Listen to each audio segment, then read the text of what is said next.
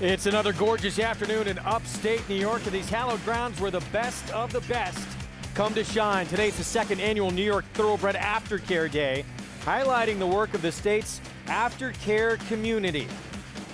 The late Rick Violette was ahead of his time, working to establish second homes and careers for retired racehorses.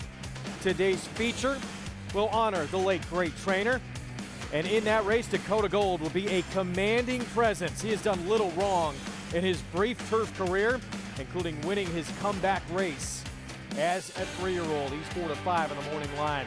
Our program, of course, brought to you in part by America's Best Racing. For the love of the race, visit americasbestracing.net today. Got about 10 minutes of a quick little downpour, and now the sun is back out shining, and looks like it should be a sensational Thursday afternoon here in Saratoga Springs. Great to be with you, everyone. I am Greg Wolf. I'll introduce my partners here on the paddock desk in just a moment. Very special day, though, as mentioned. Second annual New York Thoroughbred Aftercare Day, and appropriately the feature race on this important afternoon, named in honor of the late, great Rick Violette. Tremendous trainer, but even more importantly, all he did to establish finding second careers for thoroughbreds once their racing careers were over. Here's a look at the field for the Rick Violette later today. No question, this race goes through Dakota Gold for Danny Gargan. He won the Now at Monmouth in his turf debut back as a 2-year-old, went to the Breeders' Cup Juvenile Turf and ran a very good fifth. He was only beat 2 1/4 lengths in a much better than really looked on paper performance in that Breeders' Cup event. Came back to win his 3-year-old race. Arad Ortiz Jr. will be aboard. He's going to be a short price, odds on in that feature. With me, champion jockey Richard Migliori, Paul LaDuca, and I know, Mig, you rode a lot of stakes winners for the late Rick Violette, who did so much for this sport, even more so behind the scenes. Yeah, had a great professional, relationship with Rick, but as well as a great personal relationship. We were good friends. Rode from when he was training for Alfred Vanderbilt, and so many good horses. He was born in Lowell, Mass. Trained his first winter at Rockingham, but everybody knew what kind of horseman he was. But he worked tirelessly behind the scenes, advocating for not only the horses, the thoroughbreds, leading Take Two and Take the Lead programs, but for the backstretch workers and the employees and making their living conditions better. I honestly don't know how he found all the hours in the days to do everything he did. He and I had to go to a political function up in Albany mid-February. He landed at Kennedy.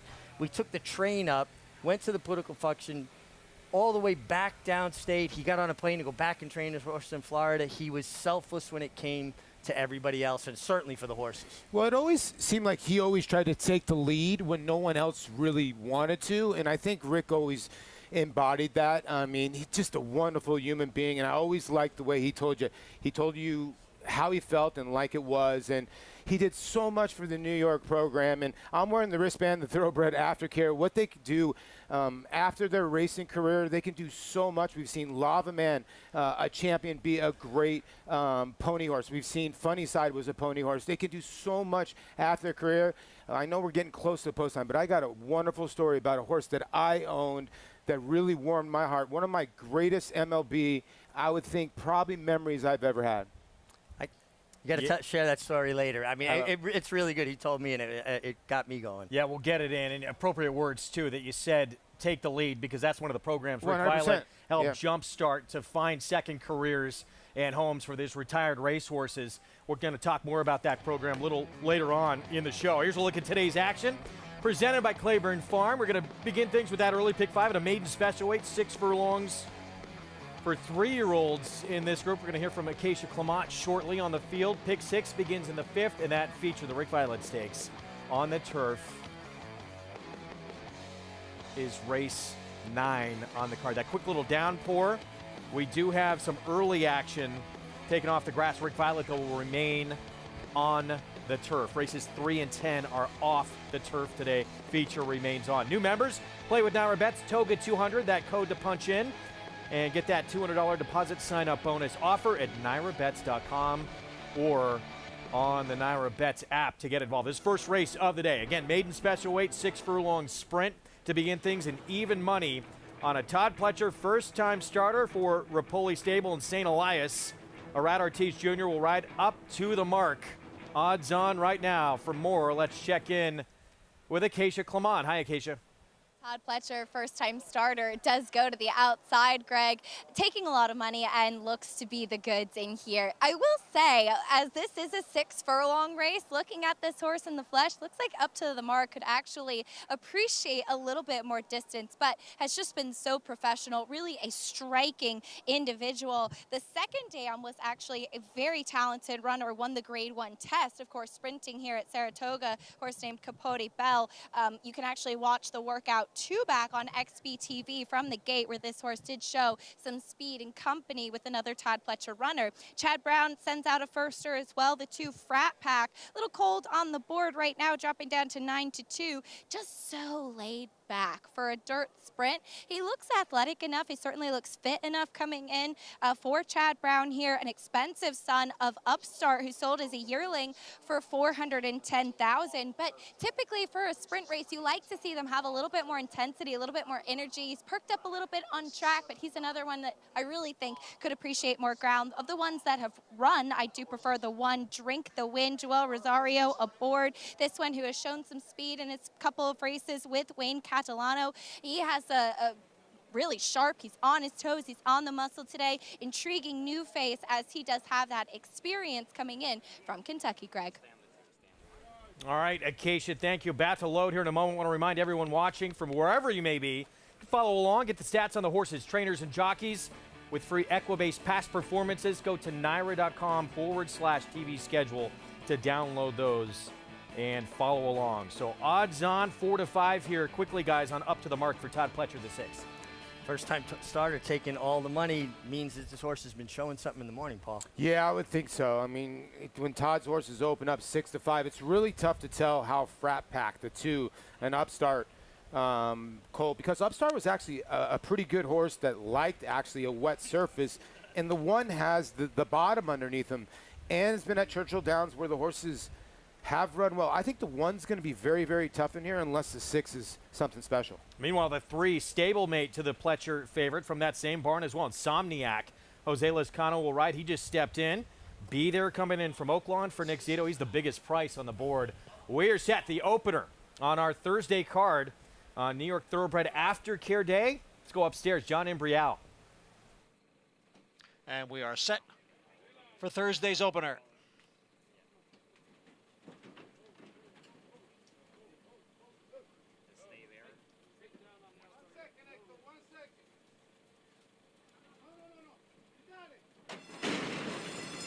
And they're off. It was a hesitant start for number 3, Insomniac, who trails the field. From the inside, it is Drink the Wind going out for the lead. Be There is right there in between horses. And then on the outside is Up to the Mark, who is racing in 3rd. A break of 2.5 lengths back to Frat Pack. And alongside is Citizen Mac. And way back in the field is Insomniac as the field goes around the far turn. It is Drink the Wind who has the lead here. Drink the Wind by a little more than a length. Be There is running in 2nd, and on the outside is the favorite Up to the Mark in 3rd. Break of 5 back to Frat Pack and Citizen Mac. The field is at the top of the stretch. It is Be There and Up to the Mark on the outside. Here comes Up to the Mark to grab the lead. Be There is running in 2nd. Citizen Mac has advanced into 3rd. Drink the Wind has dropped out of it. It is Up to the Mark who has the lead here. Up to the Mark was up to the task today in his debut. Up to the Mark won by 3.5 lengths. Citizen Mac got 2nd, and Frat Pack was 3rd. There's winning owner Mike Rapoli, who loves coming to Saratoga and getting his picture taken in the winner's circle. Up to the Mark. Impressive first time out, a little green in the stretch, though. A little bit. You saw him wandering a little bit from some left-handed pressure from the crop by Irad Ortiz. But he looked a winner every step, Paul. He's stalking from the outside. And we've seen this powerful combination team up here. Rapoli stable and St. Elias stable. Vinny Viola, owner of the Florida Panthers, and Mike Rapoli. And they've got a barn full of good horses in partnership. Well, dude, look at this horse stride out towards the end and watch the ears. I know, Richie, you're always big on that, too. I learned that from you. As soon as this horse hit the front and the ears went up, Greg, I'm with you. A tiny bit green, but you know what? This is a good experience. I think a lot of people always go, okay, what do you do with a horse first time out over the slop? They always get an inflated number. I think it's more of a lesson later down along the way. He was able to take some dirt, but if you look, the driest face was the winner. Irad sort of kept the 6 out in the clear. I think when you saw the horse start to float out a little bit, Irad just kind of showing him that riding crop, and from there, everything seemed to be okay. Yeah, you see so adeptly switched from his left hand to his right hand, and there you go, fella, the air's coming up. It's like kind of, what else you want me to do? Is there somebody else I need to go after? I wish I could always put my ears up and go, yeah, you want me to hit another home run? I wish I could do that, right? There's Mike Rapoli bringing members of the family into the winner's circle. He usually has a pretty big crowd with him. That's what I love about Mike. He could win a Grade 1. He could win a $10,000 clamor, a maiden special weight. The same excitement, and he brings everybody along with him. There's Vinny Viola and Mike. I mean, they're shaking all there. hands. There they are. Anthony Bonamo. Anthony Bonano, yeah. They owned Always Dreamin', Vinny Viola, and he used to be. Was there a Brooklyn Boys stable at one time, right? Yeah, at Greenpoint, Brooklyn. Yeah. So they had that horse, Greenpoint Invader. Kindred spirits. Another Brooklyn kid. Good guys that like a little bit of bolognese sauce. Put it that way, Greg. Count me in that group too. Up to the mark. First-time starter for Todd Pletcher, Rapoli Stable, St. Elias Stable. There's Mike Rapoli. That's what we want to see from our first-time starter. How about that at Saratoga to kick off the card? All smiles.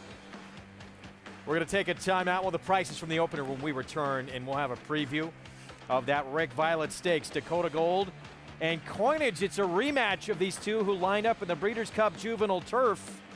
They'll go at it again in this Thursday feature. We'll be back. This proven son of Giants Causeway has sired 7 millionaires. With over 10% stakes performers, his recent top runners include Tarabi, placed in the Grade 1 Spinaway and Breeders' Cup Juvenile Fillies, Grade 2 winner Plum Ali, multi-millionaire Shivaji, plus these standout performers. Now his biggest book in the past decade will be 3-year-olds in 2022. A proven value sire, First Samurai, standing at Claiborne Farm. Blood Horse Plus, available through bloodhorse.com, provides exclusive, timely, and unmatched content to subscribers, including Fox Sports, Blood Horse branded weekly programs, a detailed stakes winners section, behind-the-scenes videos from Blood Horse staff, on-demand access to deeper horse statistics, and a $5 monthly credit to equineline.com. Upgrade to Blood Horse Plus today.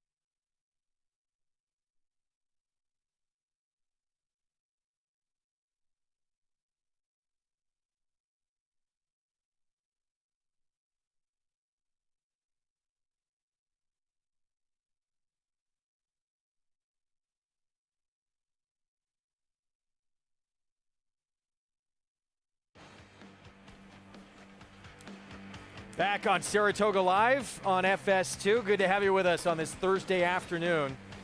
First race in the books, our coverage brought to you in part by legendary Claiborne Farm. 100 years of doing the usual, unusually well. Todd Pletcher Around Ortiz Jr., Rapoli stable and St. Elias stable with a first-time starter by not this time at odds on to kick things off. Very professional. Stalked from the outside, did stay out in the clear, like you said, Paul. Didn't take any kickback, but responded nicely when Irad Ortiz Jr. set him down, turned him into the stretch. Yeah, not this time. He has turned out to be a nice sire. Trained by Dale Romans, run a good second in the Breeders' Cup Juvenile, and then he just didn't run again. He had some issues, but he's turned out to be a very, very good sire, Greg. Let's go to Acacia in the winner's circle for more. Very pleased to be joined by special guests Mike Rapoli and Joya Rapoli, of course. And Mike, we'll start with you as we see up to the mark with the win. We haven't seen you here at Saratoga. I think it's the first time I've seen you, but you got right to the winner's circle. Oh, it's only been 4 days, Acacia, so I'm here for the next 10 days. You know, we got in late. I'm dressed like I'm going to Aqueduct on a Wednesday in the winter, but we got in here and we walked in and we got into the winner's circle. And this is a horse that had a promising, he was training really well as a 2-year-old. Vinny loved him, Todd loved him, I loved him. Sometimes you give him time, move him back. I think he's going to be a really, really nice 4-year-old, and will be very easy on this campaign. Now, coming up this weekend, of course, the big filly Nest leading up to the Coaching Club American Oaks. What have you all seen from her out of her really valiant second in the Belmont? You know, I mean, Todd said after the Belmont, she gained weight. She's galloping great. We were actually thinking about waiting for the Alabama, and she just looks so great. And you know, it's so great for racing. I mean, Secret Oath versus Nest. I know there's 3 other horses in the race that all can win, but you know, what a great racing day when they had the rematch in the Oaks, and you know, Secret Oath got the best of her, and she tried the boys in the Preakness, ran 4th, and Nest ran amazing. I think I lost to another horse that I own, so I'm okay with it. But it's going to be a lot of fun. These are the type of races you get excited about as a fan. Absolutely. As Joya, you see yourself on TV over there, but I have to ask, how big a fan are you of Nest? How much do you like Nest? A lot. Yeah. Good answer. I love it. Good luck this weekend. Congratulations, Thank you, Mike. Acacia. Bye. All right, Greg, looking forward to a big weekend for the Rapoli team. Wins a lot of races up here, and that was such an important win. He said, I was okay with Ness losing because, yeah, that horse who won the Belmont Stakes, Mike Rapoli bought into, as well as Mo Donegal, who big win in a classic in New York, which meant a lot to him. Unfortunately, we're not going to see Mo Donegal, though, the rest of the year. Must be some feeling, huh? I mean, 1-2 in the Belmont Stakes. Watch out, Acacia. You got someone gunning for your job. Does it get any? That mic is never going back. Does it get any cuter than that? She's got the bow. She's got the dress. She's got her little toy that, let me tell you something, if you take that out of her hand, we're going to have some issues, okay? And if she's from the Rapoli family, she's got the gift of gab. Sign her up right now. Absolutely. Look like a natural to me. Might give her a little audition a little bit later in the show. Special days, we talked about New York Thoroughbred Aftercare Day, 2nd annual, and that first race, sponsored by Old Friends at Cabin Creek. They provide dignified retirements for racehorses, completely staffed by volunteers, run entirely on donations. The goal, providing natural, nurturing, forever homes to these retired thoroughbreds and offering the public an opportunity for up-close and personal experiences with these horses while raising the awareness of the importance of aftercare. Hey, they do a great job out there. Yeah. It's a nice drive out in the country, about 20 minutes here from Saratoga. So many of the horses there, Paul, I rode during their careers, and it's incumbent upon all of us in any way, from enjoying a day at the races to making a living because of these horses, to make sure that they have a safe, solid place to land after their racing careers are over. It's pretty cool. I think you're sort of, like if you cashed on Commentator, you should go out and go to Commentator and say, thank you very much for making my bankroll and my bank account a lot better. But it's great. I mean, like, I've been to the old farms in Old Friends Farm in Kentucky. I got to take a picture with my favorite horse, which was Thunder Gulch, with a Met hat on. He stood right there. I mean, it's really, really a lot of fun because you end up going back and going, holy cow, I remember this horse. I bet on this horse. This horse ran his heart out for me, and that's the key. These horses ran their hearts out for you. Now they're living their second life, and Old Friends does a great job, and the facility is wonderful. Yeah. And again, as we said, they run completely on donations. So if you can, give whatever you can. Go to Old Friends at cabincreek.com and they have personalities. Just so you know, they have individual personalities. If you go out there and get to spend a little time, their personalities just shine through, and it's really fun. Let me ask you a so question. Smart. Some of the horses that you've ridden, when you go out there, do they recognize you? A couple of them don't like me. No. Actually, you know, it's funny. I used to get that feeling when I'd go see Hidden Lake at Old Friends in Kentucky. and a firm success. I felt there was a definite connection. They recognized me immediately. But most of the horses, they're enjoying themselves. They're like, yeah, all right, leave me alone. I'm living my life. Same reaction for most of the jockey colony here. Yeah, I know. I go to the room and they go, yeah. A lot of those guys don't even know who I was. Oh, please. Everybody knows who the MIG is. Second at Saratoga. It's going to kick off this early pick 4. $25,000 starter handicap. Here we go early on in this card. These war of attrition 2-turn mile and 1/8 races at Saratoga. Yeah, these are tough races to get to. They really are, because there are 6 really, I think this is a competitive race. When you look at Grumpy Little Top's the one, no burn, has a ton of speed, likes to win races, perceived, just comes off a nice win. So I thought this was a salty little group, Mig. It's a salty race, and now we got to factor in a little bit of weather, muddy or sloppy main track. Grump's Little Tots 1 for 1 in the off, and 2 wins going to mile and 1/8. And I look at that. A mile and 1/8's demanding distance at Saratoga. We're going to get into this Rick Violette stakes just real quick to wrap up on Meg. I was kidding, obviously. You wouldn't believe the riders that come up to the office and are seeking this guy's advice on how to just get little improvements as a rider. A lot of respect for the MIG. How many races did you win, Mig? 4,450 in North America. You don't win those by accident, Greg. Rick Violette, our feature today on the turf. And again, a rematch of the Breeders' Cup Juvenile Turf with Dakota Gold and Coinage, who faced off in that one. And Dakota Gold, no question, guys, the one to beat. Came back as a 3-year-old. With this performance, it says 3/4 of a length in the end. Distance probably a little shorter than Dakota Gold wants. It didn't look that close. No, and they were streaking home. I mean, they went very slow fractions early. They came home the last furlong in 11 seconds flat. So he ran maybe 10-4 the last 8. So even though he only won by 3/4 of a length after a half and 48-2, Paul, they came home the last race in 33. He's going to be ultra tough. Would I surprise you, Greg, by saying Dakota Gold was the favorite in the Breeders' Cup Juvenile Turf as a New York bred? You mentioned that to me yesterday. Now here's Coinage. Coinage, interesting horse because, he's kind of danced every dance, but does he want to go to the front end? Does he want to rate? His best race was the Palm Beach where he rated a tiny bit. He's a really tough call because sometimes he brings his A game. Most of the time he doesn't. He's a graded stakes winner as well on this inner turf course where we're going to run this Rick Violette today. It's back as a 2-year-old. Yeah, and New York bred out of the mare Bar of Gold, the Breeders' Cup champion herself, sprinting on the dirt. John Kimmel trained her, and she kind of vacillated back and forth between turf and dirt. Terrific pedigree on this horse. I think it's a real interesting matchup. They're lucky. If it kept on raining, Bar of Gold was a freak in the mud. Love the mud. Oh, my goodness gracious. So that would have been pretty cool to watch Coinage in the mud because he's never seen it yet. Yeah, it's the dam of Coinage. But hopefully, for the rest of us, rain is all done for the afternoon. It certainly appears that way. Once their careers are over on the racetrack, thoroughbreds still have a lot of life to live and still a lot left to give as well. Trainer Rick Schosberg, he has been passionate about aftercare for racehorses. He explains how to get involved, why programs like Take Two and Take the Lead are so vital for this industry. A racing career could be 2, 3, 4 years, 5 years at the most. They live to 20. The Take the Lead segment of the initiative is what I do. Okay, and we basically transition racehorses from the racetrack into aftercare facilities. We'll get the process started on paper, we'll take some videos, we'll gather up all the medical information, and then set up a profile, and then we'll contact the aftercare facilities. We have a wave of horses that leave the grounds, and there's 5 in the on-deck circle and 4 in the hole if you use a baseball analogy. Nice looking little filly. She's got a little bit of a tendon issue that should heal up in about 90 days.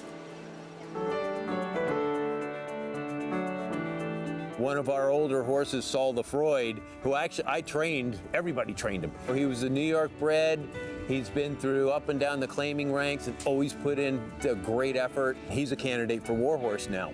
And I said, what a perfect horse, because he was a warhorse. He's a perfect type to help with our military veterans with PTSD. Thoroughbreds already have this innate ability to learn new things. Starting gait, big track, little track, jog the wrong way, go the right way. You're going to learn something new. They already know, they're already processed for that.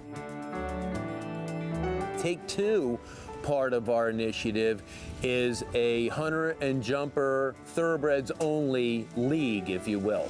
And to be able to see what these horses can do once they're rehabilitated and retrained and adopted out, and to see them in the Take Two competitions doing jumps or dressage or a polo pony. Riders are doing handstands and backflips off. I mean, this is really, really cool. What we've tried to put forth and to get through to all the horsemen. I've been training horses since 1988 on my own. Call us one race early, call us one workout early. Okay, if you think something's going, if you think something's going awry, and there's a chance that your horse may have an issue in the future, call us before that. Instead of trying to get one more race or one more workout or something like that, we can expedite this process within a week and get that horse into an aftercare situation. One of several important programs. The Take Two Second Career Thoroughbred Program. It's a nonprofit. You can go to take2tbreds.com, or you can donate as well by texting aftercare 2022 to 44321 to donate today, as you see on the screen there. It's great work, and he's followed in Rick Violette's footsteps in working tirelessly to make sure these horses have that outlet, and so critical. Stop them one race early, one work early, so they have a chance at a second career, and they're so game. Thoroughbreds will do anything you ask them. Just show it to them, teach them, and they will deliver for you. It's literally the coolest program out there, to be honest with you. And I'll tell you my story right now if we have enough time. I'll never forget I had a horse called the Weege. W-E-E-J. It was named after my father, who looked like Luigi from Mario Brothers. The horse could not run an absolute step. The horse debuted at Santa Anita, could not run. Broke his maiden at Turf Paradise for $5,000 with Joel Campbell aboard. A lot of people remember Joel Campbell, a good jockey out in Chicago. Well, he kept on running, and he just was not progressing at all. So I decided to take him off the racetrack. And I remember I signed the form for $1, and I shipped the horse off to a house. Did not know where the horse was going or not. I just wanted the horse to go to a home. I come back in 2006 when I got traded with the Mets. There's this little girl about 12 years old standing inside, and she's just screaming my name. Now, where you're at a Major League Stadium, you get a lot of people that are screaming your name. As soon as you go over there, here comes about 40 people that want your autograph. She would not stop for about 20 minutes. I was warming up before the game. I walk over there, Greg, and it's going to bring tears to my eyes. She goes, "Paul, look." And it was the Weege. She had the horse in her backyard for the last 4 years. She rides him every day, and we keep up. He right now is 14, still in the same backyard of Amy. She rides him almost every day for $1. And it was the most satisfying thing to me on a Major League Baseball field. I remember I cried right before a game. I've never cried. There's no crying in baseball. Right. But just that satisfaction that you get is amazing. Yeah, that's great. That's an incredible story. In this industry, having a responsibility to take care of these racehorses once their careers are over, and so many organizations we will highlight today are doing just that. Race 2, 1 1/8 on the main track, $25,000 starter handicap. 2-1 favorite right now, Perceived. Rudy Rodriguez, Arad Ortiz Jr., the 5. With more on this field, let's go back to Acacia. We'll get to Perceived in a moment, but as far as these 9-furlong main track races do go, I want a horse that's going to be able, to handle the distance, but primarily fitness, because it has been a bit of a tiring track, and these distances can be a stretch for some. I don't have any concerns about the distance with Grump's Little Tots down to the inside. Does have a couple wins at the 9 furlongs before. He is super, super fit, too. I like that coming off of the break last last time out for Charlie Baker. He ran for the waiver in that he wasn't in for the claiming tag. He was protected. Got the win that day, steps up to this level. Once again, protected. Charlie wants to keep him in the barn. I like looking at that angle as well for a horseman I greatly respect. And this guy has some stretch, some length to his frame. He looks like he can go the 2 turns. He is also chiseled, really well muscled off the back of that victory last time out when he actually finished really well, trying to get out just a touch in that race, I thought, but overall finishing up well to get the win off of the layoff too. The number 5, Perceived, who is coming off of a big win, will stretch out as he's kind of been a mile specialist. It's kind of a win, second win, 6th win. He wins every other race, but he is one that comes from off the pace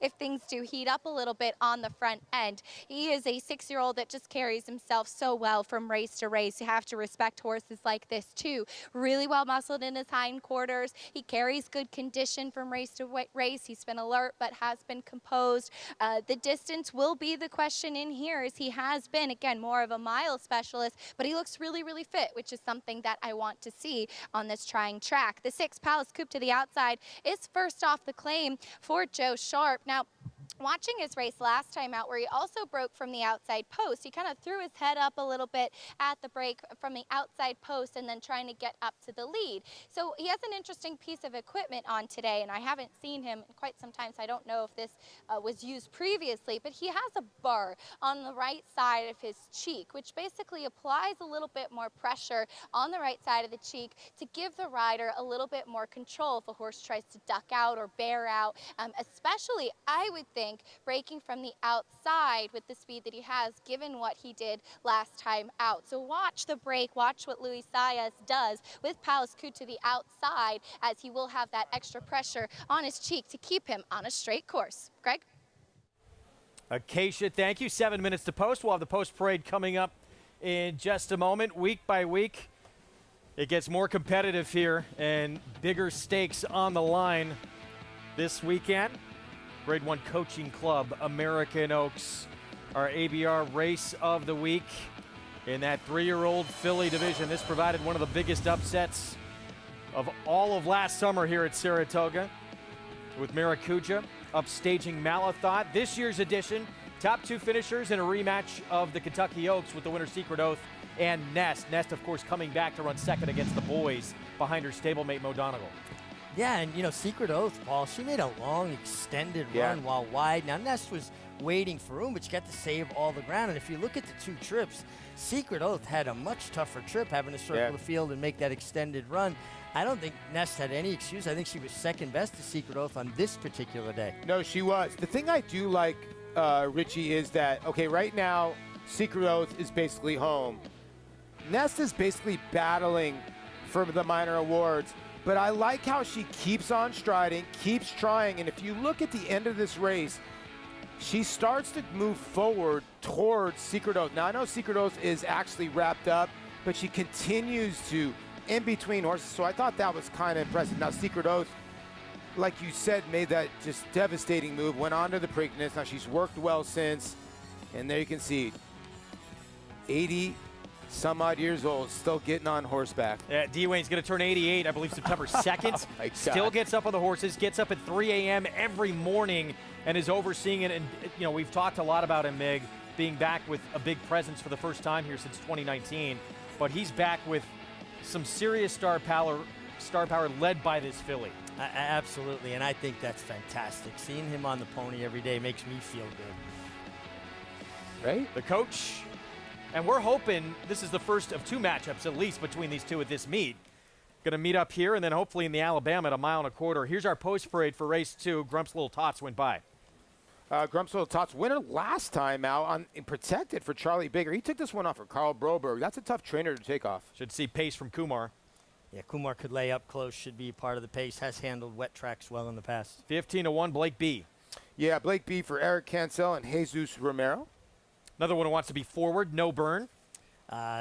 He is the main speed in here. I can't see him being any place but in front. Perceived, coming off a huge effort last start at Belmont. Yeah, he keeps getting better and better. He's 3 for 5 this year. And Palace Coupe 3-1 outside. Joe Sharp off the claim. holds the key to the race because he's the horse that could put pressure on No Burn. And if they decide to go with him under an aggressive Luis Saez, the pace of this race could get pretty hot. 4 minutes to post. In the second, it kicks off this early pick 4. As you see the track condition with that little bit of rain we got right before the opener, sloppy and sealed to begin our action today. Saturday on FS1, coverage begins at 1 Eastern. We'll have that Coaching Club American Oaks. That's race 5 on the card. Kentucky Oaks winner for the legendary D. Wayne Lucas in that rematch.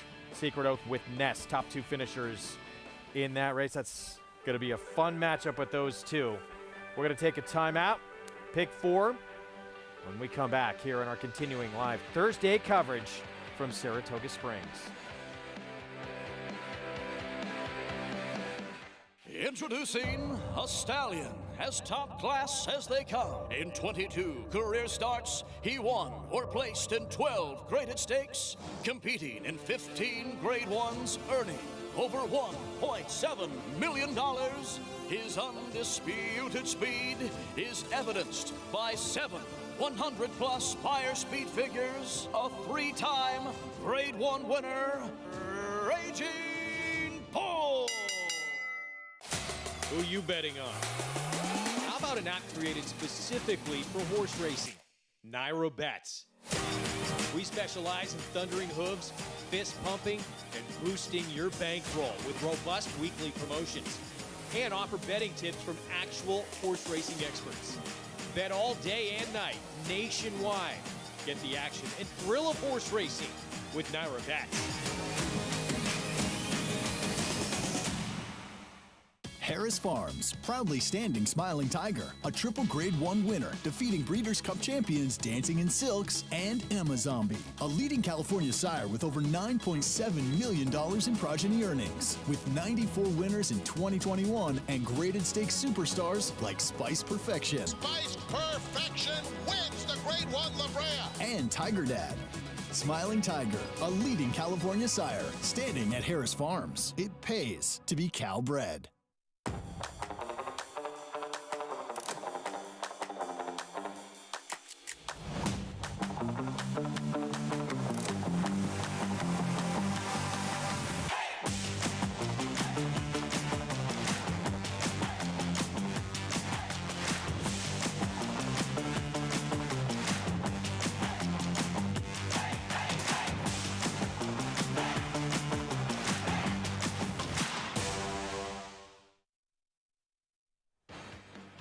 We're back on Saratoga Live. Sun shining on this Thursday afternoon. Our program brought to you where you can play all the races we're showing you all summer long and beyond. Naira Bets, download the app, go to nairabets.com.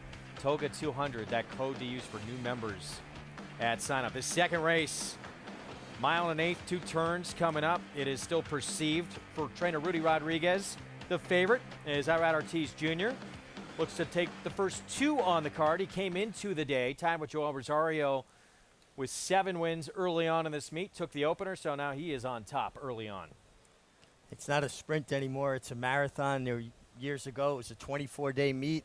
Now it's a 40-day meet, but it's still important to set the tone, to come out running.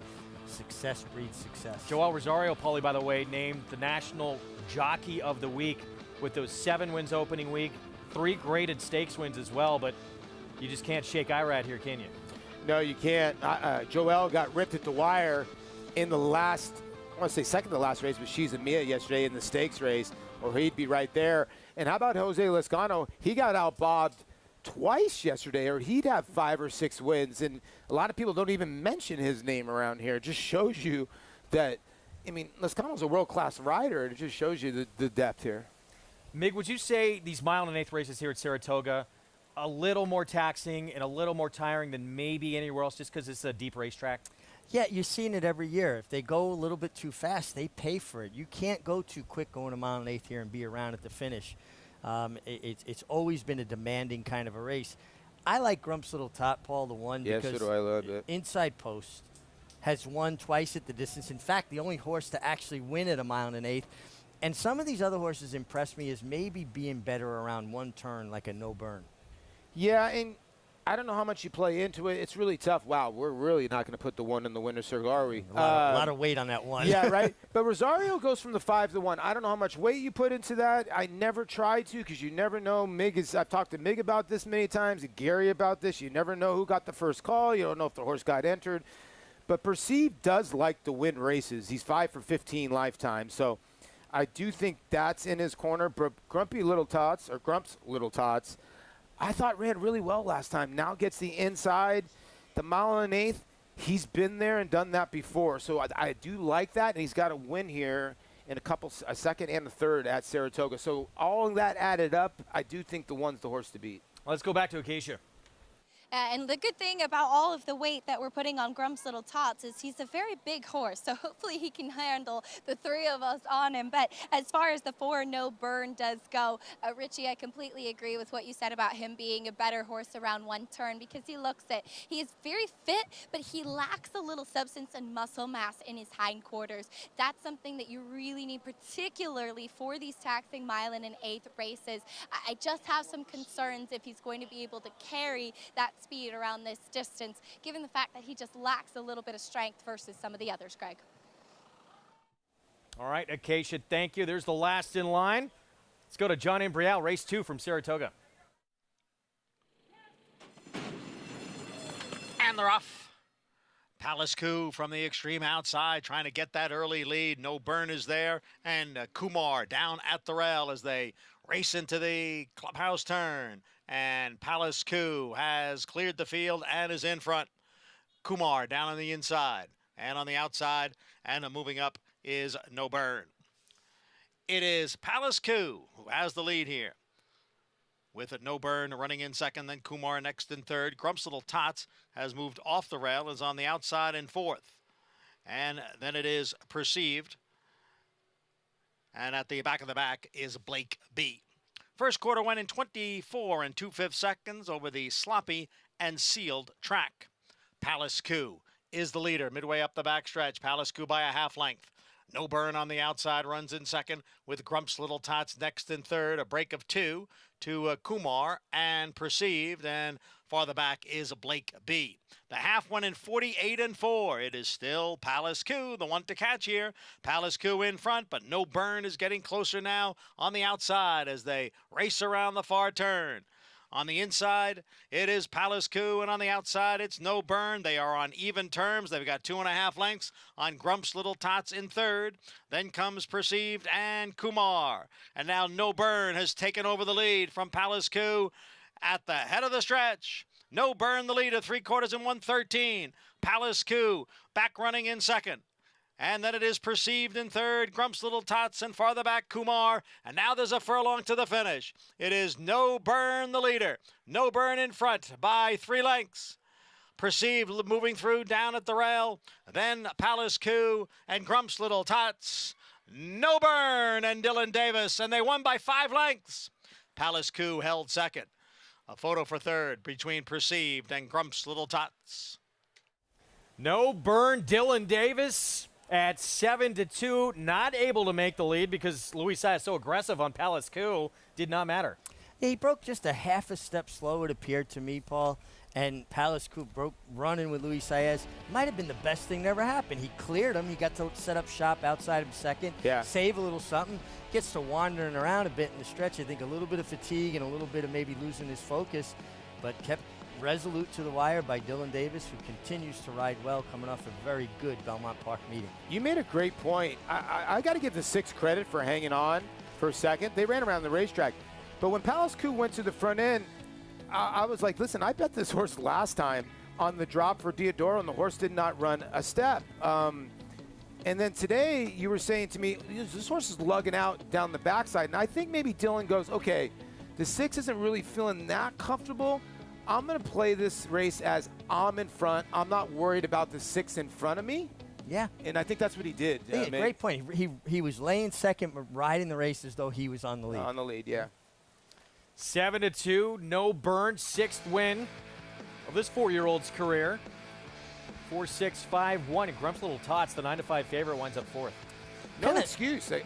Toiling, though. You got to position, but we're struggling to be there, No, Paul. because, the other part about this is Grump's Little Tots was 1 for 1 over a wet surface. Kumar had 3 wins. No Burn now has 3 wins. Perceive had 2 wins, and Palace Coup was 2 for 2. So there was no advantage here going into this race on who was going to like the wet track. No Burn just blitzed this field.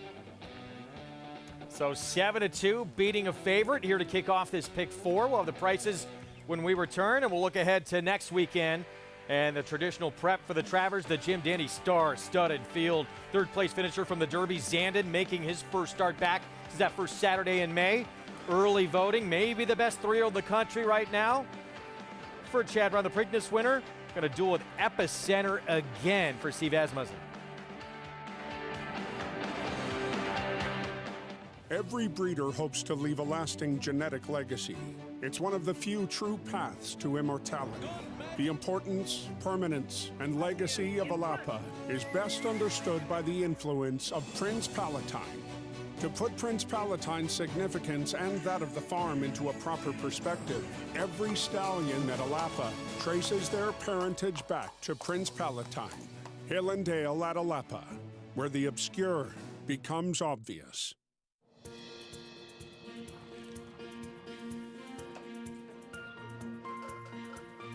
We take pride in what we do. I'm an assistant trainer. Carpenter. I'm a peace officer. I'm a jockey. I'm a gardener. I'm a groom. I love what I do. We are New York Racing. New York Racing helps support my small business. It's extremely important to the New York economy. This is like a big family. We are New York Horse Racing.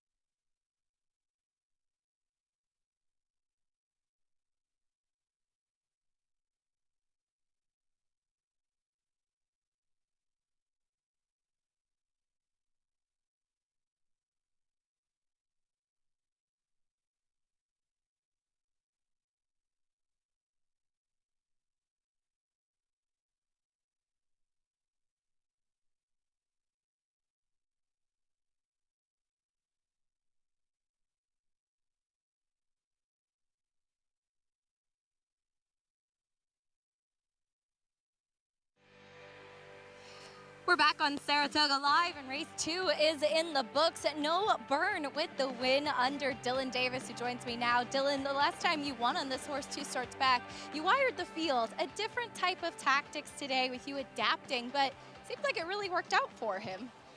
Actually, Acacia, he's a very versatile horse. He does show forward speed, gate speed, but the 6 cleared, and Oscar really gave me free reins today, and he says I know him pretty well, so I let him break. If I were able to get the lead comfortable, I was going to take it, but the first plan was to just come out running, and then he was laying second. I was very happy with that. He was actually got a little aggressive down the backside with me, but just trying to keep him happy because he's, I think 1 1/8 is just a touch far for him, but, with the sealed track, he's handled the sealed track well, just waiting for a cue down the lane, and he was just getting out of touch for me, but that was okay. He put me in the better part of the track, so it's all right.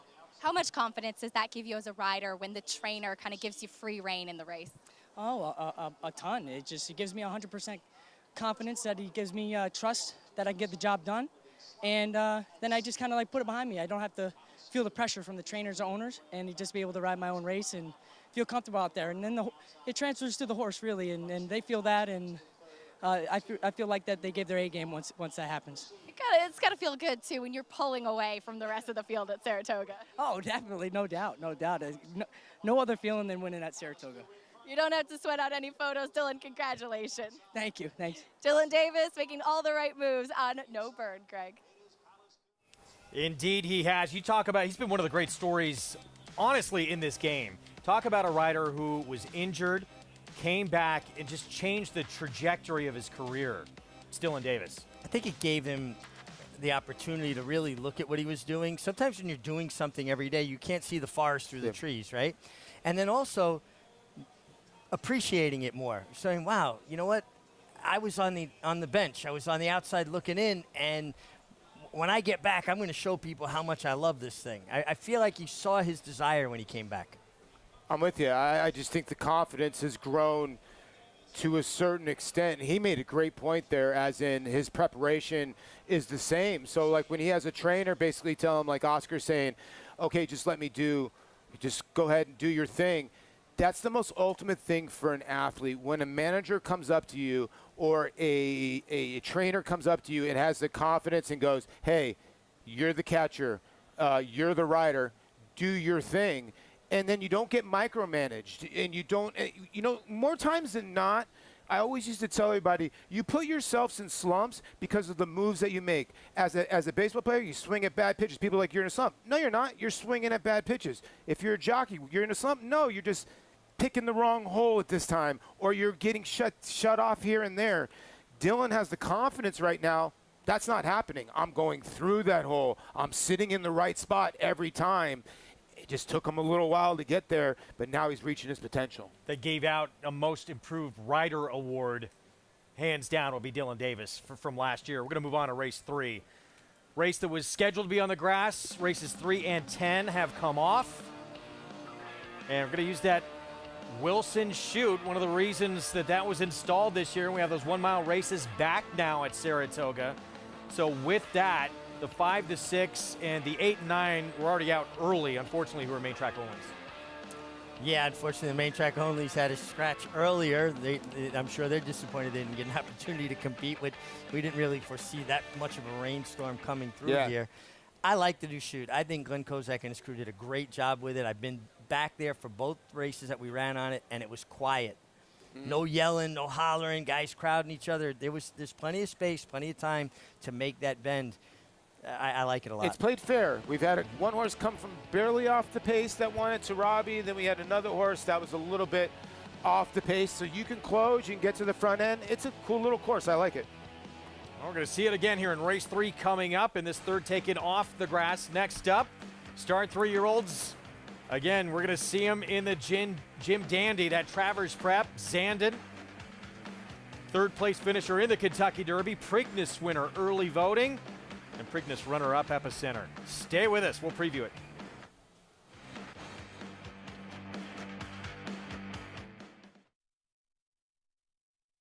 Second crop dirt sire of last year is back and showing a new dimension with winners on turf, dirt, and all weather.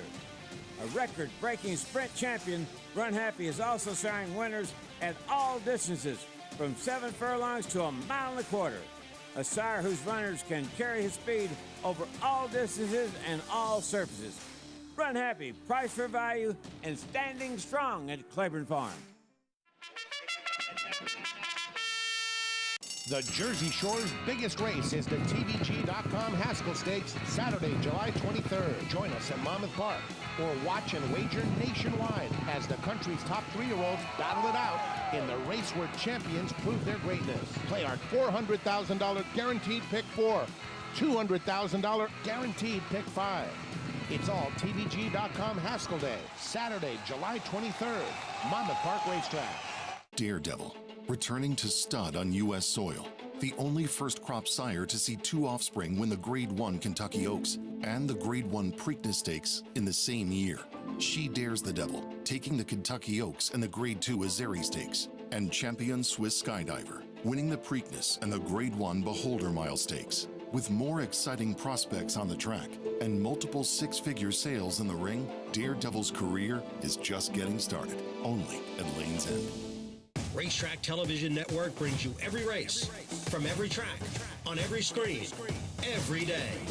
With monthly packages starting as low as $5, RTN gives you great value and access to more live HD streaming and race replays than anyone. Visit RTN.tv today to sign up and watch on almost any device, including Roku and Amazon Fire. RTN has packages that start at $5 per month.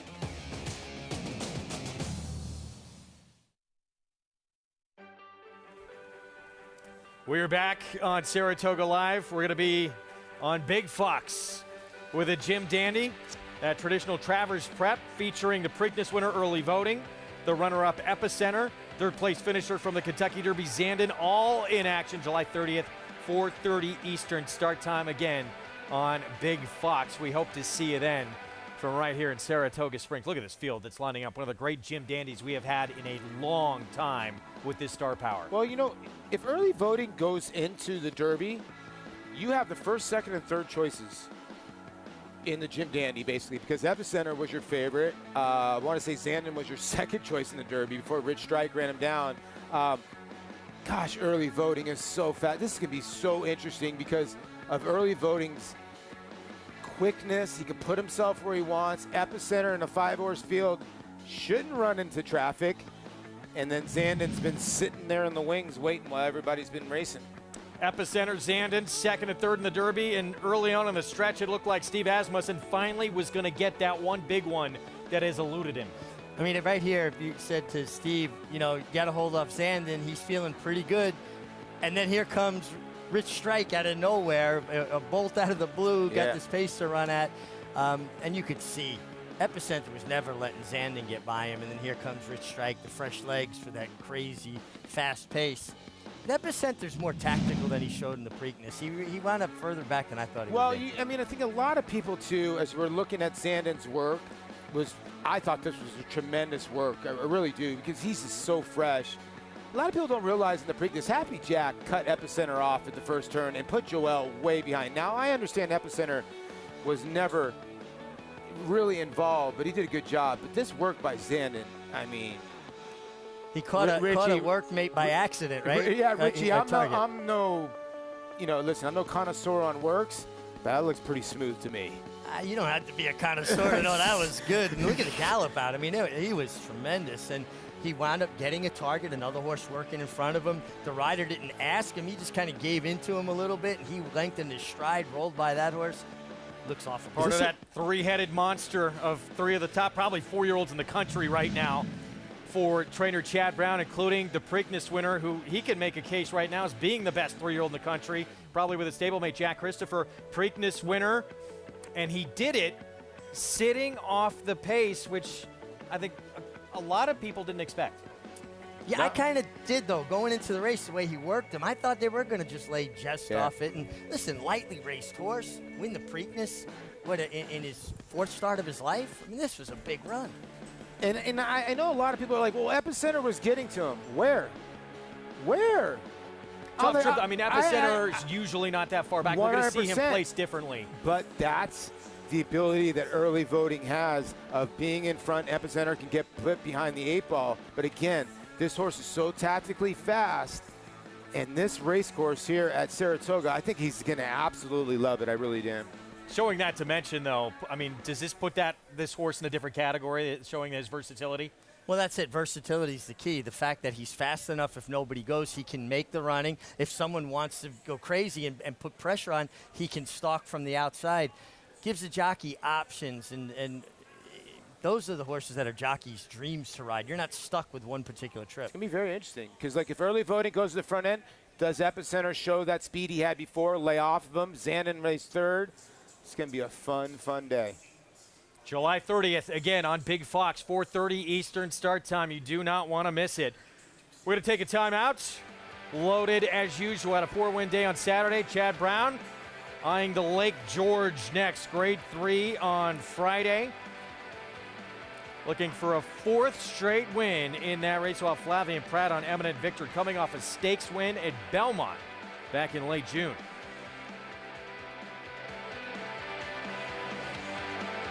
A Grade 1 winner of nearly $2 million, Silver State hails from the sire line of legendary Claiborne stallion Danzig.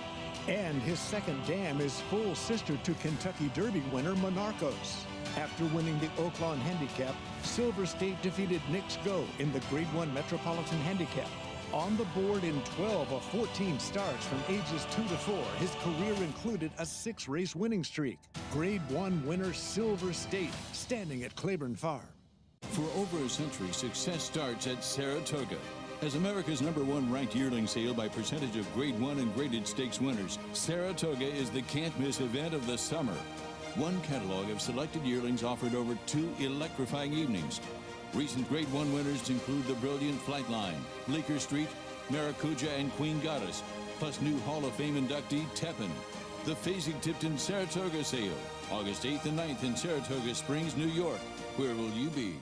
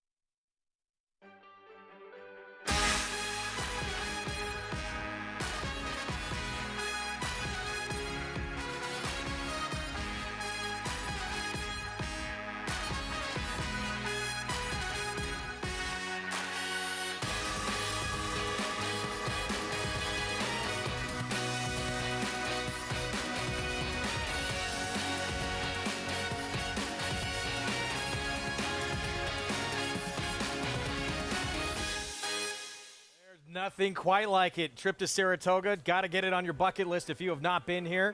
Our program and our coverage brought to you in part by America's Best Racing. For the love of the race, visit americasbestracing.net today. Savor summer at Saratoga Sweepstakes. You get VIP hospitality on Saturday, September 3rd, 2-night hotel stay, dinner for 2, salt and char, brunch at Morrissey's, travel reimbursement up to $500, a couple of shirts, and 2 pieces of race day headwear from Cam Hats. Sweepstakes closes this Sunday, so get involved at America's Best Racing. It's like an Academy Award package when you get 2 of Jonathan Kitchen shirts. I didn't know there were Kinchin shirts. Those are hard to come by. Yeah, I know. Selling out.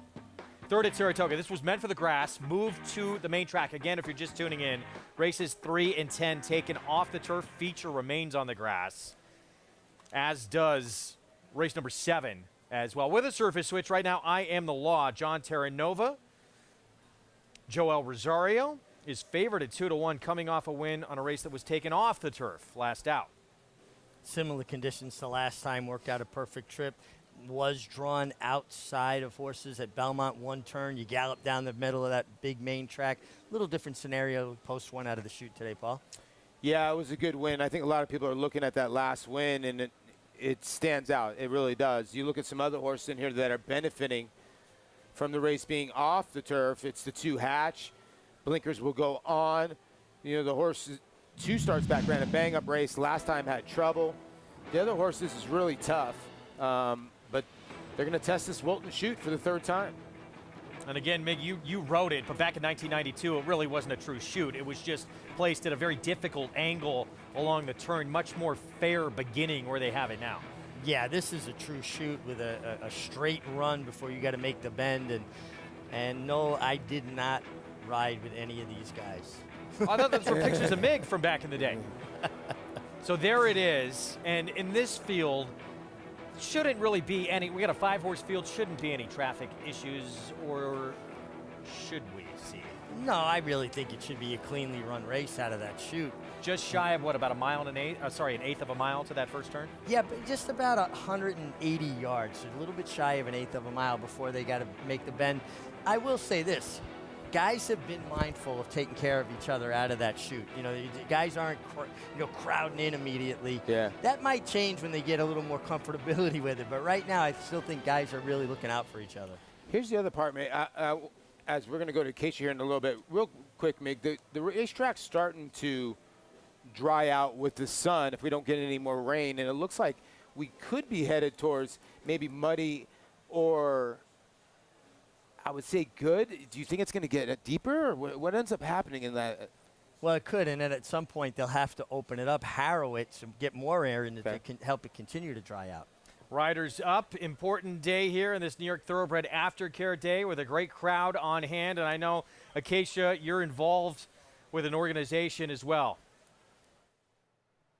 Very much so, Greg. My mom, Sherry Courtney, and I run Racing for Home, which is accredited by the Thoroughbred Aftercare Alliance, and we've been in existence since 2011, and horses have really given me everything. It's given me an incredible job, brought me around the world, introduced me to my husband, and this is our way of giving back, and it truly is a labor of love. But we have 13 in the program right now, and Racing for Home retrains, rehabilitates, and rehomes Thoroughbred X racehorses, and it's truly a passion project for both of us. And looking through the last few years and how much the conversation about Thoroughbred Aftercare has grown, I'm really proud that we have a day like this at Saratoga, and we're highlighting all of the wonderful organizations that focus on giving these horses a second career after the racetrack. But not all of them are candidates for second careers. We recently took 2 horses that were racing in Puerto Rico, one of them being a horse named Mintz, who was owned by Centennial Farm, raced here in New York at Belmont and Aqueduct, and unfortunately it is in need of a surgery that will allow him to be pain-free, and he's never going to be a candidate that will be one for a new career and a second athletic career. He's going to be a very pretty pasture pet, but that's the commitment that we've made to these horses, to try and let them be pain-free and to have a life after their racing days are over. And we won't give up on him, and we appreciate all of the support and appreciate all of the wonderful organizations that are out showcasing what they do today, because it is so important, Greg. These horses give us tremendous thrills on the racetrack, and we have the opportunity to give back to them after their racing days are done. Again, you can do your part from home as well. We're going to highlight a lot of these organizations that find these new homes and careers for retired racehorses. You can contribute as well online. Here's our post-parade. We start with I Am the Law, coming off that one on a race that was taken off the turf at Belmont. Yeah, Terranova and Rosario team up. He's been a little frisky. Very interesting runner in the 2 hatch. Hatch, first time off the claim for Mike Maker. Had a tough trip last time, and he puts blinkers on, make him run straighter. Cash and a Flash went by. Yeah, the Live Oak charge here by Uncle Mo drops for 50. Resilient Courage 701. Yeah, he's going to have to show more than he has in the off-the-turf efforts he's had in the past, although he did have a good second in a maiden allowance here last year. And last in this field, Al's Prince, Jeffrey Engelhardt off the claim, Dylan Davis. He's got dirt starts to go back to way back in 2021. His turf starts are good if you can take to the mud here, and maybe the outside draw helps, so maybe he can stay dry for a little while.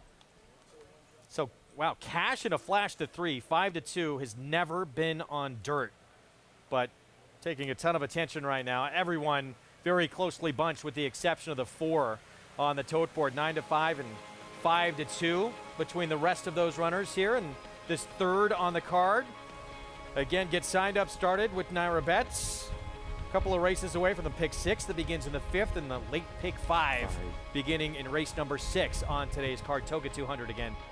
Code to use for new members at sign up. Tomorrow's Friday feature, strong hand as expected once again for trainer Chad Brown of the Grade 3 Lake George at a mile on the inner turf. He will send out both Doce Zell and Eminent Victor. Eminent Victor coming off a win in that wild applause at Belmont last start. Yeah, worked out a perfect trip that day with Flavie and Pratt. Strong pace on, nice patient ride, was able to ease up in behind the leaders, tip out when he wanted to. These are the kind of runs that jockeys dream about on the turf, that inside out ball. Yeah, and when the other horse lapped onto him, Flavian's got a unique touch. You can see he took a tiny bit of a bad step there, and then he got him regathered, but Flavian's got the magic touch of making that move before you do. It's just, he's uncanny on the turf, and he was able to keep this horse going because he kept bobbing and weaving a tiny bit with some choppy little steps, but he was able to get the job done. Chad Brown's done pretty good in the Lake George. Wow. Technical analysis last year, selflessly that shocking upset at that huge number back in 2020. Is he saying 5, or is he trying to give you a high five? He's won 5, or is he giving you a high five? He's not high-fiving me because I got nailed by selflessly in a horse single that would have hit the pick 6 and pick 5 for me. Or maybe he is, just to rub it in. So we'll see him tomorrow in that Grade 3 Lake George in a race that he has been dominant in. Lake George, it makes sense though, right? He's got so many good fillies and mares and turf horses and just does a tremendous job. And now this year he's loaded with 3-year-old dirt horses as well. Yeah, and they're tough to gauge, Greg. Like, he rolls out 4, and in Italian goes gate to wire at 8-1, and everybody's looking at all the other 3. The biggest price of the 4. So he's so hard to figure out because they're all ready to run. 6-5 favorite. I Am the Law. I think people a little unsure of where to go in this race. Do you feel that way? Yeah, and I mean, they can just look at the last race for I Am the Law and go, well, there it is, off the turf like this one. It was wet. He won off. I think this race is a bit tougher. I also think that he has a little bit of a different circumstance to deal with, being inside as opposed to being outside in a one-turn race at Belmont. Let's go to Acacia. More about I Am the Law. I thought that he did make sense in this spot, and I just maybe wasn't completely sold on some of the others in here, but I think actually a one-turn mile should suit him well. He'll probably drop back out of the chute. He actually runs, I noticed, with his head pretty far out in the way that he extends his neck, and he's a horse that obviously handled the conditions last time out at Belmont. Certainly not going to be the exact same in here today, but I did think that he was really, really fit. He had a good energy about him today. To me, he just kind of made sense in this spot. The number 3, Cash in a Flash, looks like a completely different animal. He is a huge, very beautifully put together type of individual, but as Greg mentioned, he's never been on the turf before. On the dirt, I should say. That off the turf race at Gulfstream last time out would have been run on the Tapeta.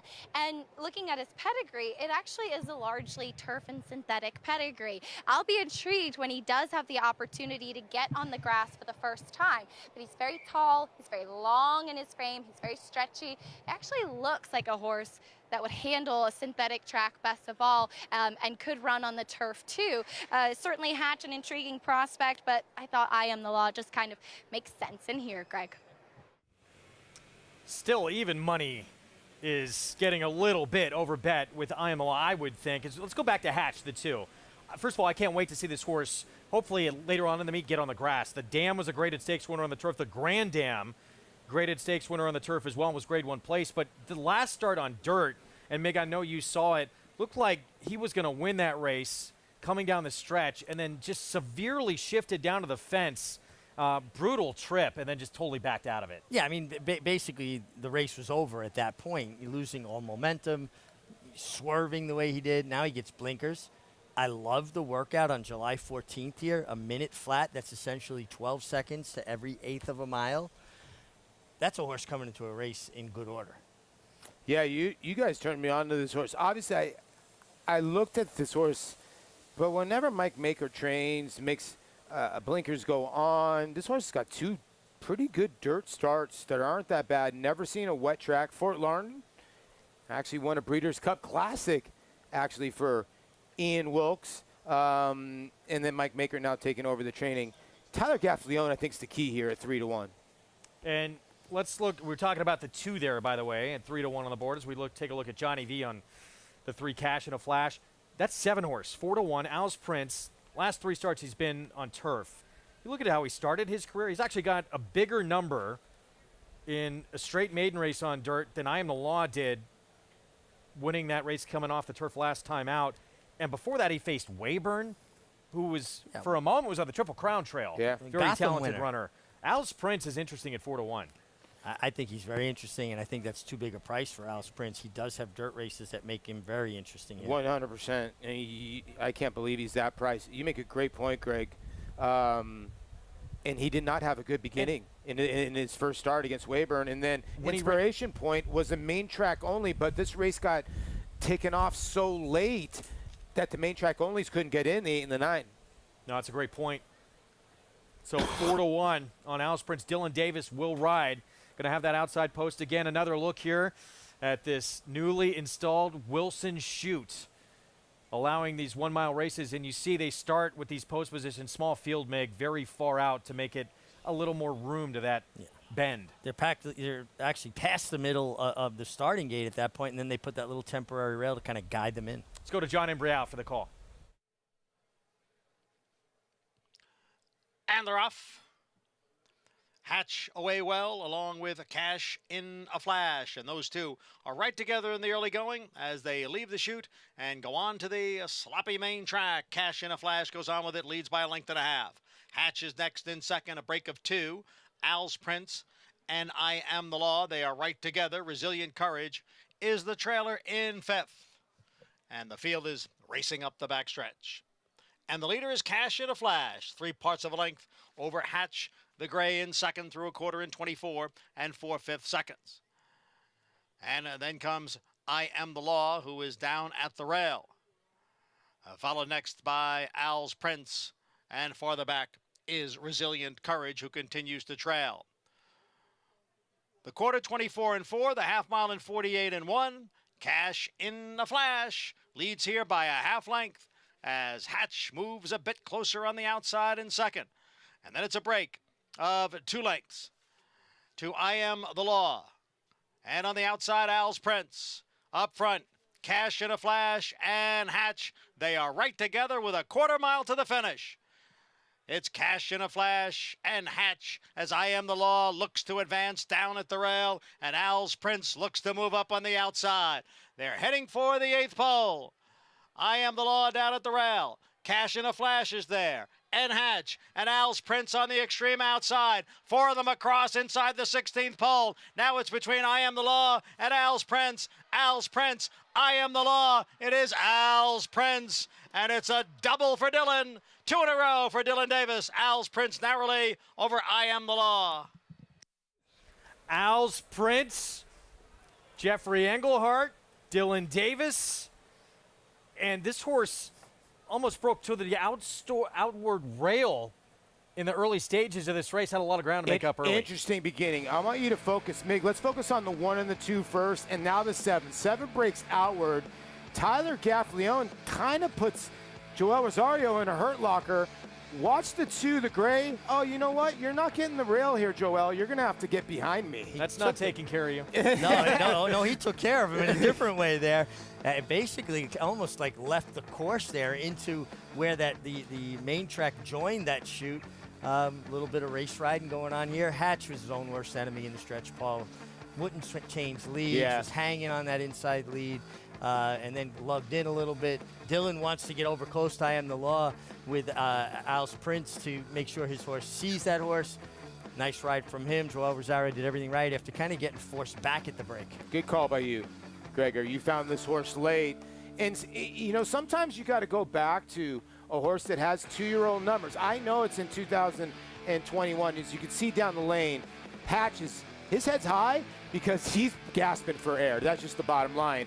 But Greg came up with the horse, the 7, Al's Prince. The horse has been on turf, but you look at the numbers in 2021, This horse ran against some good horses, and the 9 Inspiration Point probably would have been the favorite if this race gotten taken off the turf a little bit earlier, besides the 8 Hometown, who was a layover. But Al's Prince at 4-1, what a tremendous price. And Hatch got hit late. I think we ended up wasting a lot of people's money. No. And Hatch got bet down to 2-1 in the end. I Am a Law, though, still at 3-2. That would seemed a little short. Al's Prince, you get 4-1, 2 in a row for Dylan Davis. Good for him. And, back, you had said going into this race, these riders taking care of each other a little bit with this new turf shoot. I guess those days are over here. Well, Tyler totally took advantage of Joel Rosario out of the gate. He had a little bit of a drop on him at the break and said, no, this is my dance space. Well, I think Tyler knew, listen, it's going to be tough for me to get the mile. And you could tell it was tough for Hatch. If this race is 7 furlongs, 6 furlongs, he wins the race. But I think Tyler was trying to pull every trick in the book out to try to get this horse home. Going to have a little exchange maybe in the jocks room after that? Not me. I would have said, you're forgiven, my son. Of course you would. Of course you would. 7-1-3-2. Dylan Davis goes back-to-back early on in the card here at Saratoga.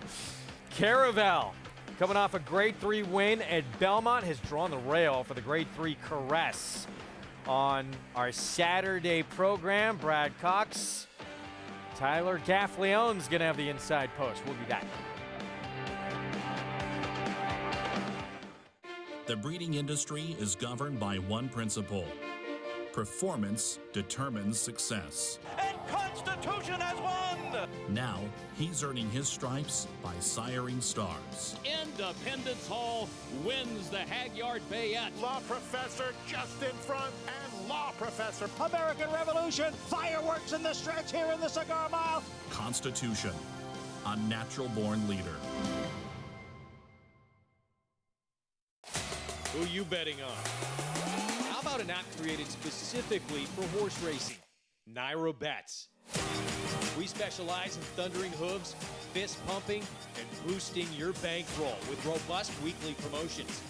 And offer betting tips from actual horse racing experts. Bet all day and night, nationwide. Get the action and thrill of horse racing with Naira Bets.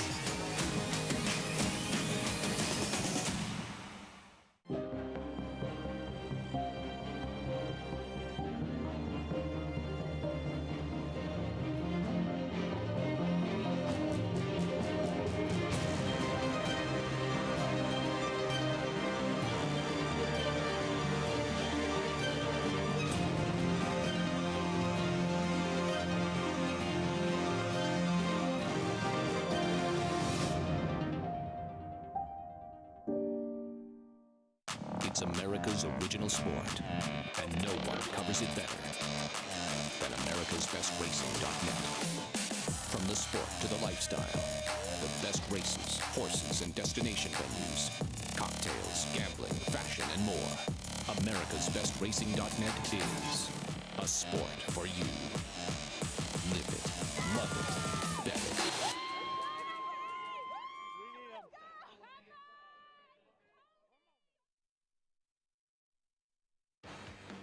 Back on Saratoga Live, good to have you with us. Our program brought to you in part by Naira Bets, where you can play it all. Download the app or go to nairabets.com.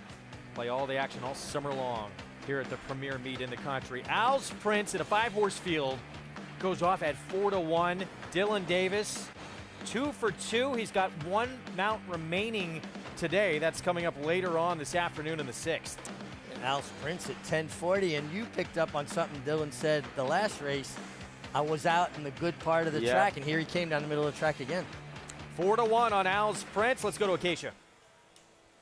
And this horse first off the claim for Jeff Engelhart and Final Turn Racing, as I'm pleased to be joined by some owners from Final Turn, Jeff Boschwitz and Ann McCauley. And Jeff, we'll start with you. You're fired up. I mean, off the claim, winning at the spot, nothing like it. There's nothing like it in the world to see your horse duel it out down the lane and just get his head up. That's no feeling like that at all. So exciting. And can you tell me a little bit about the excitement, as it was a quick turnaround, a new horse for the barn coming in here? Yeah, he didn't have to run that hard in his race on Saturday, and so he came out with a lot of energy, so we just ran him right back, and he looked great coming into the paddock, and Yeah. It all worked out today. Done. Unbelievable. And you see the Aloha West hat. I know you're involved with several syndicates and having that experience too. It's tremendous. We wrote Zilla Racing, which is a tremendous group. Eclipse as well. Final Turn, my own group playing the field. All great groups. Anybody should join them. They're awesome. But yeah, Aloha West gave us thrill of a lifetime. But still nothing like winning at the Spa, my hometown. There's nothing like it. Celebrations tonight? Oh, definitely celebrations. Especially tonight, after we win in race 8 with Reigning Chick. We'll really be celebrating. Best of luck there. Congratulations. Thank you very much. The excitement, the partnerships, the friendships, that's what it's all about, Greg. Nothing like winning here. Look at this. Rootin' Owls Prince, home to the wire, has experienced that kind of joy with a Breeders' Cup Sprint winner, but it doesn't matter. You win here at Saratoga and are non-winners at 2, taking off the grass. It means just as much, doesn't it? That's the way it's done. That's the way it's done right there. It's hard to get in the winner's circle here at Saratoga. You can tell he's still out of breath right now, and it's just awesome, awesome stuff, man. And by the way, we see Dylan Davis actually has 2 mounts remaining, but so far that's making the most of limited opportunities here on this card. Well, absolutely. I'd rather ride quality than quantity. You stay fresh, ride a good one, get it done. Well, I think a lot of people coming into this meet going, okay, Dylan had a monster Belmont meet. Let's see what happens up at Saratoga when all the boys show up and they're not going out of town. He's going to be just fine. Such a frustrating thing. You came off of being leading rider 100%. at Aqueduct, right? Big showing at Belmont, and you're always going to have those people say that. I was leading rider one spring meet at Aqueduct. I won at 30%. Go to Belmont and say, oh, well, now all the big boys are back. I went 11 for 22 first week, and people are still going to find a reason why that's not good enough. Sometimes you just got to keep on proving yourself. I think there's more talk about how far he's come, and now he's put himself into that next level of competition. He's one big barn. He's one big barn like a Todd Pletcher or Chad Brown picking him up from being an elite. I almost just said that to you. He doesn't ride for Todd. He doesn't ride for Chad. Think about that. Think about that. And winning all those races. 4th at Saratoga. 5.5 furlongs, maiden special weight for 2-year-olds. And V-Mart showing up for Victoria's Ranch. Victoria's Ranch's Victor Martinez, the former Indian Tiger, and spent a short time in Boston as well. We'll talk more about V-Mart, his chances as a first-time starter in a moment. Coming up as we teased going to break, the Grade 3 Caress, and showing up again, Caravel, who was so special in this race last year, winning this Grade 3 Caress. Yeah, from the 1 hole, and beat in good spirits and Robin Sparkles, but I thought just a tremendous ride by Irad Ortiz Jr. He sat the candy trip, then he was able to just angle out, and then what he ended up doing is he sort of didn't know what to do. He stayed to the inside, and then he went to the outside. You can see there's a lot more give in the track, Mig, it looks like there, but usually likes to go to the front end, but gets the job done. But she is a beautiful gray roan, and she comes off a nice win, too, at Belmont, too, last time out gate to wire. Yeah, it looks like she just kind of lost her form last year for a period of time. She had been so good, got to the Caress, ran one good race up in Canada in the Highlander, and then things kind of went sideways for her. Now she had time off. She came back with a nice prep on synthetic, and I think she's back to the good Caravel. That race, too, guys, said to Connections, okay, we want to go into the boys in the Breeders' Cup Turf Sprint. Yeah. They did. I know it didn't work out, but that's how good that Caress from her was last year. Yeah, it was really good. You know, and then when they went to the Turf Sprint on Oaks Day, she got dead left. I mean, she really did. She got banged around the gate. I thought she ran a bang-up 6th in that race. She almost hit the front end, and went into the Intercontinental. She left no doubt. Here's the issue. She's been breaking a tiny bit slow. Now, she broke a tiny bit slow here, but she was able to take the initiative, and nobody could run her down. Yeah, and that's, I think, the beauty of her, that she doesn't need the lead, but she's fast enough to make the lead if they give it to her. I actually like post 1 for horses that don't break as sharp, because you have room to work with. You're not between 2 and you're going to get squeezed immediately. You have like probably a horse lane or 2 inside of you, you know, from post 1, and then she finished. And boy, she finished here. Well, wound up winning this Grade 3 pretty much on the front end. That's not how she typically does her work, although we did see that as well on synthetic at Turfway, but usually one that sits, stalks, and then makes that big late run. If she lands on the front end, you're in trouble. Put it that way. You could see how she just sort of pulled away. And again, the break is key for her. She can see, look at her ears. Wow, if she can get, she's 9 for 15 lifetime. You can't really knock her. She likes to win races. She gets out of the gate in good form. She's going to be really tough to handle, but this is a nice little group. Meanwhile, super sensational Dylan Davis will be aboard, getting a big opportunity for Mark Cassidy. He's only been on the turf once. It came in the Group 2 Royal north of the border. Tried to do it on the front end, just missed by a neck in the end. 6.5 furlongs. She turns back a furlong to 5.5. Now, I don't know how fast the turf was playing, Paul. They went 3/4 in 107 and 2 before finishing up I'm sorry, 107 and 1, finish up in 113, going 6.5. Turnback might really be suitable for her. It was, I want to say, like a tick off the track record for Super Sensational. And that was the first time, Wolfie, she's ever stepped on the turf course. They stick her in the Royal North. And those Woodbine turf races are salty races. So I think Dylan picks up a really live mount here on a filly by Curlin that obviously enjoyed the turf course. That is coming up over the weekend. Good supporting cast in there as well. We'll talk about more when we get to that race coming up on Saturday. Up next, 2-year-olds in a maiden special weight. Victor Martinez, as we talked about, with a first-time starter here from the Juan Avila barn. That's V-Mart, his nickname in his playing days, and some other intriguing first-timers as well in this fourth from Saratoga when we come back. He was just put together like a machine, and he had a great mind. Everything about him was what you'd want. Tis the Law pops the cork in the champagne. Tis the Law is going to win the first leg of the Triple Crown. I've never seen him get tired. Respect the law. Tis the Law. His structure is just perfect. His bone is perfect. He's left the others behind. He's going to win the Run Happy Travers. He's everything you would look for in a horse. Launch your thoroughbred ownership experience with Flying Partners Racing, a New York and Florida-based racing partnership with winning percentages over 20% at Belmont, Lone Rock to win, and 25% at Saratoga in 2021. Ice Princess. Limited opportunities available now, with yearling partnerships coming this fall. It is Tell Your Daddy. Meet the Flying Partners team at our open house. Visit flyingpartnersracing.com to learn more.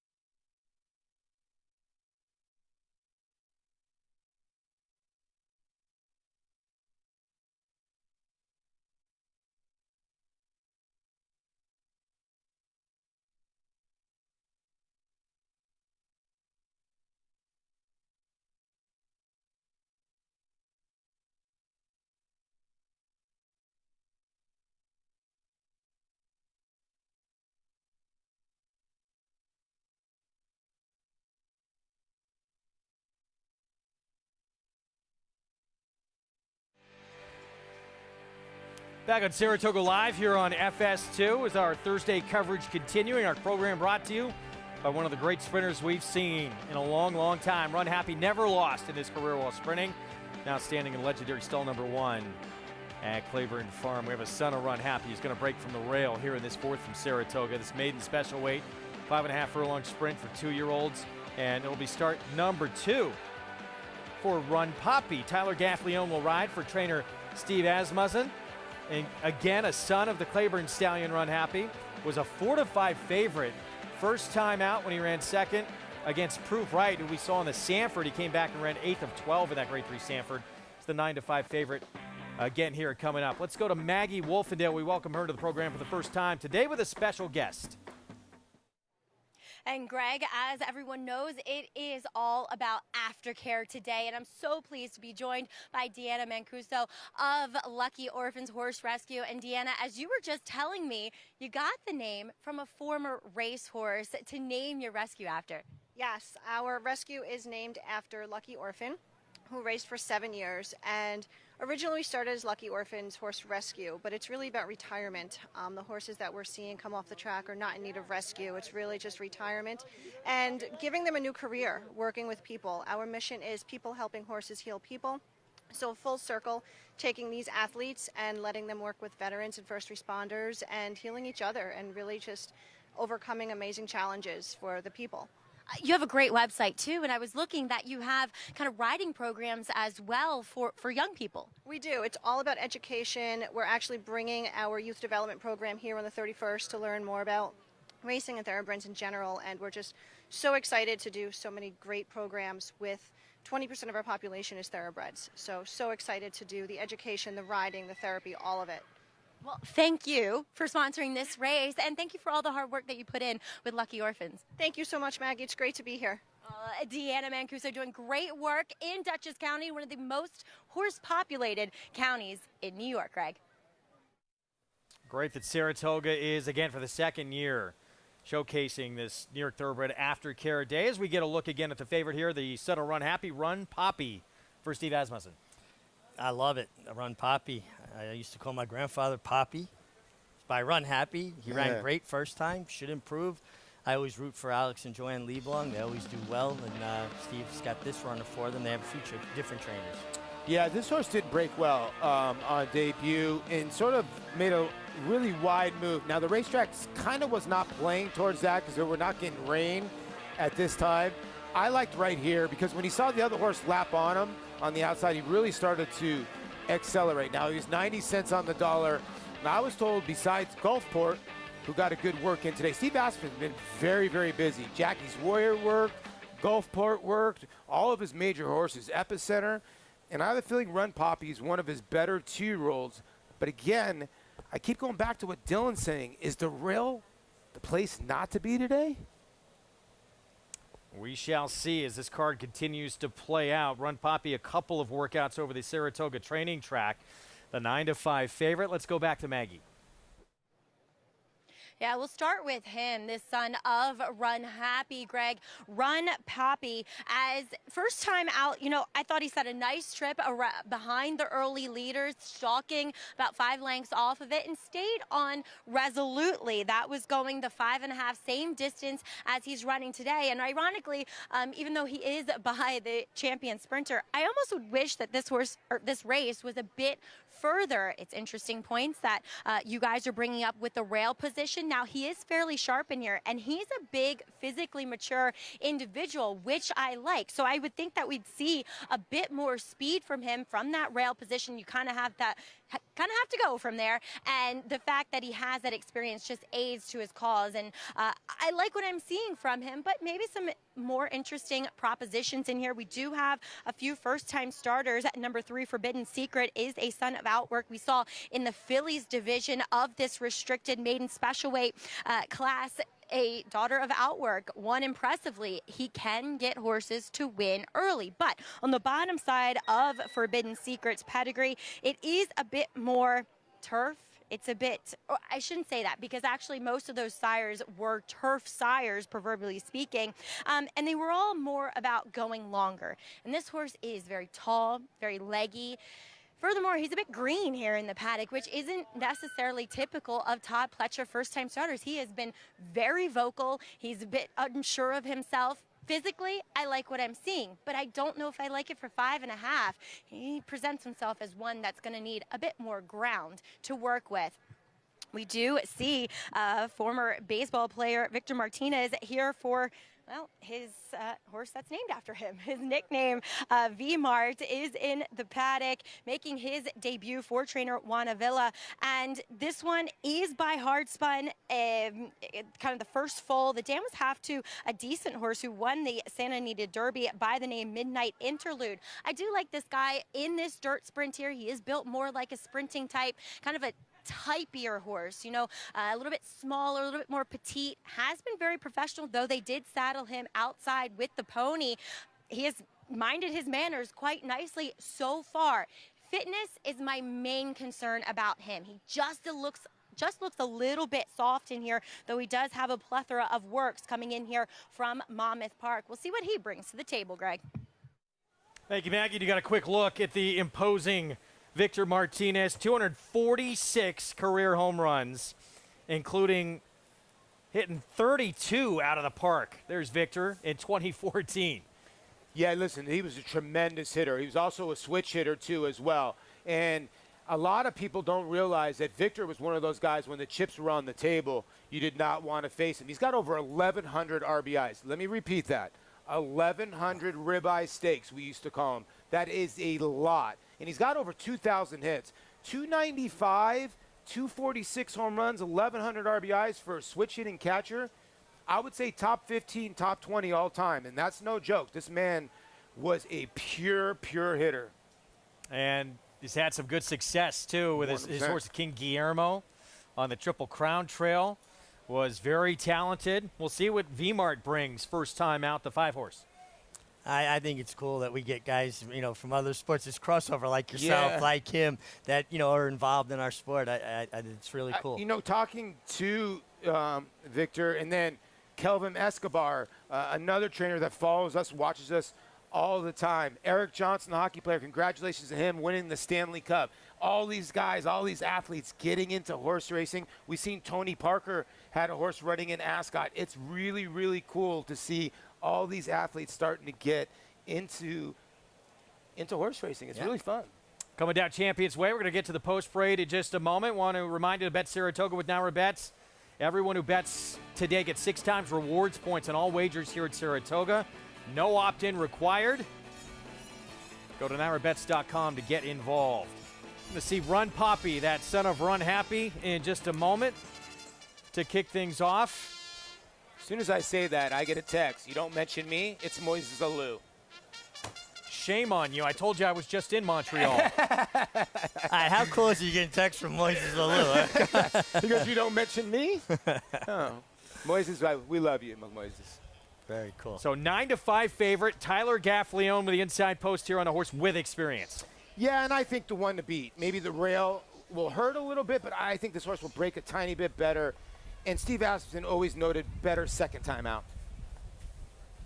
Forbidden Secret, Todd Pletcher, first-time starter. Grand Dam was actually a graded stakes winner routing on the dirt. This is an interesting pedigree. An outwork out of an aftermarket mare, so turf on the bottom side, but getting bet a little bit of the window. KB, see you later. One of the most experienced in the field, start number 3, stepping up in class. Yeah, showed good speed in both starts, improved speed in the second start. This might be a little bit of a tougher group than he's faced so far.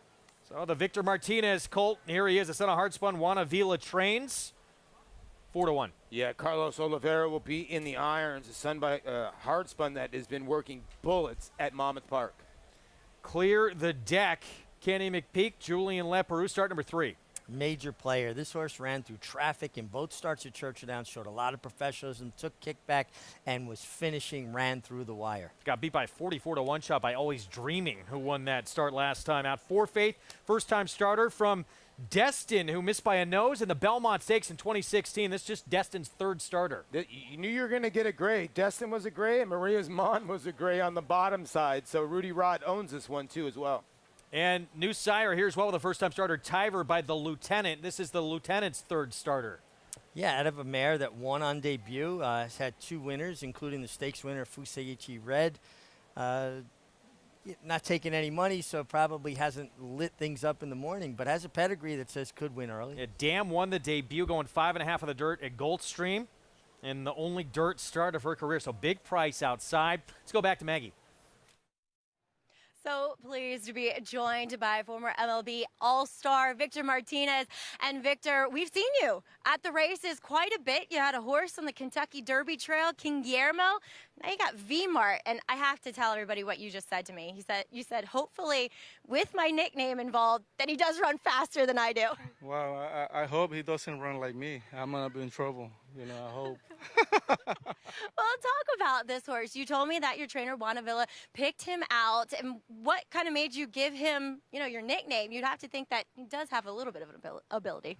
Well, yeah. I mean, Juan Carlos told me that, he's been showing some ability, and I say, why not? Let's name it and let's see what happens. But that's the only thing that I can control. I tell Juan Carlos, okay, I'm gonna wait until they work out, and then you let me know, and then I can choose some names. So. What is this like? I mean, as much success as you had as a baseball player, owning horses now, you've seen the big leagues, so to speak, with this side of the industry. So do you get more nervous before your horses run or before a game? 100 times. I mean, in baseball, I got control of everything. Here, it's just, a lot of things have to go right to win a race. So definitely, I have no control of nothing. So that's why I get so nervous. But this is what I get from the game. The competition. All those animals are, great athletes. So that's why I enjoy this a lot. Well, Victor, thank you so much for your time, and we love having you involved because you get the game too, which I see. Thank you guys very much for having me. Thank you. All right, Victor Martinez, Greg, such a pleasure to catch up with, and like he said, hoping V-Mart can run a bit faster than he does. I wasn't known for being fleet of foot, but most often he didn't need to be. He'd hit that ball a long way. Let me tell you something now. Catchers community, we earned all of our hits, all right? Victor did not run very fast. He hit all of 295. Paul, would it be fair to say that watching baseball, it seems Victor, like... what's up, man? There's your man. Okay, I love you, my brother. I like this. Beautiful. Well, here's the thing. We played against each other in a couple All-Star games, and we have a camaraderie. You always tap the catcher, hey, what's going on? And Victor always had this saying, 2 hits for you, 2 hits for me. How does that sound? I'm like, sounds good to me. It was like his little ritual he always had. But like I said, he's had success in this game. I don't think people realize if he didn't have bad knees and a bad back at the end of his career, he was the supreme hitter. But watching baseball, it always seems to me like the anchor of a team is the catcher. Like, you guys are the heart and soul of the team. If there's like an issue, a batter gets hit, you're always in between. This guy right here was the heart and soul of that Dodgers team, well, no question. Here's the thing. You have to take control. You have to be the one that controls everything on the field. You see the whole field. And it goes back to way back in the 1900s. You build your team around the middle of the diamond, your center fielder, your shortstop, your second baseman, your catcher, and your pitcher. That is the strength. Right, left, first, third. Those are your guys that can hit. So Victor kind of changed the game. He was one of the first, really, besides Pudge and Mike. Ooh, catchers can hit, and shortstops can hit when A-Rod came. So games started just evolving, and Victor made it evolve a little bit. And crouching like that for 9 innings, hours at a time, all catchers got to have tough trouble with their knees, no? Well, 100%. I mean, I try to control it by working out in the morning as much as I can, but walking down the stairs still hurts. And to be honest with you, I am more comfortable in a crouch sometimes than I am standing up. That's and that's amazing. just over time. Mig, as for his runner here, there he is again. V-Mart, he's taking some play at 7-2. How does he look to you? Made a nice impression on the racetrack. Looks like he's well schooled. He's acting well. He's obviously comfortable with the pony. The fact that they named this horse for him and they think enough to bring this horse to Saratoga, you got to think this horse is trained well. Yeah, if he and that was his nickname in his playing days. So this horse had to have some ability. You see that quick drill. You got a quickest of 92 in the morning bullet drill at Monmouth. So he obviously has shown some abilities. We see the 8 who's going to come out here in the race. More important than times for me, Paul, and the 8 is a late scratch, is the spacing of the works. He has worked consistently every 7 days for an extended period of time. And that tells me that he's a healthy horse, a horse who hasn't had to have stops and starts. There's continuity to his training.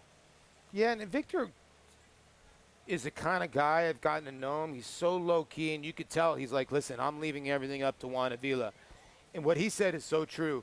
I could hit in front of 30,000 people, no problem. My horse ran, oh, my God, I was a nervous wreck. So I could feel what's going on right now with Victor. So I have a feeling this horse is going to be running, because if Juan Avila knows where to place the horses, they're running at Monmouth right now. So again, as we just told you, late scratch of the 8. We're down to a 6-horse field here in the 4th. Let's go back to Maggie.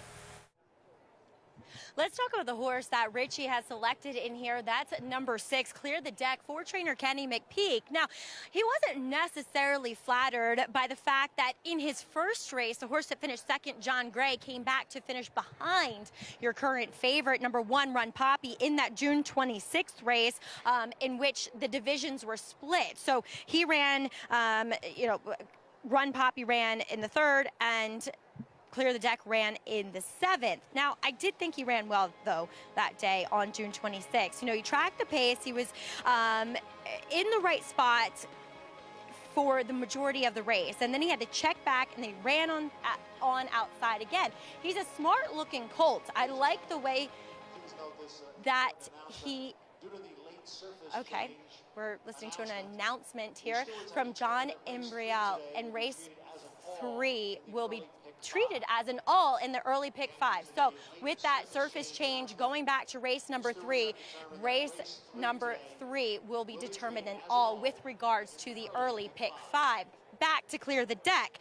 Smart looking horse. I thought we were going to hear another late scratch. That's why I was trying to listen to that. I love his disposition. He's laid back. He's taking everything in stride. And when you're dealing with these young horses making multiple starts, you don't want to see them get frazzled by heading to the starting gate again. That's not the case. He's fit. He's strong. He's definitely the other horse. Guys, I really had trouble seeing beyond the 2 favorites here in the 1 and 6. So we just had that announcement from John Imbriel, and what's happening here is in your multi-race sequences, this is being treated now as an all. The 3rd race.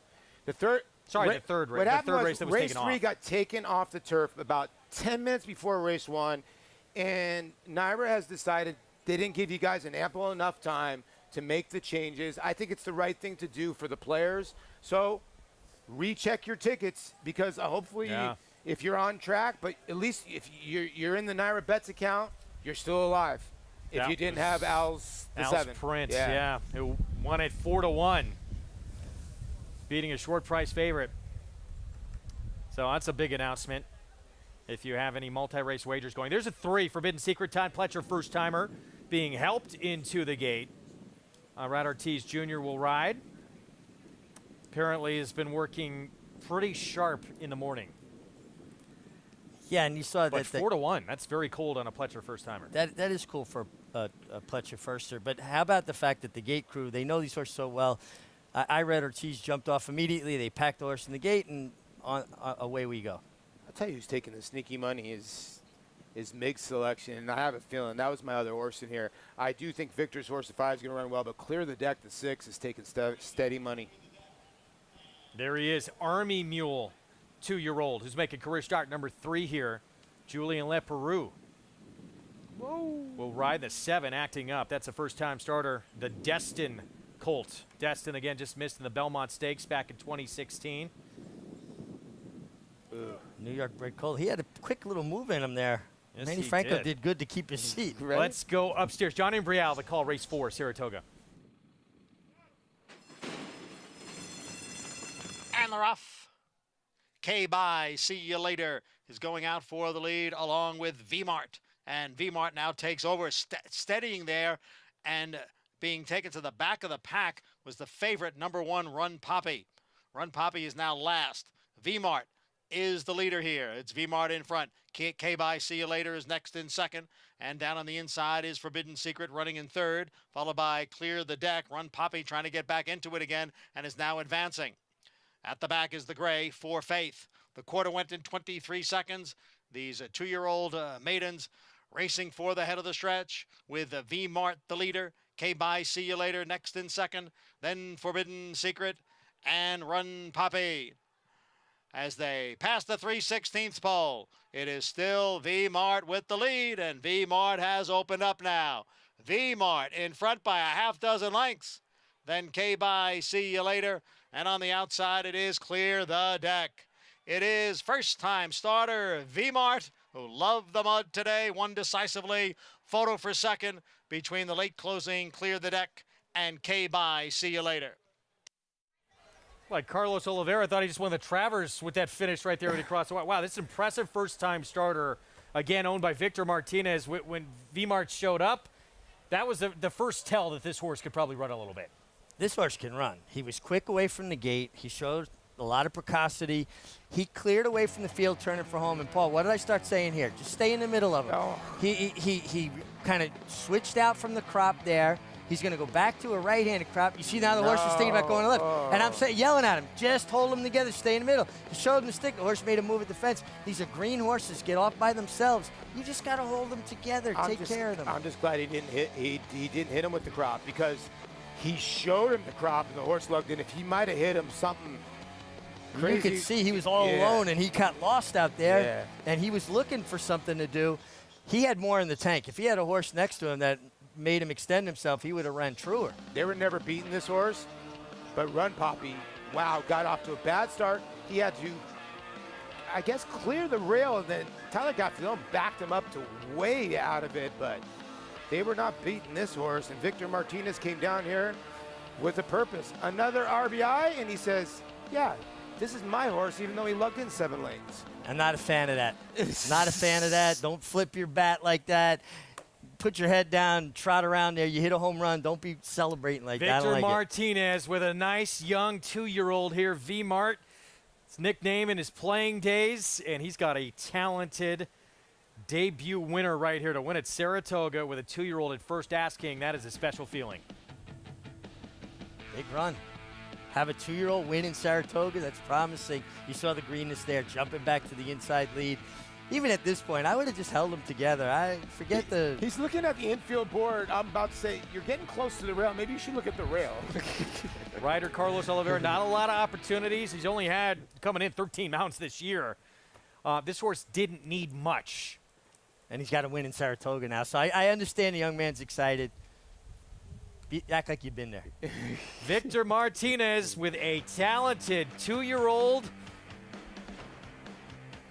Impressive and all smiles as it's picture time here at Saratoga for V-Mart and the horse with the same name. The ultimate accolade for a racehorse is to be named Horse of the Year. To be enshrined to the Hall of Fame is to achieve immortality. As a stallion, genetic immortality is defined in 2 words: breed shaper, plain and simple. 2-time Horse of the Year and Hall of Fame inductee, Curlin, is just that. Breed shaper, Curlin, the classic sire.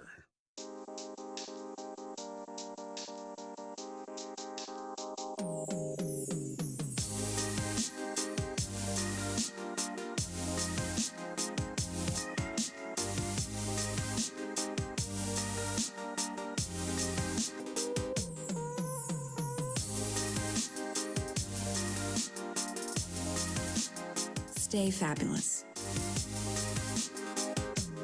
Resorts World. The momentum continues for War Dancer, following a triumphant Saratoga meet as the #1 second crop sire. His progeny have posted 23 more wins in 2022, like Busy Morning. Busy Morning, she is drawing away here. You Should Be Dancing. On the outside, You Should Be Dancing the winner. And Dancing Buck. No threat to Dancing Buck. Now with $3.5 million in progeny earnings on dirt and turf, going long and short, War Dancer is a sire on fire. Join the momentum today at wardancerstud.com. Racetrack Television Network brings you every race, from every track, on every screen, every day. With monthly packages starting as low as $5, RTN gives you great value and access to more live HD streaming and race replays than anyone. Visit RTN.tv today to sign up and watch on almost any device, including Roku and Amazon Fire. RTN has packages that start at $5 per month.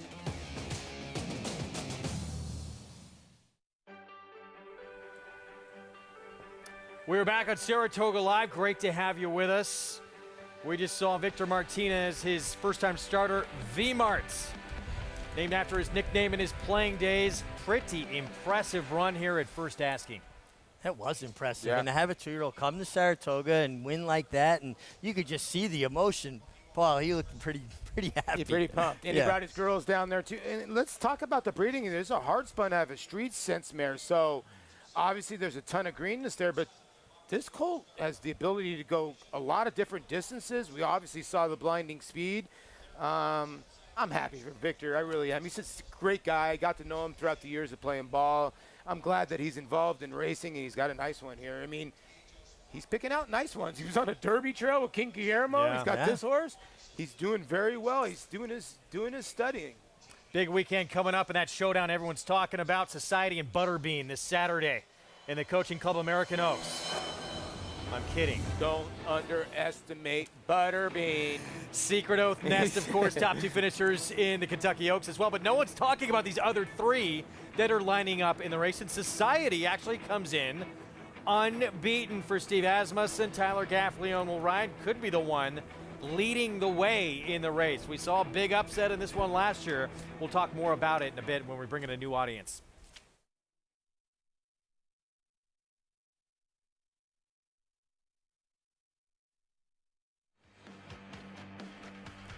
Welcome to those just joining us on Valley Sports Southern California and San Diego. Those already with us on FS2. You're watching live coverage of the premier meet in the country here on Saratoga Live. Greg Wolf, champion jockey Richard Migliori, Paul LaDuca, and your catcher's brethren here. Yeah, one for you guys, Victor Martinez and V-Mart winning first time out. I never got in the winner's circle at Saratoga. I was in a bunch of winner's circles, so he's one up there. He's got 5 All-Star games. I got 4. So I'm a little upset at Victor, but I'm happy that he got the job done here because he has got a nice little colt on his hand. There you see his girls there as well. And I mean, you got to actually love to kind of see this, Mig, because this horse wins off and it's still green, so you know there's more there. Oh, absolutely. And you could see he kind of got lost by himself. Horses are herd animals. He didn't have a herd to run with. And you saw that big move towards the rail when he switched back to his right-handed crop and he jumped his left lead. He got excited. I wish he would have just held them together a little more. That's all. Well, here's the thing. Juan Pierre, I remember, told me he hit like 1 or 2 home runs a year. This is Charlie Oliveira's 3rd win. I guess you can celebrate when you only, And I'm sure he was told this horse has some ability, so to be able to get the job done at Saratoga, he was a little overexcited. Good for him to get a win here. Ryder does get a ton of opportunities. Let's go to Maggie for more. And so pleased to be joined once again by Victor Martinez. And Victor, well, he does run better than you do. Thank God. Yes, he run faster than me for sure. Did that surprise you at all? Because, I mean, other than wondering about the stretch once he got clear of horses, he was very professional. Well, I always heard that, this is a good horse, this is a good horse, but, I play a game before, and I never believe in favorite. I never believe in favorites, so I always say when I play baseball, games has to be played, and races now has to be raced, and I think he did what Juan Carlos, told me, all these days that he's been doing and showing in the mornings. Now, you brought your own jockey, as we were just mentioning, Carlos Olivero, a fellow Venezuelan, and as you said, he's been more a part of the team for a while. So bringing him up here, getting your first Saratoga win, his too, how meaningful is that? Oh, it means a lot. Like I said before, I was an athlete, and I depend from opportunity. So. I had a lot of people saying, man, you're going to Saratoga, you got to get, the Eli jockeys and this and that. And you know what? He's a jockey. He know how to do things. And, he's been working with us since I got into the game. And I mean, I think this is something to reward his work. So, and I think he did pretty good. You can tell he was appreciative of the horse, giving him big pats as he crossed the line, and you can tell that intimate relationship there. Well, Victor, congratulations. Big win here with V-Mart. Thank you guys very much. And he's going to wipe that smile off his face for quite a while. Very cool performance, first time out by V-Mart, guys. Good chance we see this youngster sticking around, Saratoga special, or maybe even the hopeful. You know what's cool about the interview is that Victor grew up in a team sport. And he just told you basically, I just heard the horse could run. I'm letting everybody else handle. It's someone like when you play baseball, Victor understood. The manager handles it. It goes from the owner to the manager to the hitting coach to his catching coach. And most of the time, you listen to the catching coach. And you don't try to overlap and say things. And I think what I love about Victor, he's letting everybody else make the decisions for him and going, you know what? I trust in your trust process because I'm not a horseman. I just want to own horses. He's doing it the right way. And I think that's a lot of people need to learn that when it comes to anything. Let the people up higher than you do their job. Yeah, allow them to do their job. And I like the fact what he said, too. Being an athlete, you need opportunity. Yes. And he gave Carlos Oliveira the opportunity to come here, and he won. Now, next time, just celebrate after the wire. That's all I ask. But he did a great job. So hold on a moment. But, yeah. You fist pumped after the wire once, and what did your wife tell you? No, after the wire's okay. On the Breeders' Cup, I stood up, fist pumped like that, went back, patted the horse, and my wife told me, keep both hands on the reins. That horse ran hard, keep them balanced. You can celebrate when you get off the horse. Well, I flipped the bat on Randy Johnson. The next time he faced me, he punctured my lung. Man, what was that like, having a 100-mile-an-hour fastball And come I at knew you? it was coming because I remember I tapped the catcher, Damian Miller. I'm like, am I wearing this? He goes, yeah, you are. And I'm like, okay. Wow. I turned around. I got to first base, and it was getting hard to breathe. Oh, boy. How long were you out for? Couple days. Paul, you hit home runs, and you won races. Oh, winning races. Winning races better than a home run. It's exhilarating. Like Victor said, you can't control it. If I'm up at home plate and I'm facing a guy like Randy Johnson or Roger Clemens, I have control, even though they got nasty stuff. And 7 out of 8 out of 10 times, they're going to get me out. Victor is not riding the horse. He didn't pick out the horse. He doesn't know if the horse can really run. His mind is a scatterbrain, exactly the way I was when I owned horses. It's actually a crazy feeling. When you own a racehorse, you own a part of a sports franchise. And things that feel a little bit out of your control, at least when you're in that moment at the plate, you control your own destiny. 100%. We got race 5 coming up next, $12,000 claiming sprint, 3/4 of a mile. And right now it's the 4. Greatest Love, 3-2 morning line favorite, who is the one to beat on the board as well, moving to a new barn. This horse been popular in the claim box, this filly, who's been first or second in 9 of 16 career starts.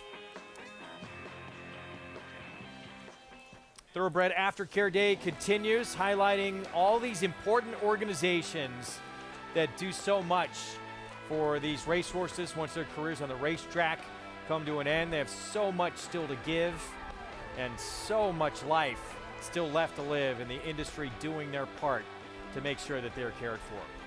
Well, second chances, that is what the TRF program at Wallkill Correctional Facility is all about. For the thoroughbreds, it's a chance for a second life after their careers on the racetrack are over. And for the incarcerated individuals who work with them, it's a chance to develop vocational opportunities and build life skills while often developing a deep bond with the horses they care for. At the Wallkill Correctional Facility in Ulster County, New York, the Thoroughbred Retirement Foundation provides a program that gives both retired racehorses and the incarcerated individuals who care for them a second chance at life, and maybe even a second family. It's my boy. It's my boy. I wasn't aware that the program even existed. I had never worked with horses before. I was petrified at first. And I'm not really scared of many things, but when you're next to one of them and they're humongous like that, it's definitely a challenge. Once they hear me, they coming. They just look, you see the ears come out, they look. Once they see it's me, they coming. They all coming. And it's like, oh man, it's like babies, you know. It's beautiful, you know.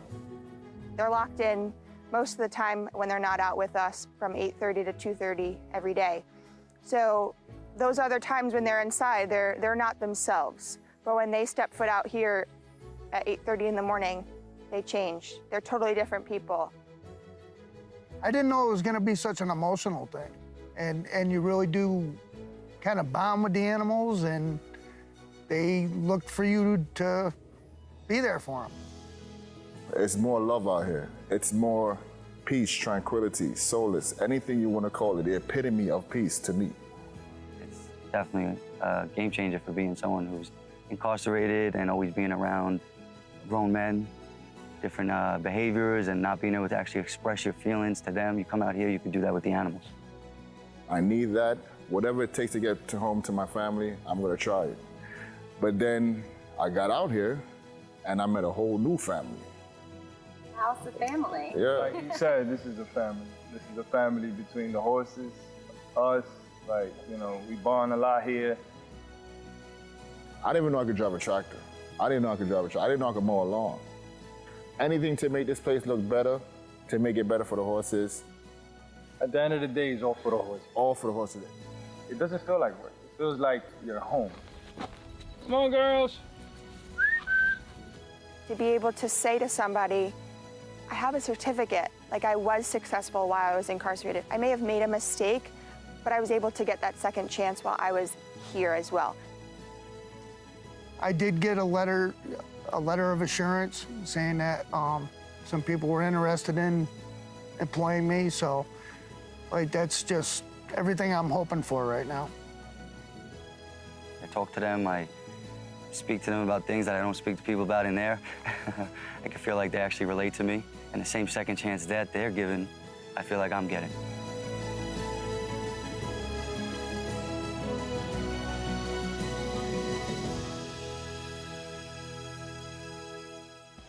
Program and showing you how important horses can be for humans.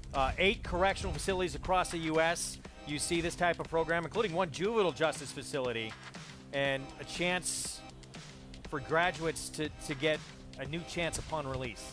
Fantastic. Teach them how to love and respect another being, how to take care of them, a skill set, a purpose.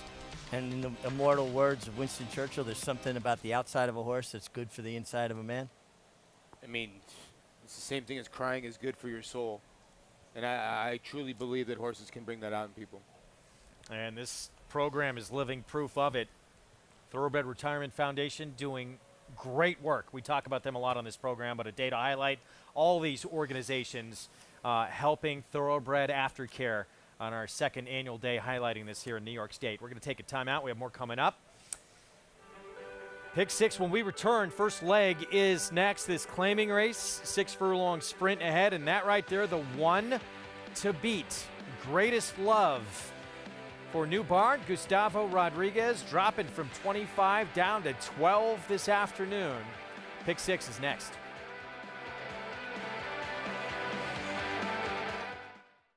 Eclipse champion Run Happy, the #1 second crop dirt sire of last year, is back and showing a new dimension with winners on turf, dirt, and all weather. A record-breaking sprint champion, Run Happy is also showing winners at all distances, from 7 furlongs to 1.25 miles. A sire whose runners can carry his speed over all distances and all surfaces. Run Happy, price for value, and standing strong at Claiborne Farm. Who you betting on? How about an app created specifically for horse racing? Naira Bets. We specialize in thundering hooves, fist pumping, and boosting your bankroll with robust weekly promotions. And offer betting tips from actual horse racing experts. Bet all day and night, nationwide. Get the action and thrill of horse racing with Naira Bets.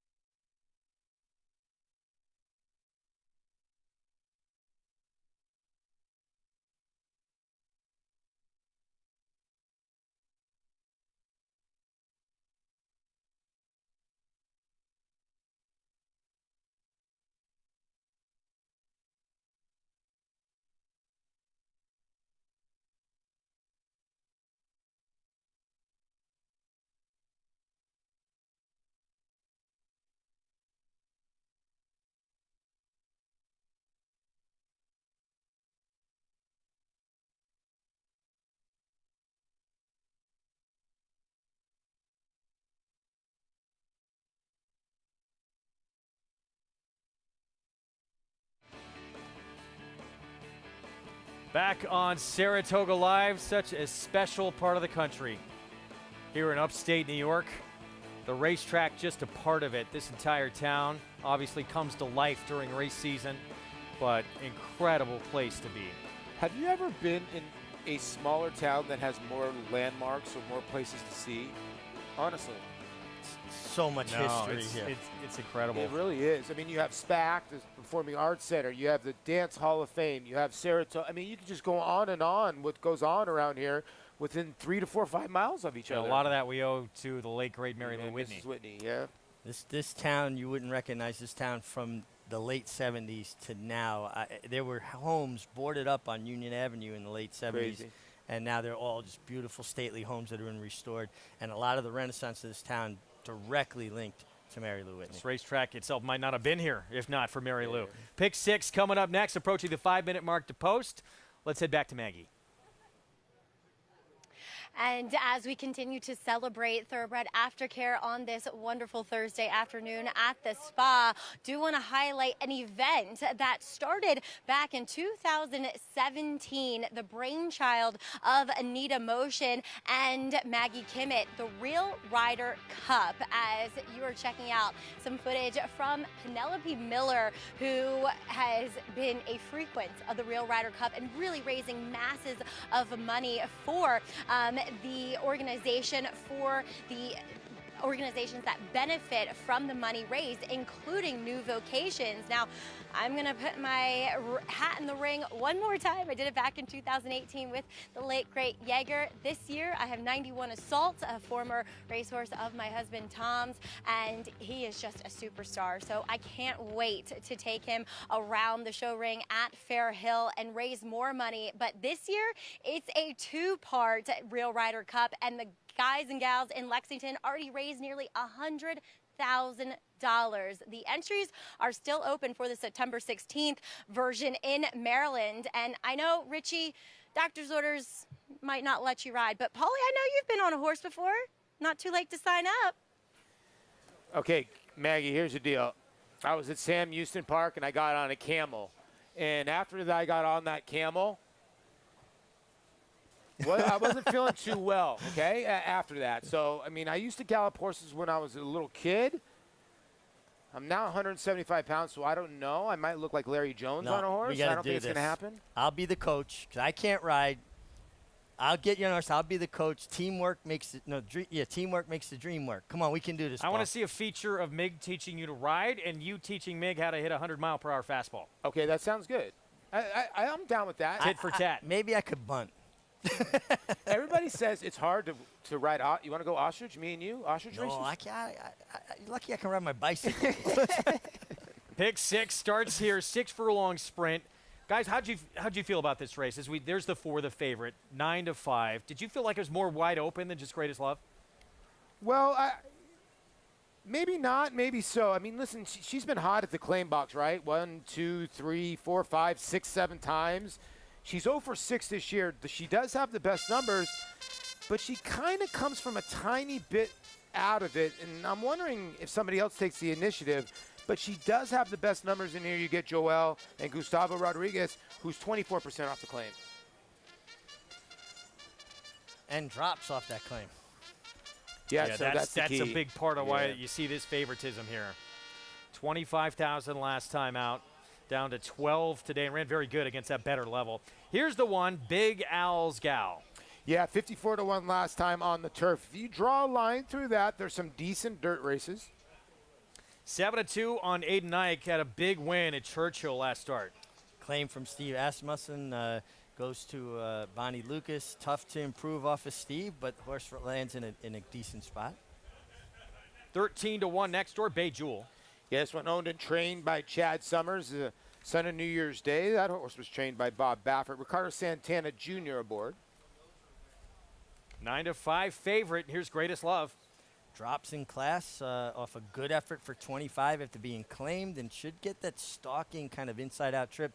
And we should note the track is now harrowed. Speed next door with Domineer and the aggressive Luis Saez. You know, this mare has got a ton of speed, you're right. Just hasn't had a lot of stick of late, but then you look at her record, She's won 5 out of 15 the last few years and 7 out of 27. So if she gets brave and loose, 5-1, she's getting bet with Louis aboard. 10-1, Song of Honor, who comes in from Maryland off since April. Yeah, comes in off a freshening, going 6 furlongs. Probably going to get outfooted early. Probably would like to see a real hard, fast pace to come running with. Guns blazing, the talented young apprentice, Jose Gomez for Pat Reynolds. I thought this horse had a look in here. Patty Reynolds is a underrated trainer. He's 2 for 9. He does not claim a lot of horses. He bumps this horse up to 12.5, but this horse has been competitive at this level. Yeah, my girl Lexi, Jackie Davis, outside post, is going to cut back in distance off a win. Jackie Davis having a real good run up at Finger Lakes. She rides here, days off from there, basically working 7 days a week. This filly turning back in distance off a big win. This might be a little bit tougher. So a minute to post. Pick 6 starts here as you look at the favorite. $149,000 in the pick 6 pool. We got the late pick 5 after this one in race number 6. You can play it all with Naira Bets. That's the code to use at sign up, TOGA200 for new members at NairaBets.com. Making a nice appearance, don't you think, Mig? The favorite? Yeah, she's definitely in the bridle. She's on her toes. You get, Joel Rosario stays put. I always think that's a sign of confidence. Let's take a look at that effort. This, again, came against tougher last time out. Listen, she tried to squeeze through a hole that was not there. So then what does Joel usually do? He's always got that extra plan where he's like, you know what? I'm going to go to the rail. I'm going to stay on the rail and keep on pursuing. And I thought she pursued well to run second here. She ends up out-finishing the second place or third place finisher when she got put in a pickle at the top of the lane. I don't know if she would have ever got to the winner at all, but I thought this was a useful effort. 8-5, looking to go back-to-back second start here at Saratoga. Was in against 40 here last summer. Now down to the bottom for 12,000. We take a look at 8 and 9. This was impressive at Churchill Downs against maybe a little softer competition. Yeah, but we've seen that the Churchill Downs horses have been running well here, Paul, and you could see there was moisture in the track that day as well. It was labeled fast, but yeah. I see some definitely spots look like there's plenty of moisture in it. They went pretty quick that day, 109 and change, and finished up in 123. Now, they didn't finish up very fast, but she already put that race away. I think she's a player in here with Irad aboard. She looks well on the racetrack, as you see the pitch. On the track. Wow. Great appearance. Yeah. Let's go to Maggie for more. Yeah, she looks best. She's looked best since she walked into the paddock. She looks best out on the racetrack still. Number 2, Aiden Eichen here. I really like that effort that she comes in here off of. Yes, she may have been flattered, and the margin of victory may have been enhanced by the fact that it was weaker competition, but I'm not in love with your favorite. As you can see, all 3 of us going in different directions from Greatest Love. And Greatest Love, she's fine. And I can see where she can win. She's a reclaim by Gustavo Rodriguez. And you would have to think that they took her maybe with this intention. Take her back. We know how to get her to run well, and let's go get a win up in Saratoga in, the first few racing days. Fine. I've seen this filly display a lot more energy than what she has. She took a while to warm up. It was not great for the first 1/8 of a mile here. She just seems a little bit dull. She has the merits to win. Physically looks fine. I just don't love her energy levels. As number 7, Guns Blazin', I think she goes the lead. This time around, she's lost a bit of her early speed, but I like the claim by Pat Reynolds and putting Jose Gomez on. She looks solid. She always carries her weight well. I like what I see from her too, Greg. All right, Maggie, thank you. We're set for the start of the pick 6. Let's go upstairs to John and Brielle. And they're in the gate.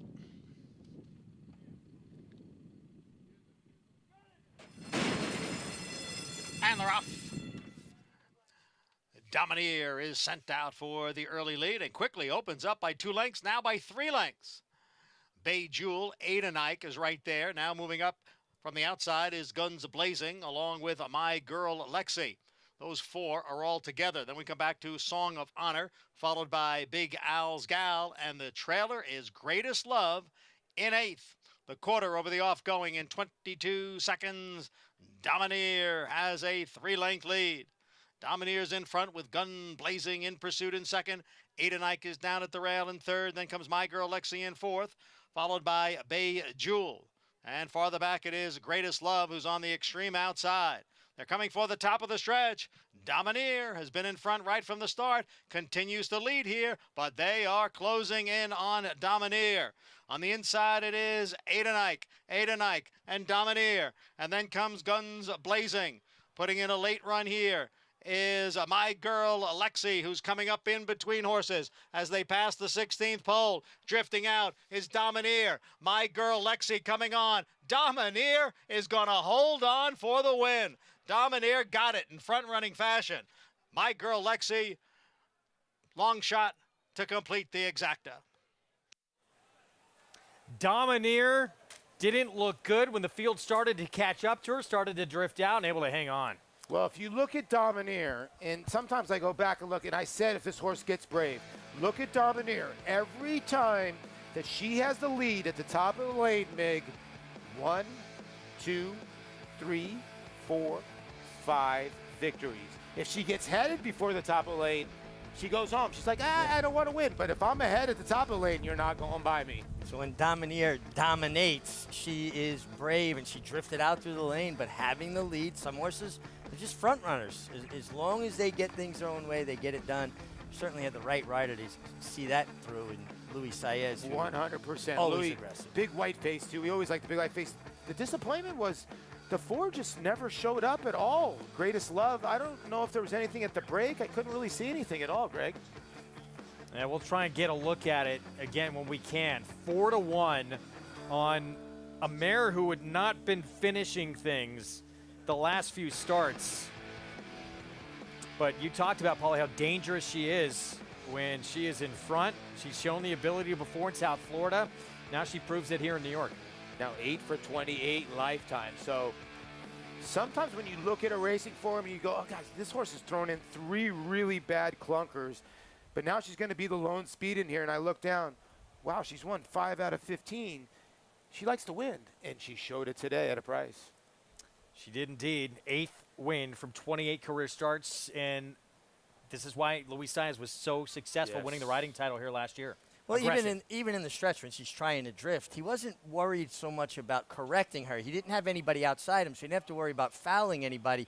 And when you're correcting a horse, you're slowing them down. So he allowed her to drift, but at least she kept running forward. And we were remiss not to talk about the nice effort from Jackie Davis on the 8, My Girl Lexi, who made a big run at 14-1 to be second. Yeah, Jackie gets limited opportunities.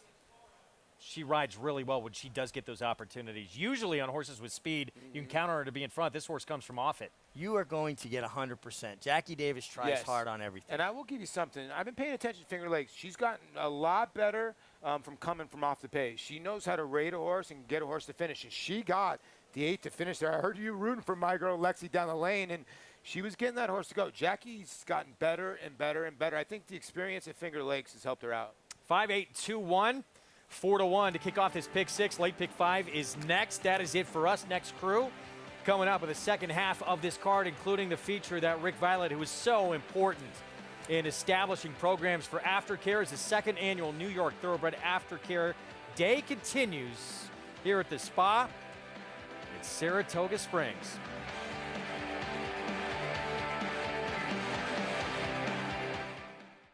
Eclipse champion Blaine ranks among the nation's top sires at a fraction of the price. His recent top runners include these standout performers.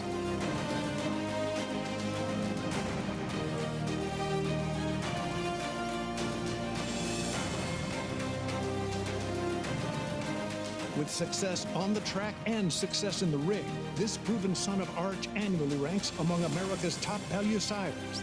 Blaine, standing at Claiborne Farm.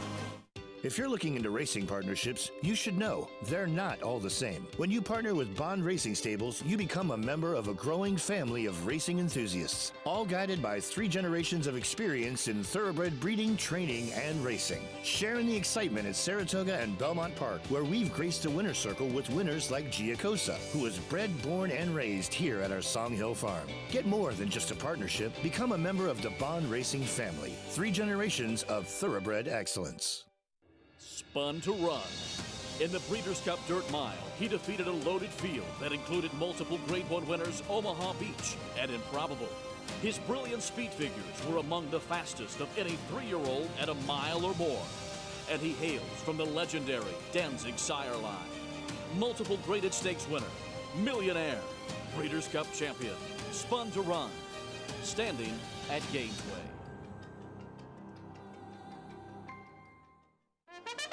Now more than ever, it's time to get with the program because New York breds start with an advantage. New York breds run for serious green at Belmont and Saratoga.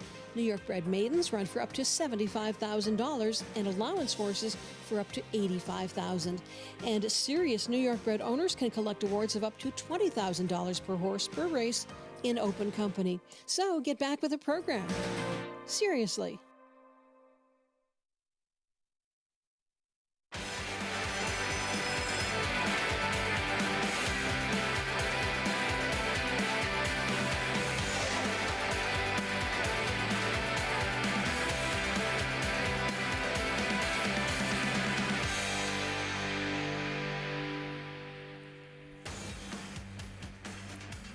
Saratoga Racecourse in Saratoga Springs, New York on New York Thoroughbred Aftercare Day. And that's why we'll honor this man this afternoon. Rick Violette, terrific trainer, yes, but remembered for so much more. It would mean a lot for any trainer to win today's feature. Danny Gargan has that opportunity. He saddles the favorite. Name is Dakota Gold, talented, having won 3 of 4, 4-5 morning line favorite in the Rick Violette Stakes, to be ridden by star jockey Irad Ortiz, who piloted Diversify in the 2017 Grade 1 Whitney, the biggest win of Violette's training career. Great to have you with us on Saratoga Live. Not a Real Horse, brought to you in part by America's Best Racing. For the love of the race, visit americasbestracing.net today. Trackside, welcome everyone. I'm Lafitte Pinkai. You know, the biggest races at Saratoga are known worldwide. The Travers, the Whitney, the Alabama. Like, you understand why. But today's feature, it's not a Grade 1 race. It doesn't come equipped with $1 million purse, but it's significant because of who it's named after. The Rick Violette, 7th running this afternoon, coming up in race number 9. There's the field. New York breds 3-year-olds running a mile and a 16th on a yielding inner turf course, $125,000 purse. Number 4, Dakota Gold, 4-5 morning line favorite, as I welcome in my co-host, Hall of Fame jockey, Gary Stevens. Gary, will have much more on Rick Violette on New York Thoroughbred Aftercare Day. But the race itself, you have the defections now. You have a soft turf course, yet Dakota Gold, 4-5 favorite. Why is he the horse to beat? Because of his versatility at this young stage of his career. He broke his mating sprinting on an off-the-turf race first time out. Came back the next time stretched out. Came back in the Breeders' Cup. He mastered that. He came back in the Breeders' Cup. He was favored in the Breeders' Cup turf. He ran a great race. He was beaten 2 1/4 lengths. He was put away to rest. He came back off of his layoff with another win, same as last year, sprinting, but this one was on the turf. So he's handled everything they've thrown at him so far. I don't think the surface is going to be an issue. So that's not a concern. Hard to fault Dakota Gold. Lone defeat, as you mentioned, Breeders' Cup event. The colt he beat in the New York Stallion Series. Surprise boss, ran well in Sunday's quick call, finished 3rd, Gary. But if this is a horse who is competitive and the actual post-time favorite in the Breeders' Cup Juvenile Turf, why is he running here? Why is he running against New York bred competition instead of a graded stakes race? Well, his trainer was quoted as saying in the daily racing form, I'm keeping him with New York breds through Saratoga. I think it's a great plan. He said then he's taking him and going to go straight into graded action with him. So he's got a plan mapped out for him, and the timing is perfect for this. He doesn't have to tackle the big dogs right now in the graded company until after he's had a couple of races here, probably 2 races it looks like, and he'll be seasoned and then ready for the big dogs when it's time to dance. Owned by Reeves Thoroughbreds, Dean Reeves, who he won a Breeders' Cup Classic for, Mucho Macho Man, and it is his birthday today for an owner. Could it get any better celebrating a birthday while winning a stakes race at Saratoga? Could happen. Meantime, Luis Saez, Domineer at 4-1. As the guys were talking about from the paddock set, Domineer, yeah, when she gets in front, she gets brave, full of herself, and there was no passing her on this afternoon, Gary.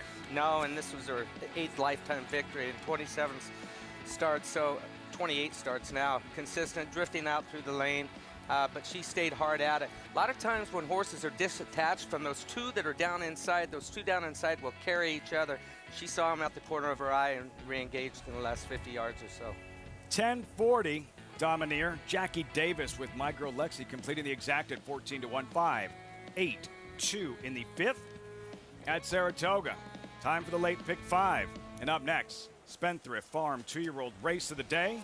Home of North America's 3-time reigning champion sire Into Mischief Field for the 6 maiden special weight with a restriction. Every one of these 2-year-olds last sold for $50,000 or left.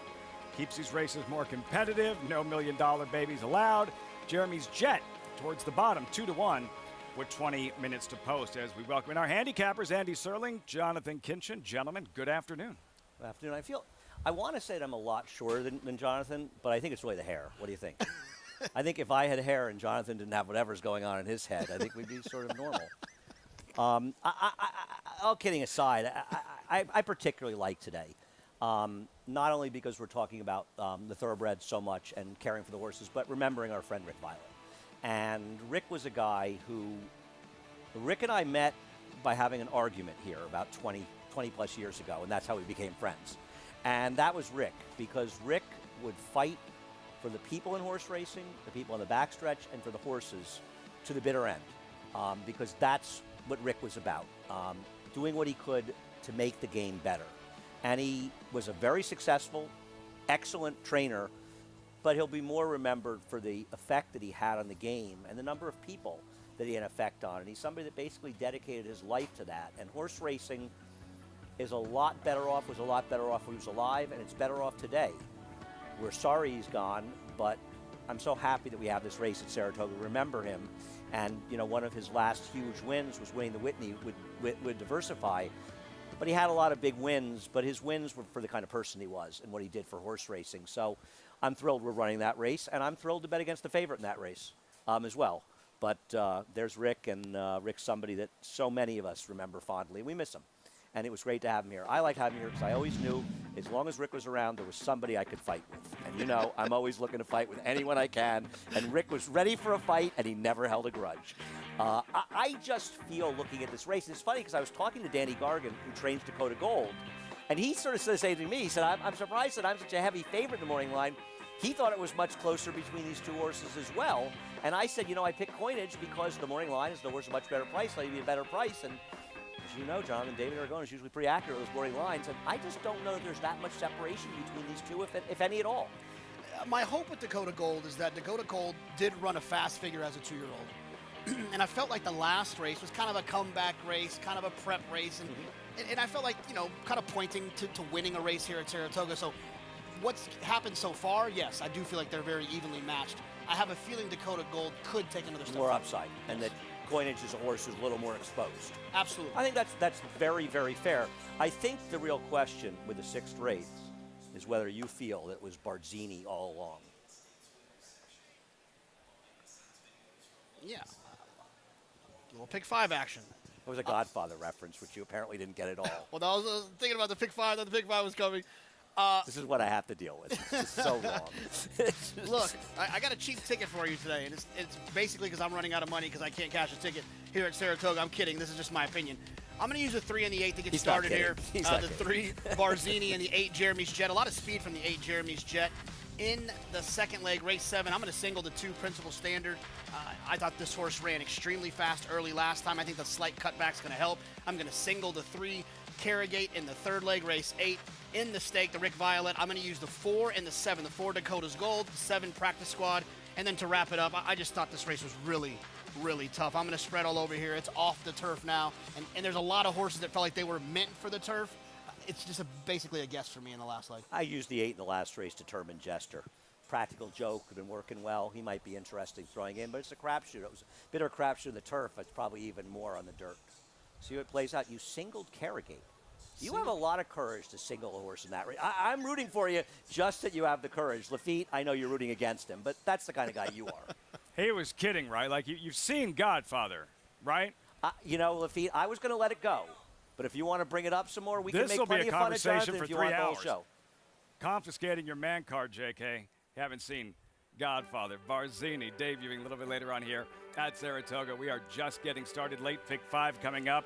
And how about the Preakness winner, early voting, staying right here, prepping for the Travers in the Jim Dandy Stakes, where he'll meet his stablemate Zandon, third in the Kentucky Derby. All-star cast of 3-year-olds from the Chad Brown stable.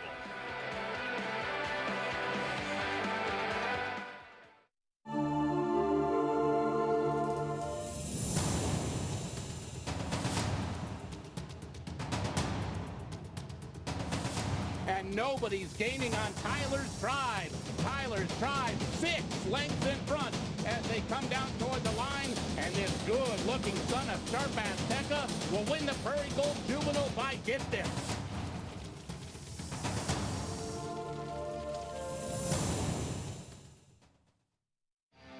Adelphi Racing Club, offering a truly personal racing experience. Looking to own thoroughbred racehorses and win at the highest level circuits? We're not just a syndicate, and our members aren't just investors. We are partners. Experience the Adelphi difference. Join the club today. Contact us to get a taste of the Adelphi experience and come hang with us this Saratoga meet.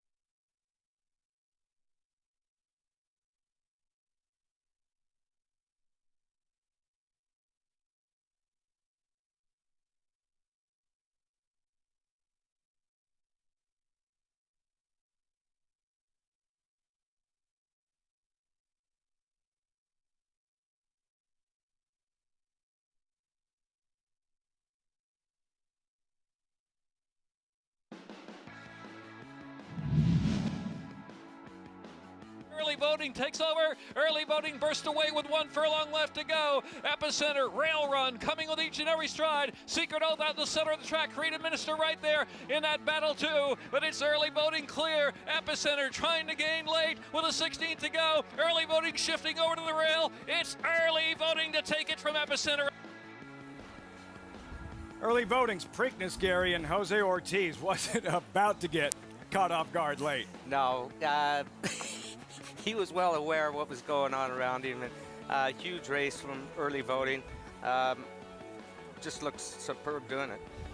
Sunday Silence didn't run straight in the Derby. Why should early voting run straight in the Preakness? Probables, Jim Dandy, Saratoga's traditional Travers prep. Don't see many names, you do see important names. Early voting, Zandon, Epicenter, Tawny Port, rapidly improving. Jim Dandy 1 week from Saturday. Another look at early voting, Gary, arrived here Sunday. Chad Brown opting to run him against Zandon instead of Jack Christopher in the Haskell. These are good problems to have for trainer Chad Brown. Yeah, very good problems to have. And look, I think there's some question you'd asked me earlier what I thought about the Travers mile and a quarter, what I thought about between the three of them. Right now, it's Zandon for me until Jack Christopher. We'll see what he does in the Haskell tomorrow and go forward from there. But Zandon, we already know he can handle the mile and a quarter of the Travers distance. Next 9 days will be very telling. Haskell Saturday, Jim Dandy. 59th running is on Fox. March towards the Travers continues. Chase for a 3-year-old title heats up. This is Saratoga's signature prep for Saratoga's signature race. Jim Dandy, July 30th, only on Fox. Updated odds for the 6th at Saratoga. Late pick 5 starts here. Spendthrift 2-year-old race of the day. 2-year-old sprinting 5.5 furlongs over to Maggie in the paddock. We start with Barzini. Maggie, should he win? Get ready to scroll through about 5,000 Godfather tweets, and rightfully so. Lafitte, I am very embarrassed to say I haven't seen The Godfather. I know, don't come at me. I'm probably going to get 1,000 tweets from saying that. But I like Barzini the horse. Here from Mike Trombetta and Three Diamonds Farm, as we do see Kirk Wyckoff here in the paddock. Finally, I was waiting to abuse Kirk about Jewelstone, and I got to. So we saw Barzini sell for $50,000, just meeting the requirements for this race in his last sale at the OBS Spring Sale. He worked 10 flat, this son of Outwork, and the Dam won a fairly slow dirt sprint. The siblings that were more accomplished were actually capable on all surfaces. I like what I see here. He's a smart-looking horse. He has that physical maturity. He has a great disposition. You know, he came in forward, but he's settled down nicely. He's just kind of taking it all in, and I like to see my 2-year-olds doing that. Yes, I mean, when I was back in Maryland, Mike won a lot with 2-year-old first-time starters, and it seems as though that's waned a bit, and maybe you take different approaches in your training. You want a horse to maybe come around and develop slower so you have them on the racetrack a bit longer, or maybe it's just the horses that he's bought. But I like what I'm seeing from this horse, and he does give me the impression that he could be capable of winning first time out. Now, another Maryland connection is number 4, a Western Yarn, the PA bred for a No Delacour. Probably has the most obscure pedigree as Eastwood, a son of Speightstown. Most proficient sprinting on the dirt so far with his 2-year-old first-time starters, 0 for 1. Pedigree on the bottom, not much to write home about other than they wanted to go a bit further than the 5.5 furlongs, that's for sure. Maybe he does, but right now, as a 2-year-old, he is built downhill. He is pulling more from that sire line of having a little bit more speed built into him physically, and he is sharp. He is the sharpest horse in the paddock, very forward and keen, and his first-time starters do tend to come over looking really fit and defined. That's what I'm seeing from him, as number 5 is In Detail. We've seen Jose Camejo this summer on the NYRA circuit come here with a purpose. He finished 1-2 in a turf race yesterday. He has a string of 9 here stabled on the Oklahoma side, and his horses typically come over physically representing that kind of record. They look ready. They look really well turned out. He is wearing blinkers first time out here In Detail. He's one that worked 10 flat as well, got over the ground quite nicely. Ooh, acting up now. He had been behaving quite nicely, but just tried to kick his jock, Jose Ortiz. Not a good start to a relationship, buddy. I'm just going to tell you that now. So, one, I'm going to watch with interest if that slight greenness continues out on the racetrack as we head on over across the paddock. Andy, watch out. In Detail might be coming for you. He can get in line. I'm embarrassed to admit I saw Godfather 3, but that's another story for another time. So let's start with Barzini. Of course, the name was hanging with Sonny, the Dam, and it's interesting with James Caan passing away last week who played Sonny. I like the 10 flat workout we showed there. I thought this worked well, and Mike Trombetta coming up here, Kirk Wyckoff for 3 Diamonds, first day here. I'm on board. Yeah, and you get Luis Saez, which is also a plus. And we talked about this, I think, the other day, Andy. When I see the last work for a first-time starter be 3 furlongs, it eases my mind when it comes to fitness. Because if they weren't fit, you'd say, oh, let me get one more kind of stiff work in them. But if you work them at 3 furlongs, to me, it feels like it's just kind of a maintenance-type drill. So then he can't use the excuse he was a work short if he loses, and as you know, that's the trainer's excuse. There are 2 horses with a lot of experience, the 7 and 8. While I prefer the 7 of those, you prefer the 8 Jeremy's Jet. Yeah, I just thought the 8 Jeremy's Jet, we've seen experience can sometimes trump those buzz-type first-time starters. But with Jeremy's Jet, this horse has shown speed a number of times, and fast speed. Showed a lot of early speed. Now, obviously, hasn't got to see that all the way through to get the win, but I do feel like has run a couple of winning races, takes the blinkers off, drawn to the outside, should be able to see what's going on inside of him. And it does feel like being towards the outside has been helpful today. They're not moving as well inside of horses on this track. The number 730, I just thought maybe he was improving a little bit. I do want to talk about the 5 In Detail. Jose Camejo did have that 1-2 finish yesterday. He's a trainer to watch in general. And this horse worked a very nice 10 flat at the sales as well. Yeah, 24% on the year, 21% in his career, and with first-time starters, 15%. So, like you said, a trainer to pay attention to. And you know, I also think when some of these like kind of newer trainers, lower profile type trainers, get guys like Jose and Louie and Irad to ride their first-time starters, there has to be a story when you call their agents to get those guys. Well, we'll see how things go as we head over to the field. Late pick 5, Andy, starting with these 2-year-olds. 5-2, Bardzini now 2-1. Post-parade brewing for the Spendthrift Farm 2-year-old race of the day. Freshman sprinting 5.5 furlongs, purse of $83,000. And we'll start with the favorite, with Noble Connection having scratched. Iya is out as well. The official call to post. Bardzini will be the first you see by outwork. There he is, Andy. As you said, the timing is just kind of eerie that he debuts now. And you almost wonder a little bit if his 2-1 odds are a little bit a reflection of that. The name kinda? and the story, yeah. I feel like it. And should they be playing the theme from The Godfather? They probably haven't seen it either. They haven't seen it either. A Western yarn we saw in detail, pictured with Jose Ortiz. The other first two who, like Bardzini, worked impressively at the sales for a trainer to watch. Karis Prince overmatched at Belmont in 2 spins. Has never really taken a lot of money and has never really run very well. We'll need to show me something here. 3-0, Kentucky-based 2-year-olds making their presence felt. I actually thought he ran reasonably well in the race last time out, and I like the fact that he's gotten better with every race. Outside speedy Jeremy's Jet, another Kentucky shipper with experience. This horse has 2 things that are very dangerous in maiden races: speed and experience. Not kidding. 5-2, second choice. They'll be filing into that starting gate in about 4 minutes. 2-year-olds in the 6th at Saratoga. Late pick 5 gets started in about 4 minutes. And right back to Jeremy's Jet. There he is, Gary. And for Dylan Davis, it took him a while to get that first win. You could sense that relief on Sunday. Today, back-to-back wins on the program. Now you can really hear that confidence in his voice coming off that big meet at Belmont. Now 3 wins at the meet. Listen, he has gotten super strong finishing in his races. He won back-to-back races today. The second one that he rode, I thought there was no way he was going to get there, and just pretty much willed that horse to win. This is his last chance of the day, but a horse that does have experience and has run on the dirt in all 4 of his races. So the figures haven't been that fast. They wanted to try the turf, but hey, at least he has run on the dirt and run well. Final ride of the afternoon, Dylan Davis. You wound up with In Detail. There he is with Jose Ortiz. Why? Let's hear the sales pitch. Well, a couple different reasons. First of all, his work that they've been talking about in 10 flat. But Jose Conejo, I've been following him. I've never met him, but I know he wins races.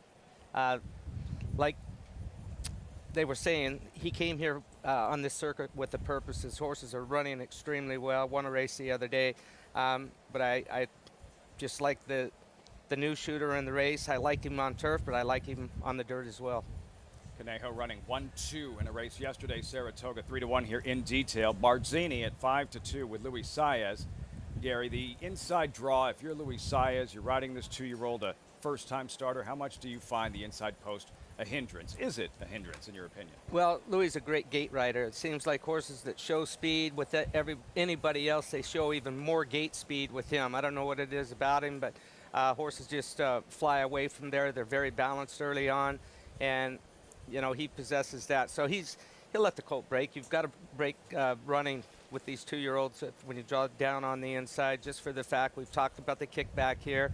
I know Andy was not a kickback man, but now he's starting to lean that way a little bit. I was watching the show yesterday, Andy, so he's not so stuck in his ways. I like that. I like this new adjustment. And anyway, I think it's very important in all races that you get a good break, but even more so with these first-time starters, because they've never experienced when horses drop over in front of them. Maybe one horse in front of them in the morning where they've got some kickback, but it's not like at race speed. I don't know about Corleone's, but Bardzini out there swatting flies. Andy? I just want to say, I always felt the kickback was a major factor with young horses. Horses ran once or twice. It's just when I hear it about horses that have run 43 times and are 6-year-olds that they had a huge problem with the kickback, I'm thinking, I don't know if that's his viable excuse. And I have enough excuses, Gary. I don't need to add kickback to my repertoire. Let's check in with Maggie. Please. Oh, God, not that I should continue on the kickback thing, but there's different kind of kickback, and sometimes when the track is wet and it's very heavy, it doesn't matter how many times a horse has run. It's hard to run through it, and that's, I think, probably the point that is trying to be made here. But let's talk about number 7, one that has experience. Number is 3-0, and he's just one that marched into the paddock. Obviously, he's run 3 times before, so he has the experience, and just striding out well, really overreaching, and was wired last time out by Roman Giant. Solid horse, has a lot of he's very broad. There's a lot of substance to him. So he's my kind of horse. Now, as Andy pointed out, he does seem to be improving with each subsequent start, and he's back in with the restricted company once again here with this great condition that we also saw down at Churchill, too, with their 2-year-old. So 3-0 makes a lot of sense to me, and you're getting a decent price on this horse who has experience. I don't love the fact that Barzini has to break from the inside post, but we saw it with a horse in the other 2-year-old race in the 5th, and a horse that had experience. He ran straight to the inside rail, actually touched it and bounced off of it a bit in Run Pappy, and he was the favorite. So it completely, deterred his run as well. So the inside post, it's not great, but if Barzini breaks sharply with Louis Saez aboard and runs straight, then I think he has a pretty good shot here because he's done everything right in the preliminaries thus far. Lafitte? And Maggie, thanks so much. And Gary, it's not one of those things, kickback, where you have to do some deep dive analytical, research.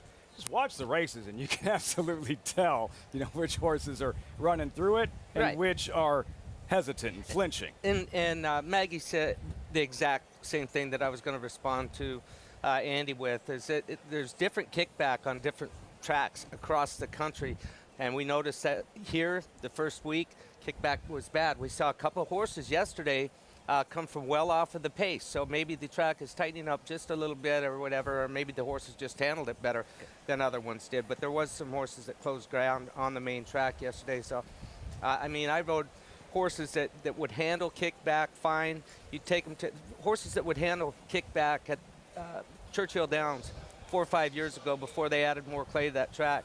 You could actually get away with running turf horses on there because the kickback was very, very light, and it's not that way anymore. The kickback at Churchill this past summer or spring was very similar to what we're seeing here right now. Horses just covered.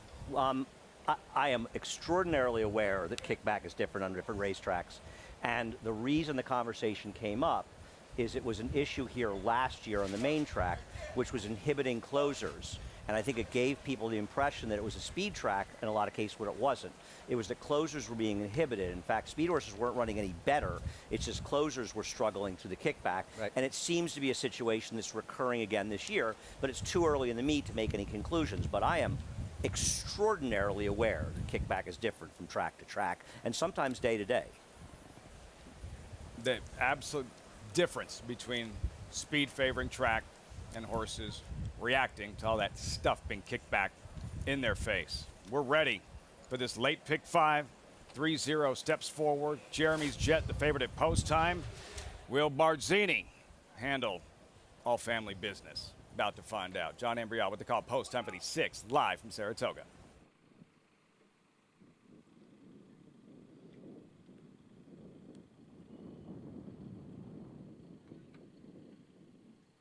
Set for the start. And they're off. And from the outside, it is Jeremy's Jet, who's out for the early lead. Barzini running in second. And then it is a Western Yarn. Pass now on the outside by 3-0. 3-0 quickly moves up into second. Barzini is in third. A Western Yarn runs in fourth, followed by In Detail in fifth. And the trailer is Kara's Prince. It is Jeremy's Jet leading here by 3/4 of a length. 3-0 on the outside in second. The front two have opened up 4 lengths on Barzini. Then it's another 5 back to a Western Yarn, In Detail, and Kara's Prince. The quarter 22-1. Jeremy's Jet is in front as they turn for home. 3-0, giving chase in second. Then Barzini in third as they move down for the 8th pole. It is Jeremy's Jet who has opened up here. Jeremy's Jet leads by a half dozen lengths. Barzini, 3-0, a Western Yarn, all together, but no threat to Jeremy's Jet. And it's a 3-win Thursday for Dylan Davis. A Western Yarn came on to get second. Dylan Davis feeling it at the spa with the speedy Jeremy's Jet. 3 wins for Davis. Jeremy's Jet graduates in his 5th career start. Another Kentucky-based 2-year-old strikes at Saratoga. And Michael Migliore better make sure his ringer is turned on when you have a 3-win day at Saratoga after just a 1 win coming into this. This will take some trainers by storm here. His phone will start ringing. He's going to have a good meet after today. 3 for 3. This colt looked good. Skipped away from him. It's a daylight win, Jeremy's Jet. Andy and JK. Good call by Jonathan. I did not like this horse, but you were right, Jonathan. This horse was speed, and he kind of ended this race early. Yeah, look, I thought it was a tough race, but I think that, one of the things I have to be unfortunately painfully reminded of every time I come to Saratoga is these buzz horses don't always win. It's these horses with experience that somehow seem to slap me in the face often, and I'm just tired of that happening, so I gave this horse a second look. Yeah, and I mean, if you think about, like, was Barzini so live at 5-2? When you think about people betting and sort of hunch bets, and this horse took the money, and I mean, this horse, Dylan did his job. He got the lead, bang, and basically it was over. Davis there, Gary. Jeremy's Jet responding. Eye-opening win, and over a Western Yarn, 8-4-3-7. Finds another gear, deep stretch, gives him another move, and a complete mismatch in the end. Yeah, and I don't think the way he ran today, I wouldn't look for him to try the turf for a little while. He was impressive today. I like what I'm seeing through the stretch. He's reaching, very balanced, and a polished ride. And for Dylan Davis, again, blanked the first 3 days. First one of the meets Sunday. You could really sense that a big sigh of relief. And now comes back on a Thursday. Strikes for 3 victories, does Dylan Davis. I'm sure he's thinking, he's probably frustrated that's his last mount of the afternoon. Doesn't want to go home now. I walked in with him yesterday afternoon, had a big smile on his face. You never see him in a bad mood. Loves his job. He's at home here. He's local born here in Saratoga, born and raised here, and just gets to go out his backyard, and he's at the racetrack. This is his backyard. By a Derby winner street sense, Jeremy's Jet, 8-4-3-7 results, reaction when we come back. Off and running in the late pick 5. Well done, JK zeroed in Jeremy's Jet. And the overarching theme of today's program, Thoroughbred Aftercare, our game, our responsibility, and our old friends at Cabin Creek. What are they up to? Being well looked after, that's for sure. That's next.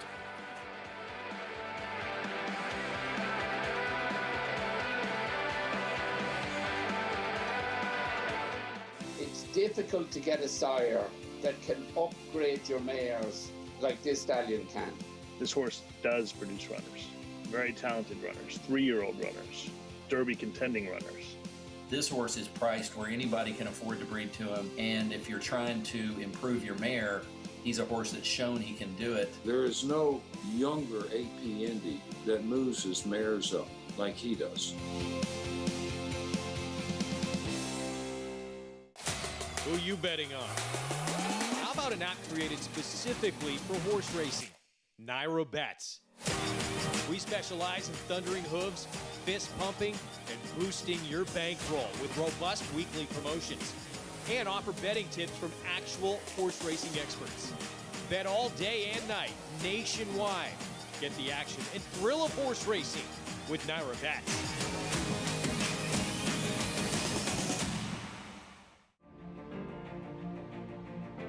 Idol perfectly timed. Idol gets up under Joel Rosario to win the big gap. It's known agenda for St. Tobias Stable. Race and the race. Scintillating performance in the TBG Delmar debutant. And Clariere will win the cotillion. Down to the wire. Who's going to win it? It's Mala by a neck. Curling, the classic sire. Racetrack Television Network brings you every race, from every track, on every screen, every day. With monthly packages starting as low as $5, RTN gives you great value and access to more live HD streaming and race replays than anyone. Visit RTN.tv today to sign up and watch on almost any device, including Roku and Amazon Fire. RTN has packages that start at $5 per month.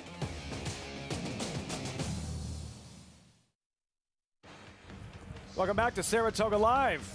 Gorgeous afternoon in Saratoga Springs. Our coverage brought to you in part by Naira Bets. Bet any track, anywhere, anytime with Naira Bets. Get started at NairaBets.com today. Aptly named Jeremy's Jet taking down the spendthrift 2-year-old. Race of the day, wave of the crop from Dylan Davis. That's right, 3 wins, man. Riding and riding well, finding that zone, finding that groove. And Jeremy's Jet for Paul McEntee, co-owner, winning trainer. Does a lot of damage with 2-year-olds. Brought this one in from Kentucky, and a big performance from Jeremy's Jet at the spa. Go down to Maggie in the winner's circle. So pleased to be joined here next to Paul McEntee, getting his first Saratoga winner. And Paul, as you were explaining to me, a sentimental winner at that. Yes, very much so. Joe Trewitsky, who owned Resolute Racing Alliance, him and I started last year and had 2 2-year-olds together, and had his first 2-year-old winner. So last September we went to the sale and we picked out 7 2-year-olds between us, and he wanted to spend a little bit more money and put a bit more faith behind me, and we bought them. And this one he named after his brother that passed away a few years ago, so it had a special meaning already last September. And then this winter he passed away, so he never got to see any of the horses run. So his wife Alyssa took over the racing syndicate, and our first runner we had with her as a partner won at Keeneland, the first 2-year-old race of the year this year. So that was a brilliant start to it, but to come and win at Saratoga is just, it's what dreams are made of. And with Jeremy's Jet, you had said that his first 4 starts were with blinkers. Yes. Taking them off today was key for this start at Saratoga. Yes, very much. Well, he'd been running 4.5 and 5, which you need blinkers just to make them concentrate that a little bit more, and it's a lot sharper type of racing. But once you start stretching them out, they need to be a bit more professional, and he's a street sense out of a scat daddy, so he's definitely bred to get further. So after his last race, I was like, okay, we'll take the blinkers off, and I breezed him 10 days ago with the blinkers off, and he was a totally different horse. Normally he's very keen, and he sat there, switched off, waited till the last 16th, and when the jockey asked him, he kicked. So I said to Dylan today, I said, listen, he's got a ton of pace. The track is speed biased today, but I don't want him out there going 21.44 because he won't get home. So I'm like, just play the race as you find it, give him a breather to come around the bend, and then kick again, and worked out brilliantly. And you loved what you saw, which prompted you to say Saratoga Special possibly. Yes, no, I said to him before the race, I said, listen, if the blinkers off works, then we'll definitely be back here for a stake. And obviously the blinkers definitely work, so we'll be back here for the stake. You have your answer. Congratulations. Enjoy this first victory at Saratoga. Thank you very much. Thank you. Paul McEntee has done brilliant work over the past few years with his 2-year-olds, and Jeremy's Jet, just another one.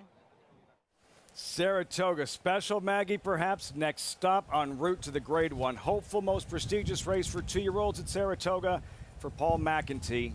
It's a feel-good story, Gary. Some background there, like a major league player getting that first major league hit at Yankee Stadium, and what it's like for him to win a first career race at Saratoga. Well, I love the way he explained it with taking the blinkers off. Everything he said makes sense. He runs a lot of 2-year-olds, a lot of horses in the Midwest. At Churchill Downs, Keeneland, he ran horses. He's got horses at Ellis Park that he's running, Horseshoe, Indiana, you name it, he's running horses there. So busy guy, and congratulations to Paul for getting the job done today. And like you said, by street sense, a Derby winner out of a Scat Daddy mare.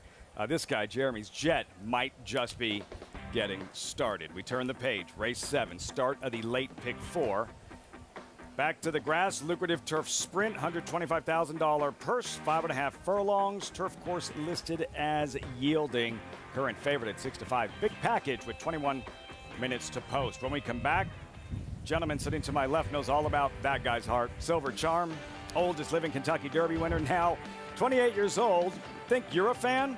Wait till you meet Carol Rutz and the difference Silver Charm has made in her life. That's next.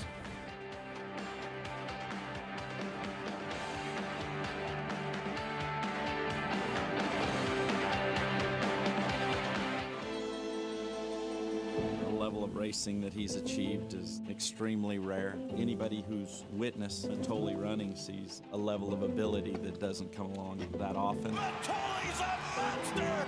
Matoli wins the sprint! Oh, what a horse he is! Matoli, he did it again! Wins the mid-mile! The only thing to be better than one Matoli is a few Matolis. The mighty Matoli, who won the Fargo by 3.5 lengths, the new stakes record. Monmouth Park's 50-cent win early pick 5 is one of the country's earliest pick 5s, making it the perfect way to get your wagering day started. With a 12:15 post on weekends and 2 p.m. start on Fridays, the win early pick 5 is home to 6-figure pools and a low 15% takeout. Start your day winning early. Play Monmouth Park's win early pick 5. Win early, win often.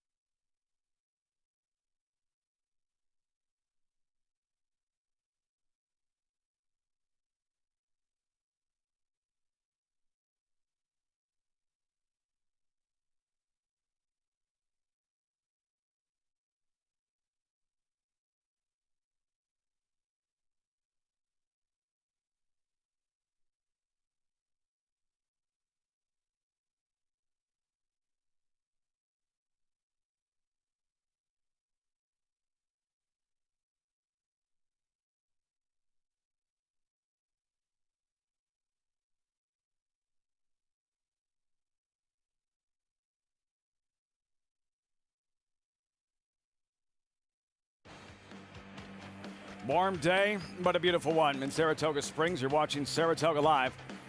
And time for the late pick 4. Current odds for the 7th. Quality Allowance Turf Sprint. It's a great shot.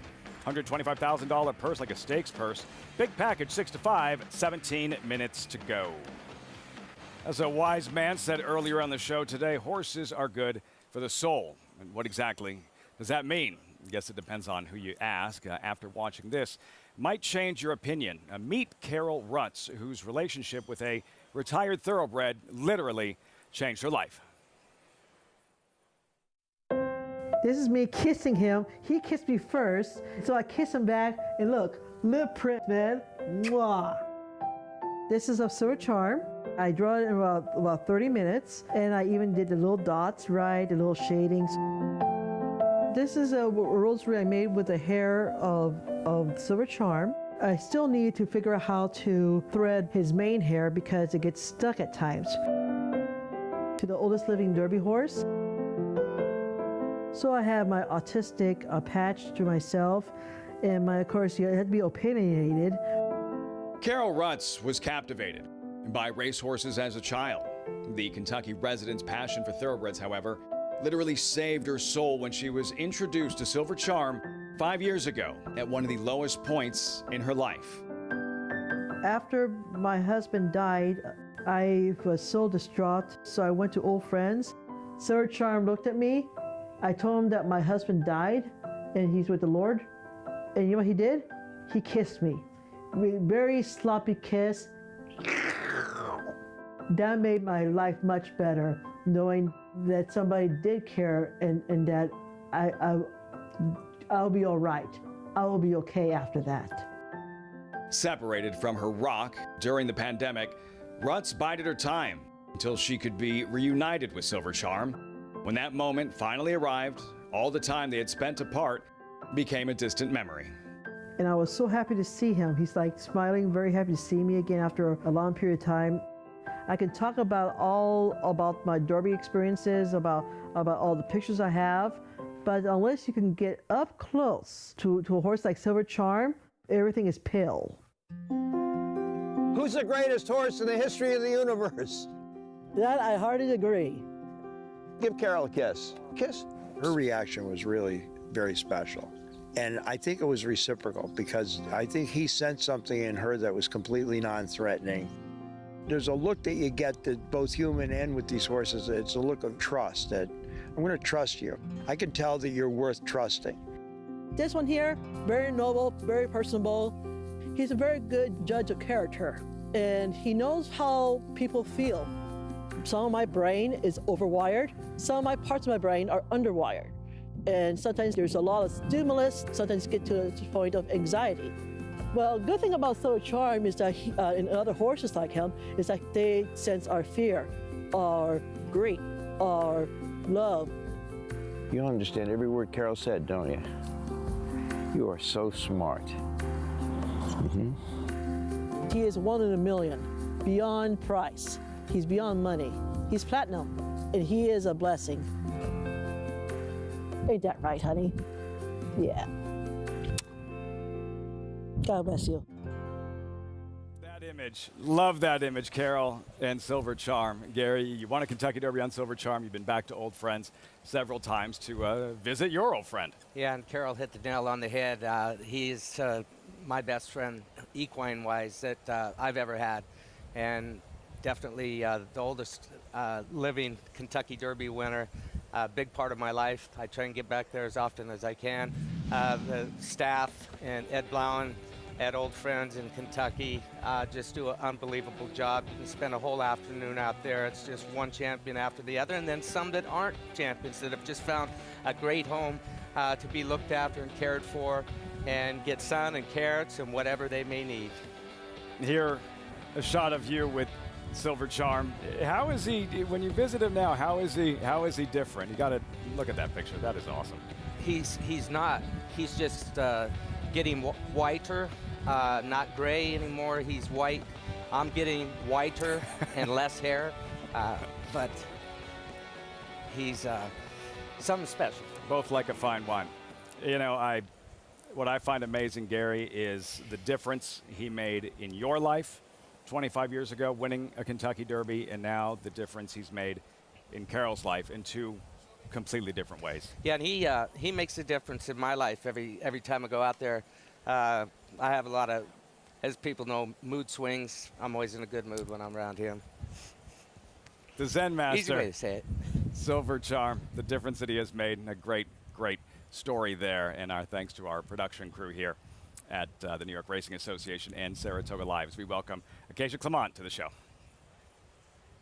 And we have some very special guests with me here in the paddock, Lafitte, Rick Schosberg and Michael Sternclar. And Rick, the president of Take Two and Take the Lead. And Rick, we'll start with you. You've been such a huge presence as far as aftercare in New York. How important are days like this, and how special is it to see New York racing embracing aftercare like we have? Well, first of all, it's a team effort, you know, between my team at Take Two and Take the Lead and the whole night, the staff, and everybody at NYRA that's helped out to really get the word out, get the exposure out there, some of the good things that are really happening in racing. And one thing that they got to realize is that about 75% of the horse's life takes place after the racetrack. So that's a daunting task for those of us in aftercare. Aftercare wasn't even a word before 2010, and that's when the Thoroughbred Aftercare Alliance came into being, and we started our program in 2012. But we've now transitioned almost 1,000. We're hitting on 1,000 horses through the Take the Lead program, and we have the trust and the backing of the horsemen. They know that when we transition a horse off the racetrack, that it goes to an aftercare facility that's been accredited by the TAA, and that they know that there's a safety net and there's a purposeful second career out there for those horses. And days like this just show the general public and everybody else that's out there in racing or maybe just tuning in for the first time that we really do take care of our horses after they race. Such important work. And Michael, you're with Clear Star Stables. You're also the donor of the month to the program, which we appreciate. Why is aftercare something that you'd want to put your money behind? I don't know how you can love horse racing and not love the horses. right? And there's not always tangible ways to show these animals how much you care. They're born, they came out, and we turn them into racehorses, and I think there's an obligation for us to do something to help them. And I also thought it's important that people understand the owners feel this way as well. It's not just the horsemen, it's not just people working with the horses. And to find them a good second home is something I can't imagine spending my money on anything better than that. And when this story broke, my partners, I probably got 20 emails saying, how can I help? Where can I spend money? And so the more of a vibe you get, the more enthusiasm there is, the more people will stand behind it. So this is great. We expect the Clear Stars to continue to support the work that Rick does, and we're very excited about it.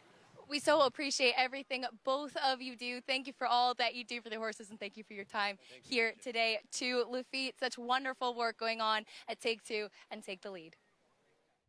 And very well said, Acacia. I don't know how you can love horse racing without loving the horses. And that's the point on this New York Thoroughbred Aftercare Afternoon. You see the information on your screen there. If you can go ahead and donate in supporting the cause and for retired thoroughbreds once they've left the racetrack and still so much life to live. Horses in the paddock for the 7th here. Principled stand. There's the team. Seth Klarman, Chad Brown looking to rack up a victory in the upcoming 7th at the Spa.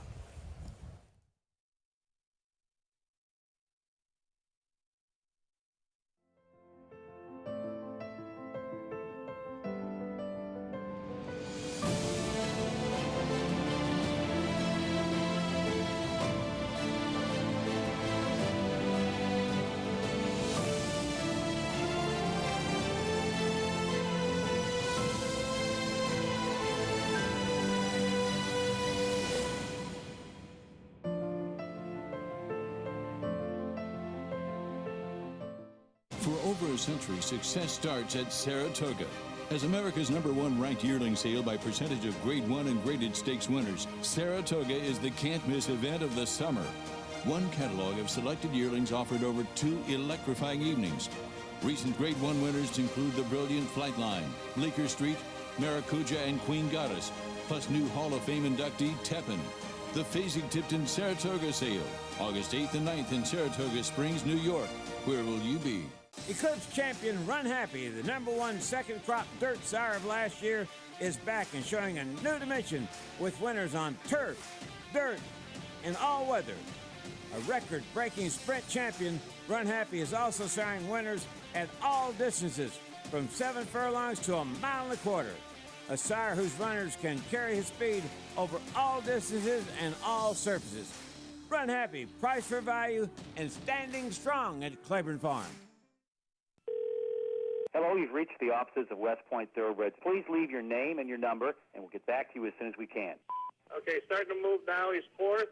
He's on the outside now. He's pressing it now. There's the 1, the 7, and the 6. He's on the lead. There's another horse on the inside of him. He's pulling away. He's going to win this race.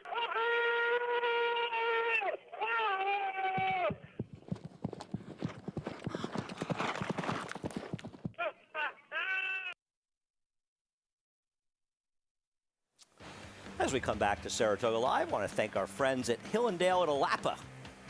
Got to get there, Jonathan. Hearing it's a great, great place, and we appreciate their support and all of our sponsors. This race, you and I have some different opinions here. I know that you really like Principal Stand in here. He and Big Patch is coming out of the same race. Why is the result going to be different today? I think the half furlong shorter helps a little bit. I thought the pace was pretty hot last time. Principal Stand was involved with. They were going 6 furlongs. Yeah, it's not a huge cutback, but it is a cutback. Yeah, I mean, I know that Chad Brown does not want to be in front with Principal Stand, and he thought that might have compromised him last time. Smooth B's supposed to go. Artemis City Limits, who was very lucky to win last time, supposed to go as well. We'll see if he is a better horse rating.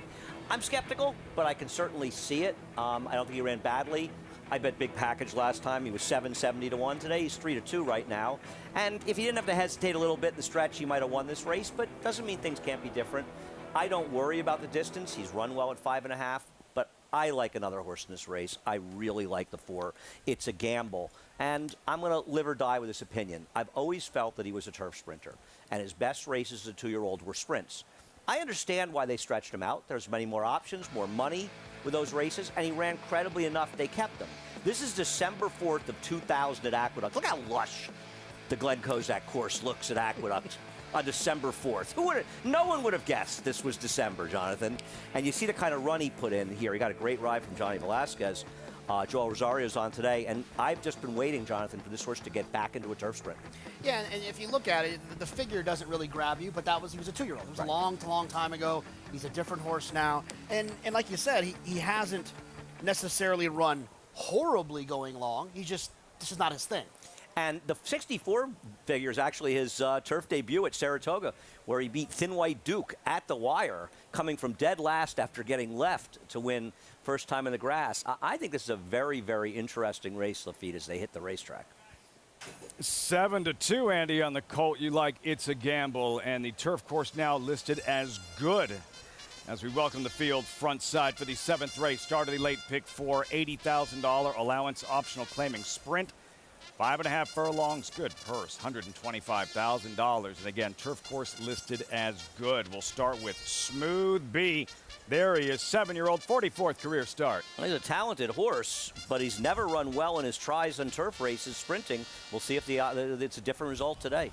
Conversely, Principled Stand, lightly raced 5-year-old English gelding. Yeah, you mentioned Chad doesn't want to be on the lead. I don't think he has to be on the lead. I think he could find himself in that pocket trip. I think this horse is going to run much better today. It's a Gamble, Andy's top selection. Yeah, you know, I've just been waiting for this horse to try turf sprinting. And listen, sometimes you have to commit, and I'm all in. Artemis City Limits, 2-1. Quick gelding for Mike Maker.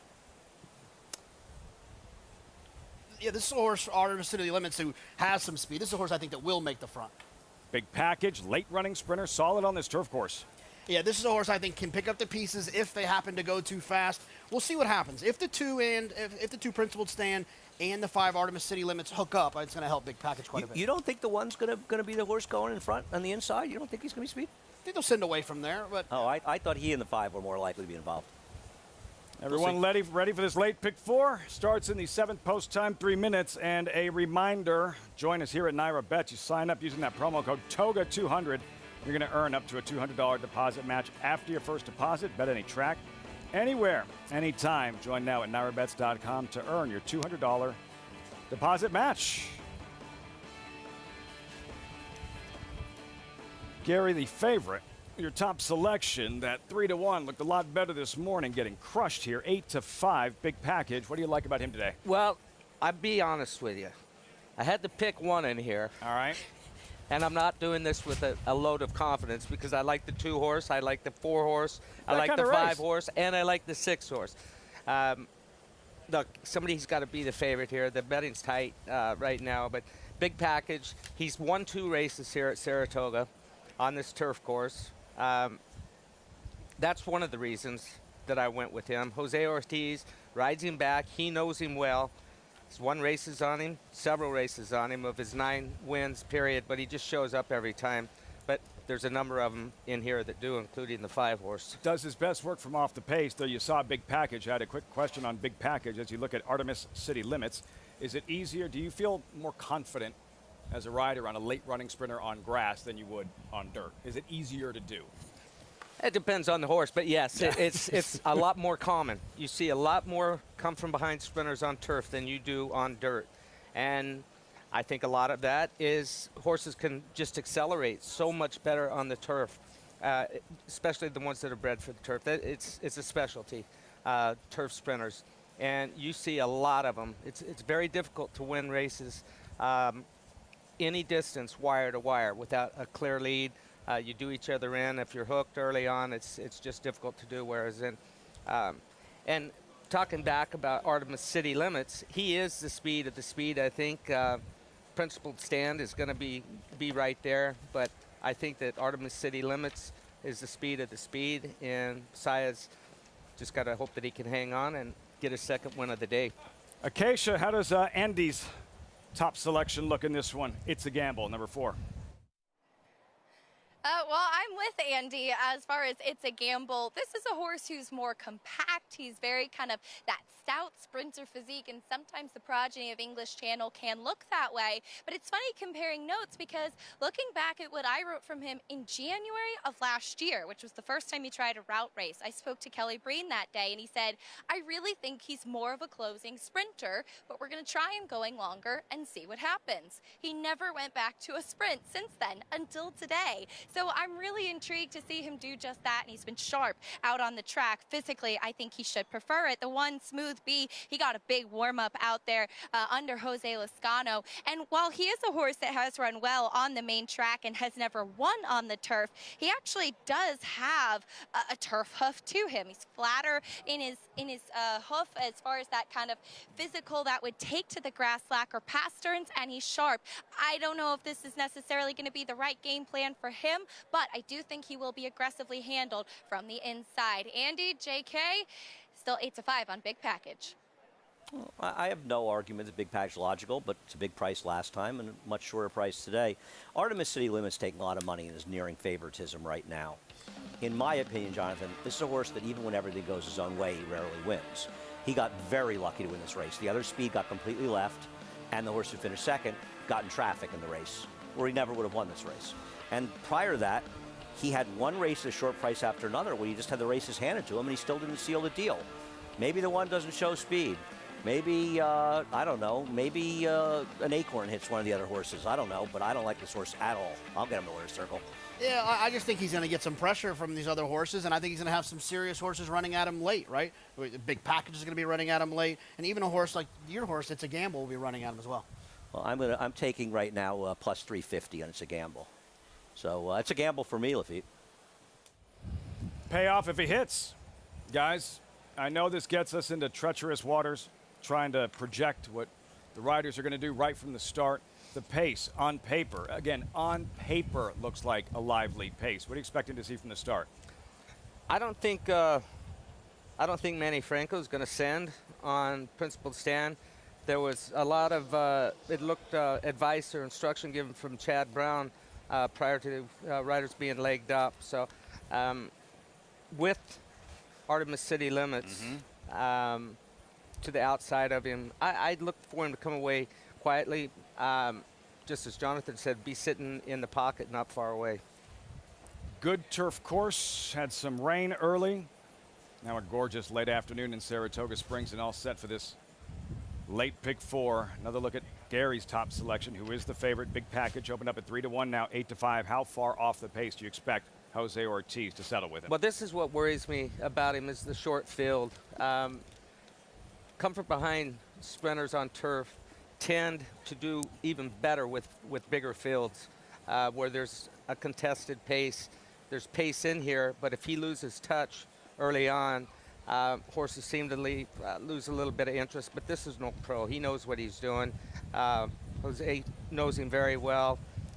So I don't think he'll be more than 3-4 lengths off the lead, just depending on that first quarter.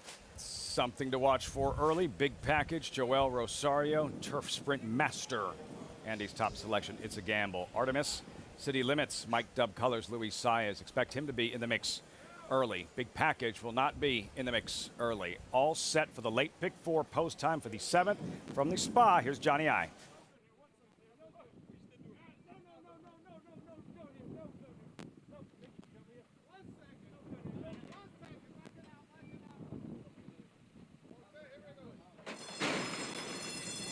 And they're off. And there goes Smooth B from the inside with Artemis City Limits in between horses, Principled Stand. Artemis City Limits has the lead. Smooth B is running in second. Principled Stand is in third. Then it's a break of 2 to Big Package, and It's a Gamble. Artemis City Limits has the lead here by a length. Smooth B and Principled Stand, they are right together, second and third through a quarter in 21 and 3. Artemis City Limits is the leader here by a length. Smooth B on the inside, and right there is Principled Stand. And then comes Big Package, who's running in fourth, about 4 lengths off the lead. And farther back, It's a Gamble. They are in the stretch. Artemis City Limits is the leader here. Artemis City Limits in front by 2.5 lengths as Big Package ranges up on the outside now. Artemis City Limits trying to hold off the late run here of Big Package. It is Artemis City Limits still there. Big Package in second. Artemis City Limits, wire to wire. Big Package was second, and Smooth B finished third. The time was 1 minute 2 1/5 seconds.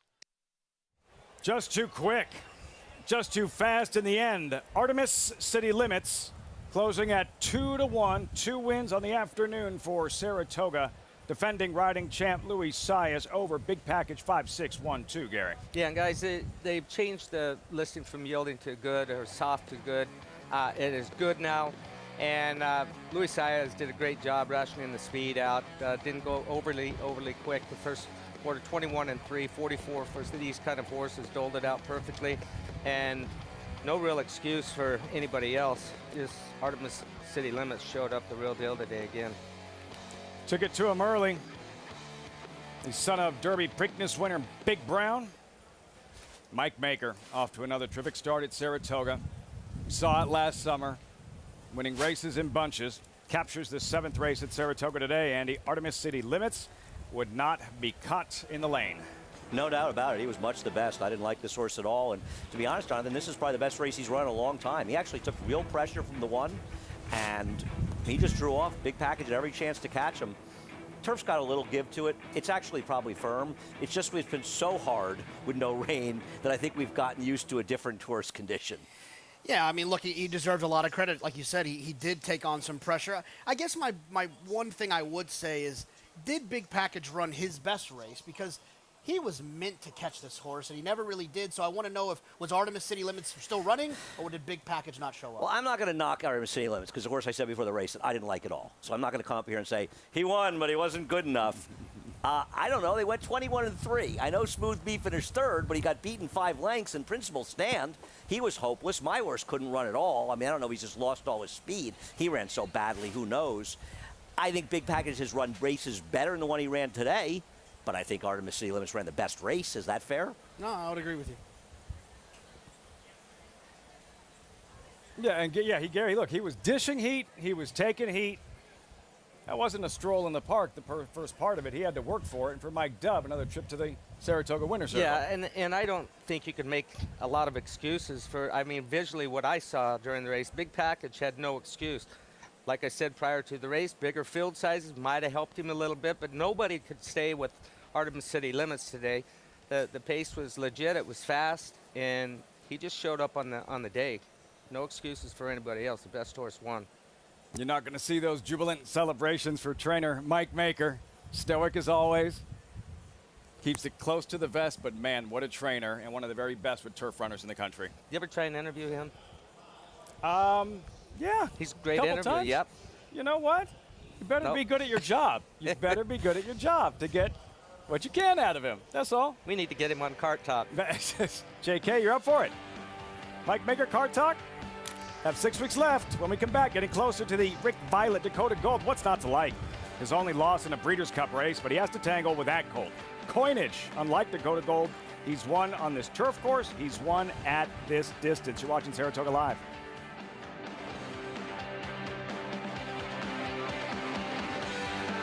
Maximum Security proves he's the real deal with a gate-to-wire win in the Florida Derby. Champion 3-year-old. Maximum Security has won the TVG.com Haskell Invitational. 11 triple-digit buyers. Maximum Security, he smoked them in the Cigar Mile. Grade 1 winning 4-year-old. Maximum Security takes them all the way in the TVG Pacific Classic. Secure your mare's future. Maximum Security. Who you betting on?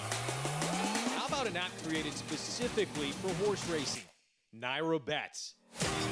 We specialize in thundering hooves, fist pumping, and boosting your bankroll with robust weekly promotions.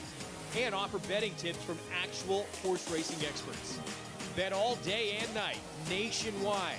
Get the action and thrill of horse racing with Nairo Bets.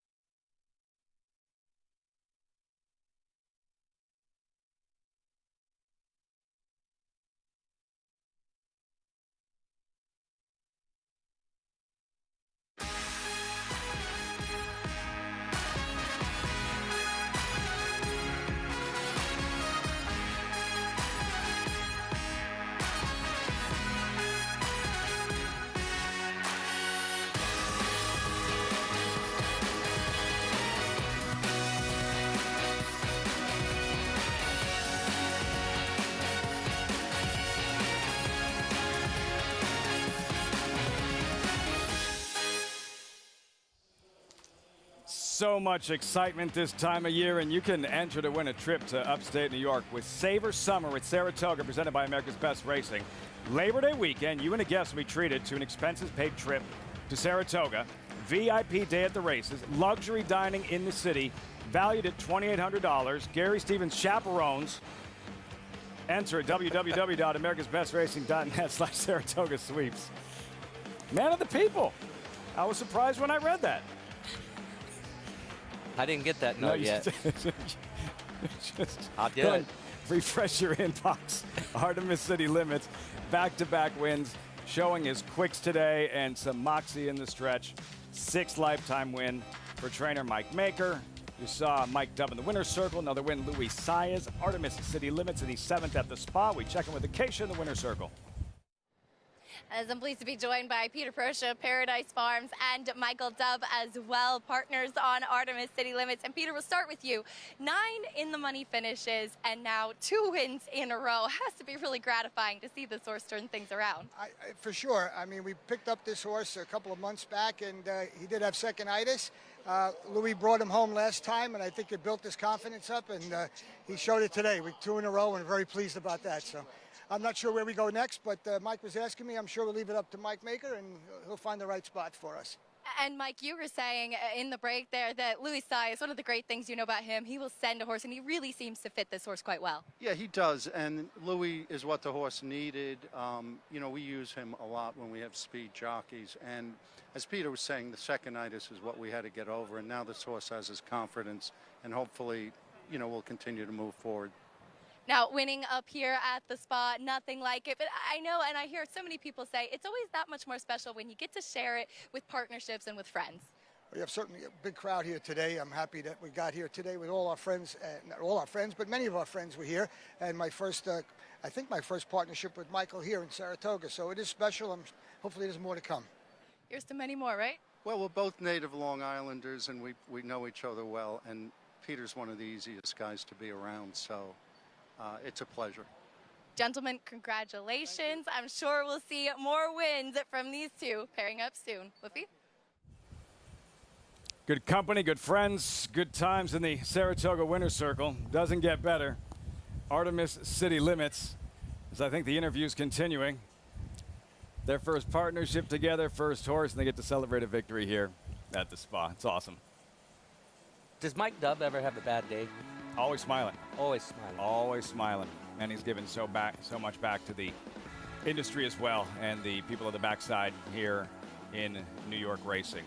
Jeremy's Jet in this late pick 5, 670 Artemis City Limits. Jockey thus far up over $745,000 into the pool for the late pick 5. Turning the page, race 8, back to the main track. New York breds, allowance, fillies and mares, mile and an eighth. Scratch number 4, Elegant Leoban. You guys are no fun. Reigning Chick, both of them 5-2 with about 22 minutes to post. When we return, championship implications very real. Kentucky Oaks winner, Secret Oath. Is she the best 3-year-old filly in the country? Is Nest the best 3-year-old filly in the country? Ashland winner, Belmont Stakes runner-up. They'll meet once again on Saturday in the CCA Oaks.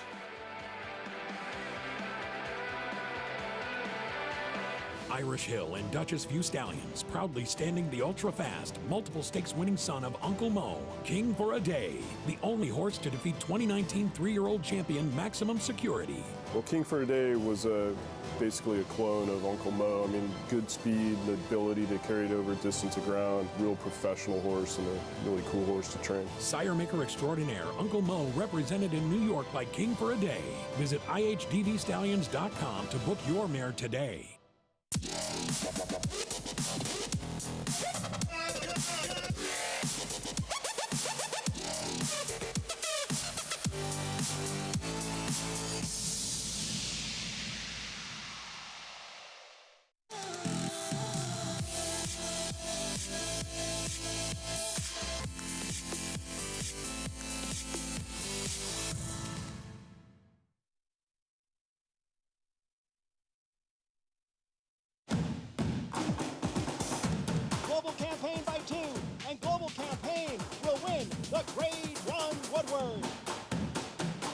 It is Global Campaign holding is on to the lead. Global campaign. What the Peter Pan?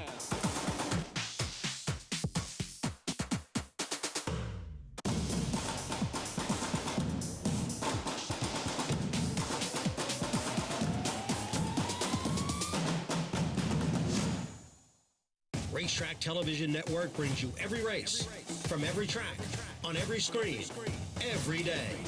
With monthly packages starting as low as $5, RTN gives you great value and access to more live HD streaming and race replays than anyone. Visit RTN.tv today to sign up and watch on almost any device, including Roku and Amazon Fire. RTN has packages that start at $5 per month.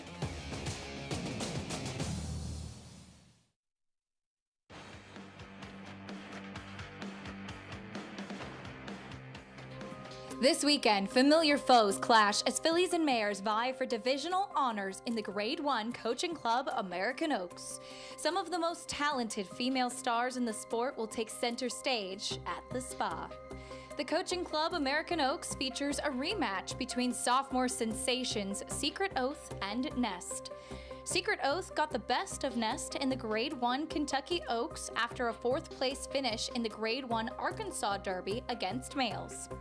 Secret Oath wanders over to the rail. She's clear by 2. Nest a final try, but Wayne can still train. Secret Oath wins the Kentucky Oaks. Secret Oath then finished 4th in the Grade 1 Preakness, again against males, just 2 weeks later. She was given a brief freshening before continuing her sophomore campaign at the Spa.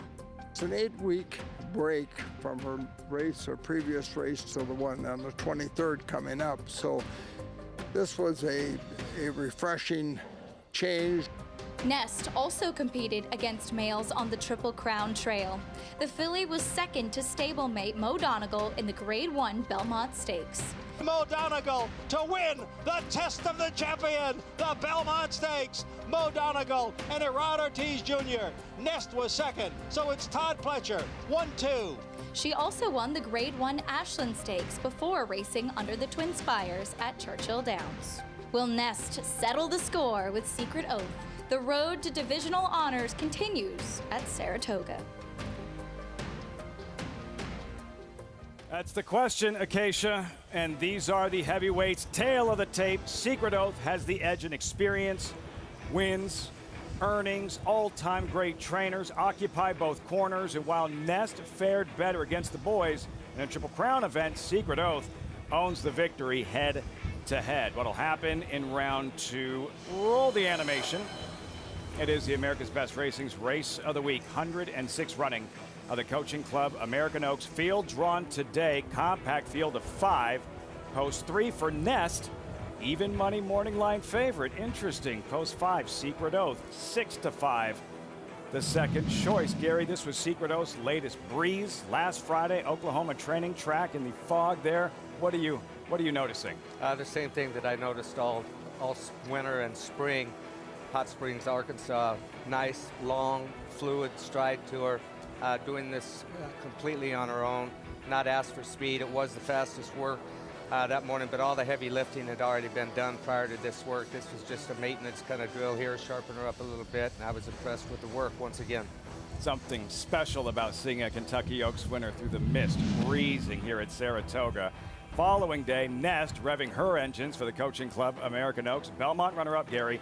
What did you notice here from the Ashland winner? This is a pretty good horse that she's working with. Only a horse named Corniche, who was champion last year. Him. And she's on the outside. She's just dragging her rider, very, very willing. She's wanting to do a lot more than what is being allowed right now. They actually are going to gallop out pretty strongly after the finish line, but she's going quite well right here, and I'm impressed with what I see. I'm looking forward to this big showdown on Saturday.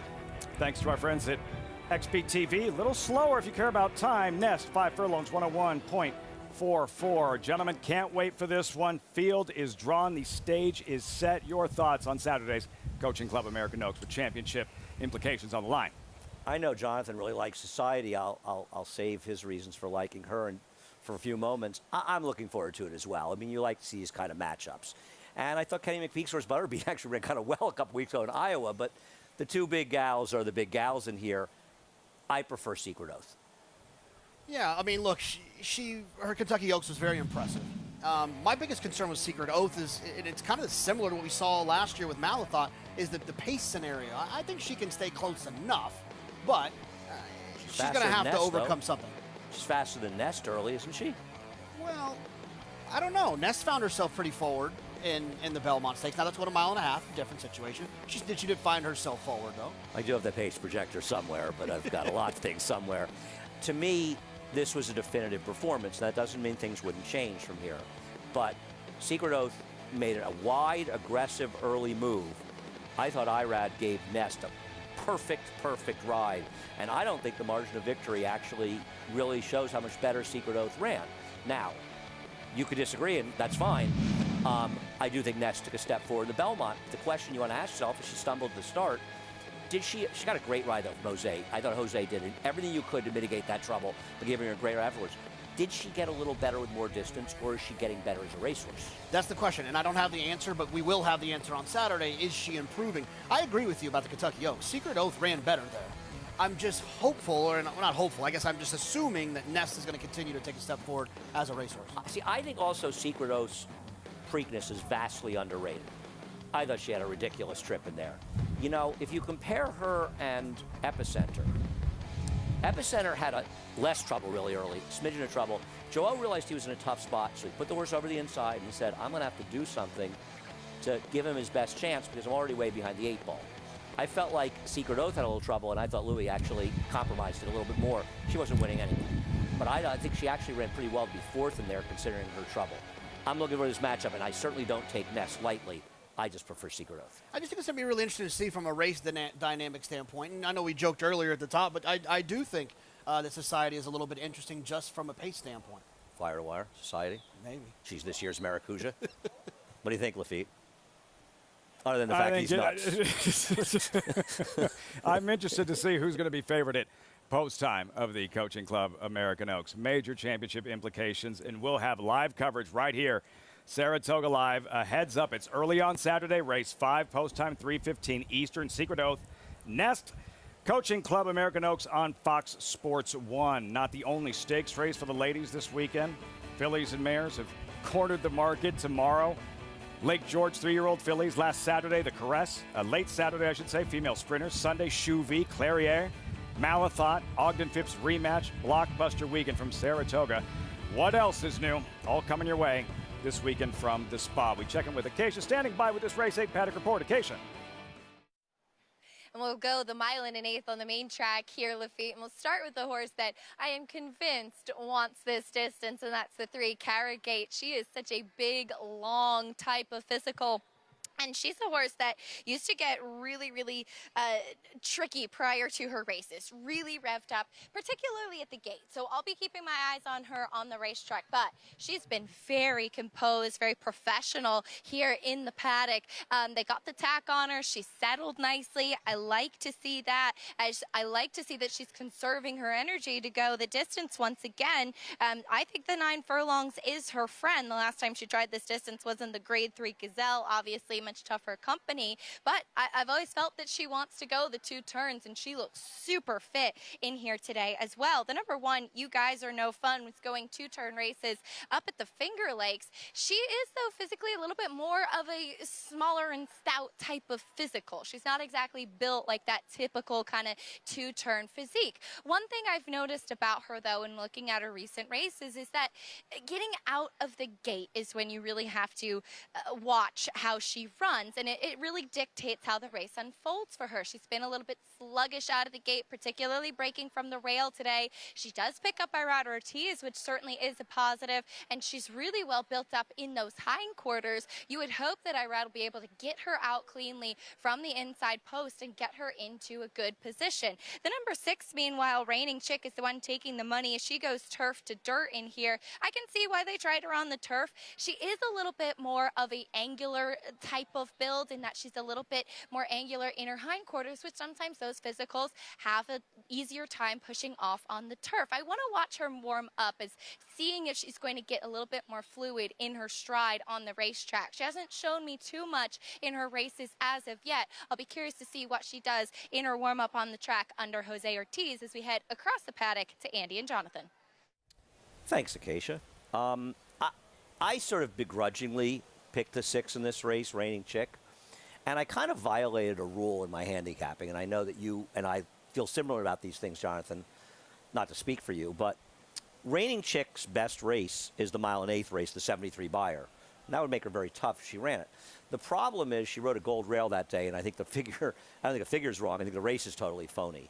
But she's still, even without the rail, maybe she would have run a 62, let's say, or something. And I'm wondering, is this barn starting to heat up? They're a barn that can win in big streaks. They had a win the other day. They had a couple things late at Belmont. And I'm kind of hoping this is a horse that had a little more upside than the others. Maybe the barn's heating up. But I don't know about you, Jonathan. I have a lot of trouble having confidence in this race. Yeah, it's a tough race. I see your point with Reigning Chick, but like you said, if that was a biased racetrack, then you want to kind of downgrade that performance. Sure. I don't want people to overreact to that, and it seems like they might be doing so. I'd imagine he's 3-1. She's 3-1 because of that race. She's a she. She's still a she. Yes, I like the 3 Carragate, and it's from the race 2 back on June 24th. We're looking at this. I'm sorry, May 27th. We're looking at June 24th here. She just feels tactical, and I feel like in these 1 1/8 races with these horses of this level, I feel like it's just whoever can be forward and is just there at the end are the ones that win, and she felt like one of those. I don't know if this will make you more or less confident, but I ran into her trainer, Mitch Friedman, as I just went to the bathroom a little earlier. Is that a good or bad luck situation for you? I would say. I mean, look, I think if anyone runs into you at any bad point of them, any good day, for me. it's got to be. Things got to get better for them, right? You know, you guys are no fun. Who's clearly not named for us.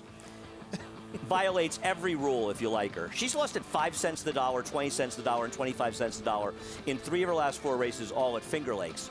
But I'm going to tell you something. If you look at the horses she ran against, you might ask yourself, how the heck was she such a short price? And I'm not going to say she's facing a tougher field today. I think she's a player, but I just worry she'll be a little overbet with Irad. But 5-2, if she stays that price, seems to be a fair price. Yeah, I mean, the fact that they get Irad here, I think is, you know, I don't go crazy with the musical jockeys thing and trying to understand which riders show up here.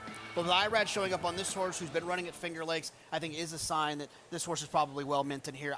I just wish she was a little bit faster for the price that she's going to be. Fair enough. I look at this race, I find it just to be impossible. The old who I bumped into in the bathroom play. Superstition. Only stupid if it doesn't work, right, Gary? No comment. Bet Saratoga with Naira Bets and get more. Everyone who bets with Naira Bets today, you're going to get 6 times reward points on all wagers at Saratoga. Everyone gets points, but no opt-in required.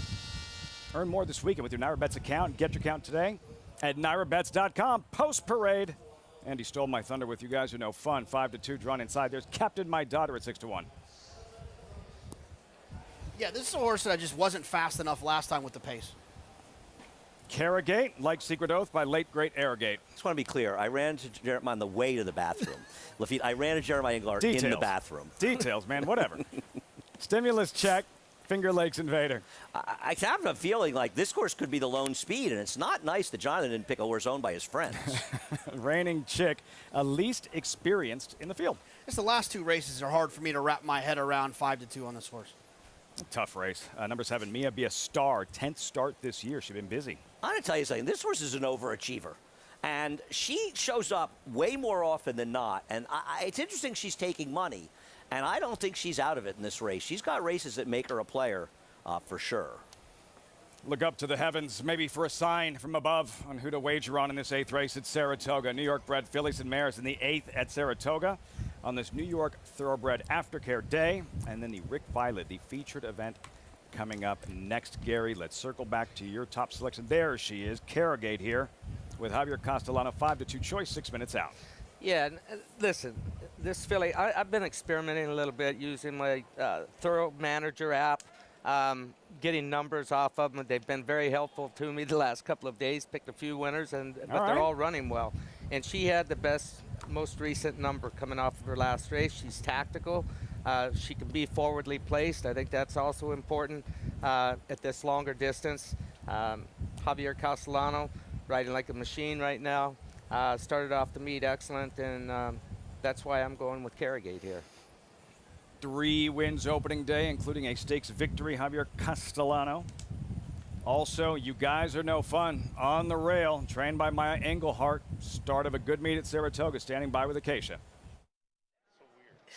We just felt a slight raindrop, so that's why we were looking up to the sky. But at least there is still some blue sky to see at Lafitte. But Maya, You Guys Are No Fun. I've noticed that it seems getting out of the gate is a little bit of her Achilles heel, at least in the last race. What do you expect from her from the inside post today?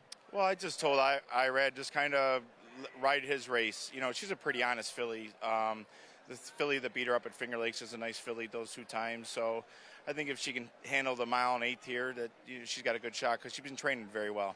She does have the foundation of going those 1 70 yards races up at the Finger Lakes. Do you think that'll help her to go this 9 furlongs at the Spa? Well, I've always kind of pegged her as a distance filly. Even in the mornings, when she's finishing her gallop, she's very strong. It's a little bit of a different animal when you bring them back down to Naira to run. Last time we brought her here for a stake, and that race was tough, and she was kind of up against it. I'm hoping today that this is more her speed, and she'll be able to run them down. And do you know anything about the name? I'm wondering who's No Fun, because it's certainly not named after you.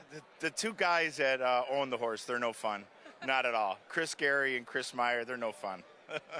I love it. I love it. Well, we'll see if they have fun, if they find the winner's circle, Lafitte. Not sponsored by the boys in the paddock set. What do you know? You Guys Are No Fun. Irad Ortiz, he could have a lot of fun, Gary. The last 3 races on the afternoon. He is already with 1 win on the afternoon. You Guys Are No Fun here. Who is overlaid? Dakota Gold, 4-5, odds-on favorite in the Rick Violette. The horse in the last yes is out. So, contenders in the next 2 races here, including the feature for Irad. Yeah, and he's had a winner earlier on the card today. He's taken the lead in the jockey standings. He's 2 ahead of Joel Rosario, and Jose's right there. He may be tied with Joel for second right now, but we always follow the jockey standings throughout this meet. It's and the trainer standings that, I don't think there's going to be any clear-cut leader for quite a while. These guys, these top 3, they've got a ton of business, but there are a lot of other jockeys with the depth of this jockey colony here. I don't think we're going to see any record-breaking type numbers at this meet just because things are going to be so spread around. You Guys Are No Fun with Irad Ortiz. Rain starting to fall here. Andy, JK, what about the pace? As we just heard the conversation there with Maya and Acacia about You Guys Are No Fun, and that's been kind of an issue at times getting out of the gate clean. Well, you want to break, and especially now the inside's an advantage in the 1 1/8 races here. If it's raining somewhere, it just start literally. It wasn't raining here. Yes, and it just and I don't get it because the sun is out. I mean, it's bright sunshine in the backyard, and it's pouring. Yeah, running for cover. And everybody's sort of laughing around here because there's whatever. I have a feeling it'll be a brief sun shower. I wouldn't worry about it. It just stopped. It literally just stopped. So anyway, more important issues. How is this race going to be run? Now, obviously the gate issue is the one. Irad's got to come out running from there. I don't know if you want to be in the inside in this rate, in this track. Isn't the 5 stimulus check supposed to clear? Yes, and the horse has some sprint speed, was forward last time. And we've talked about on the show before, but Matisse Racing, the Matisse brothers, big handicappers, watch a ton of races. They know this circuit intimately. There is no way they let Kendrick ride this horse if they weren't thinking to be aggressive from the gate. I just want to say, in all seriousness, we're showing that of the racetrack right there, okay? And it's raining out here. Would you bet me $10 it's not raining at Ciro's, which is about 100 yards from us? Yeah, this feels very odd. I would not take that bet, Andy. This is wild. I was going to ask you if you were serious when you said it stopped raining. It wasn't raining when you guys threw it to us, and you said it was raining. John and I looked at each other, and we're like, it's not raining out here. People were walking around, and then, like, bang, it started raining. And the sun is out. Yeah. Go figure. Turned the shower. Well, I'm going to leave it to you guys to find the rainbows. Jonathan and I will be looking for the pot of gold, though. Sun is always shining at Saratoga Racecourse. Andy, you know that. It did this just before the races started today. Not for a long period of time, but for a hard period of time. The track was sealed for the first race, and that's why the turf course was listed as yielding earlier on. What'd you have to do, Lafitte? You had to change some things up when we came out A little bit of an adjustment right from the start of the show. Yeah, this is more of the weather that we thought we might see. Rain falling hard here, front side at Saratoga. Life in the foothill of the Adirondacks. Outdoor sport, play the hand you're dealt. They're filing into the gate for this 8th rated Saratoga. I'm being told there is a rainbow. On Rick Violette Day, an image shades of the day he won the Whitney with Diversify. Wow. That's next, the Rick Violette Stakes on this New York Thoroughbred aftercare day. At the gate for the 8th, here's John Ambrial.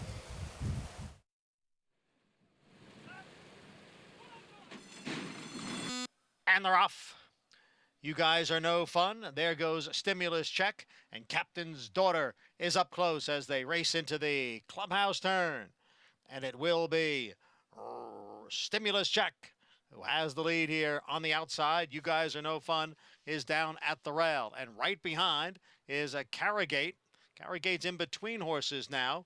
And to her outside is Captain's Daughter. Then it's a break of 3 to the 2 trailers, Mia Be a Star. And the trailer is Raining Chick, Stimulus Check, and Carragate. And those two are right together through a quarter in 24 and 3. Captain's Daughter sits off them in 3rd, with You Guys Are No Fun down at the rail, running in 4th. And it's the gray, Mia Be a Star. And at the back is Raining Chick. Stimulus Check leads here by a long neck. Carragate down on the inside, running in 2nd, with Captain's Daughter next in 3rd, and You Guys Are No Fun, the half in 48 and 3/5 seconds. Up front, Stimulus Check holding on to the lead. Carragate on the inside in 2nd. Captain's Daughter now making a move on the outside. And then it's Mia Be a Star and You Guys Are No Fun. 3/4 and 1:13 and 1. Here comes Carragate now up the inside to take over from Stimulus Check, who has dropped back. It's Carragate and Captain's Daughter. And now those two hook up at the top of the stretch. Then Mia Be a Star and You Guys Are No Fun. It is Carragate closest to the rail. On the outside, it's Captain's Daughter. Carragate and Captain's Daughter, they are right together with Mia Be a Star racing in 3rd. It is Carragate who has the lead, and now Carragate gets clear. Carragate has opened up here in deep stretch and will be the winner, as we had a nice sun shower here during race number 8. And the rainbow is out as well. Carragate takes it under Javier Castellano. Yeah, Johnny, things happen pretty quickly around here at Saratoga. Changed pretty quickly for Carragate. And Javier Castellano, well, he's been doing it at a high level for a very long time. Carragate in the 8th at the Spa, 9-5 at post time. Well done, JK. Well done, Gary. Yeah, and there was some gamesmanship going on around the first turn.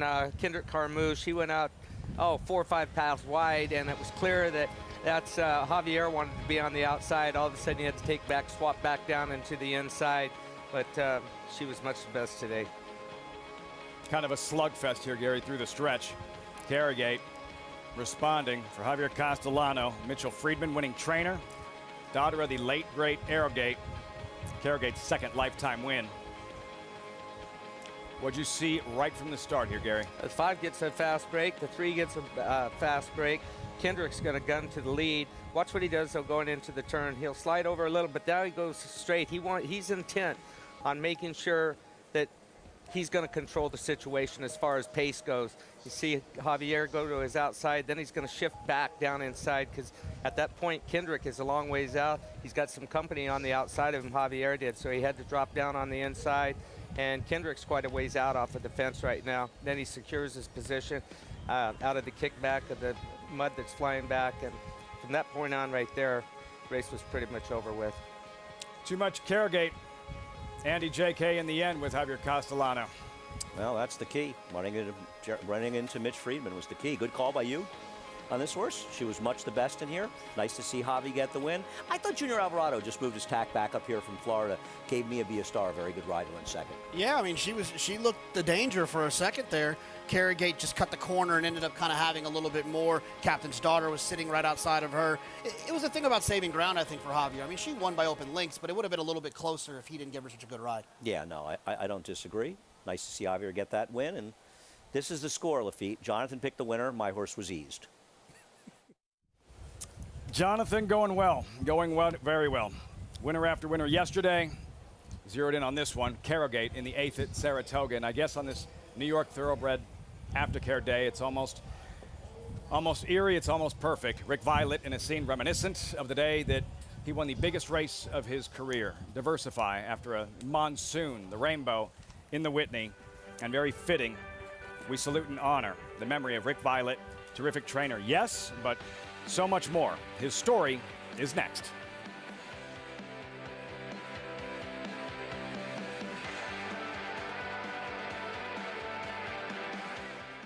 Warfront. This son of Danzig ranks among the world's elite sires, ranked #1 by percentage of stakes winners, graded stakes winners, and Grade 1 winners. No stallion has a better strike rate. Warfront is the sire of over 100 lifetime stakes winners, including some of the sport's most talented runners both at home and abroad. In the auction ring, his progeny continue to command top dollar. Warfront, standing at Claiborne Farm.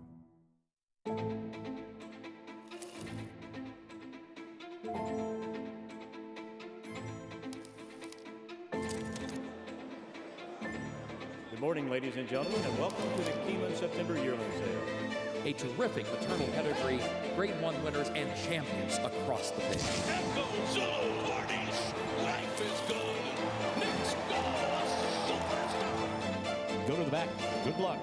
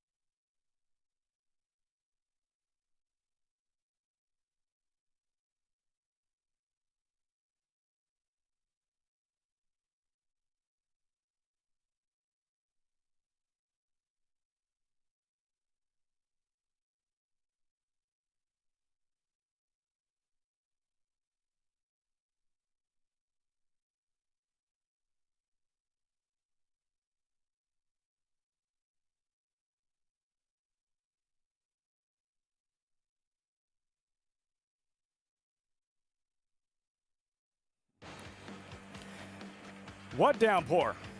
Gorgeous here in Saratoga Springs. You're watching Saratoga Live, as always, brought to you in part by Claiborne Farm. 100 years doing the usual unusually well. Carrigate by Travers winner Arrogate.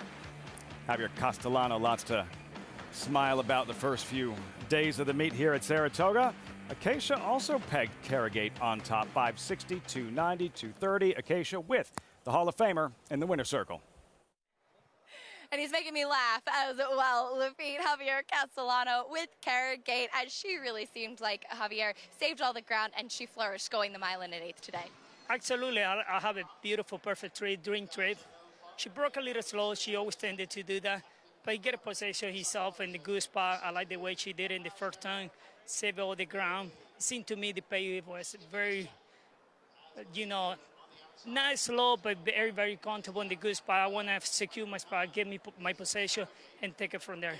You were telling me as you were out of town riding in Texas this weekend and winning races and just doing well at the start of the meet. It's all about the opportunities for a rider.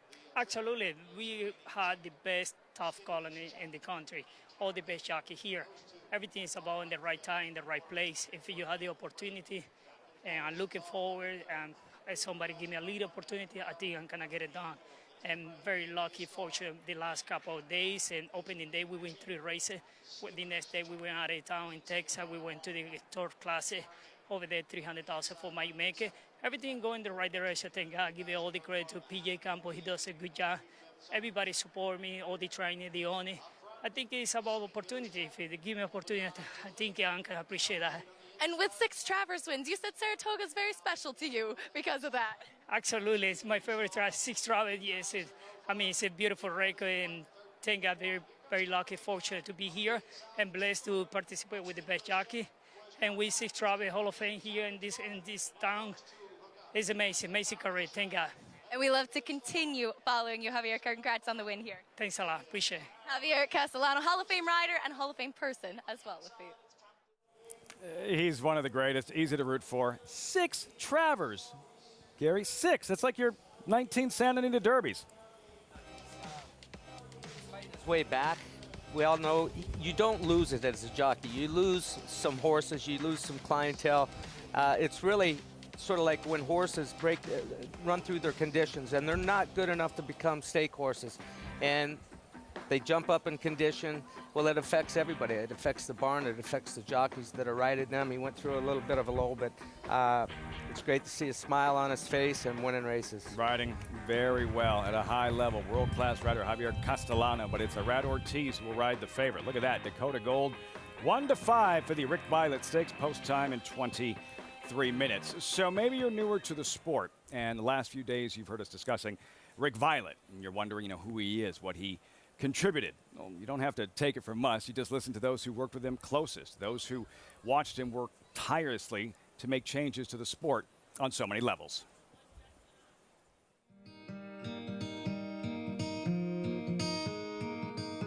I started with him in Saratoga, 2003. I was just a working employee and just did the best I could, and I appreciated how much knowledge he had and how much I had to learn every single day. It was wonderful. I spent 6 years on the NYTHA board with him, and so we talked about a lot of issues all the time.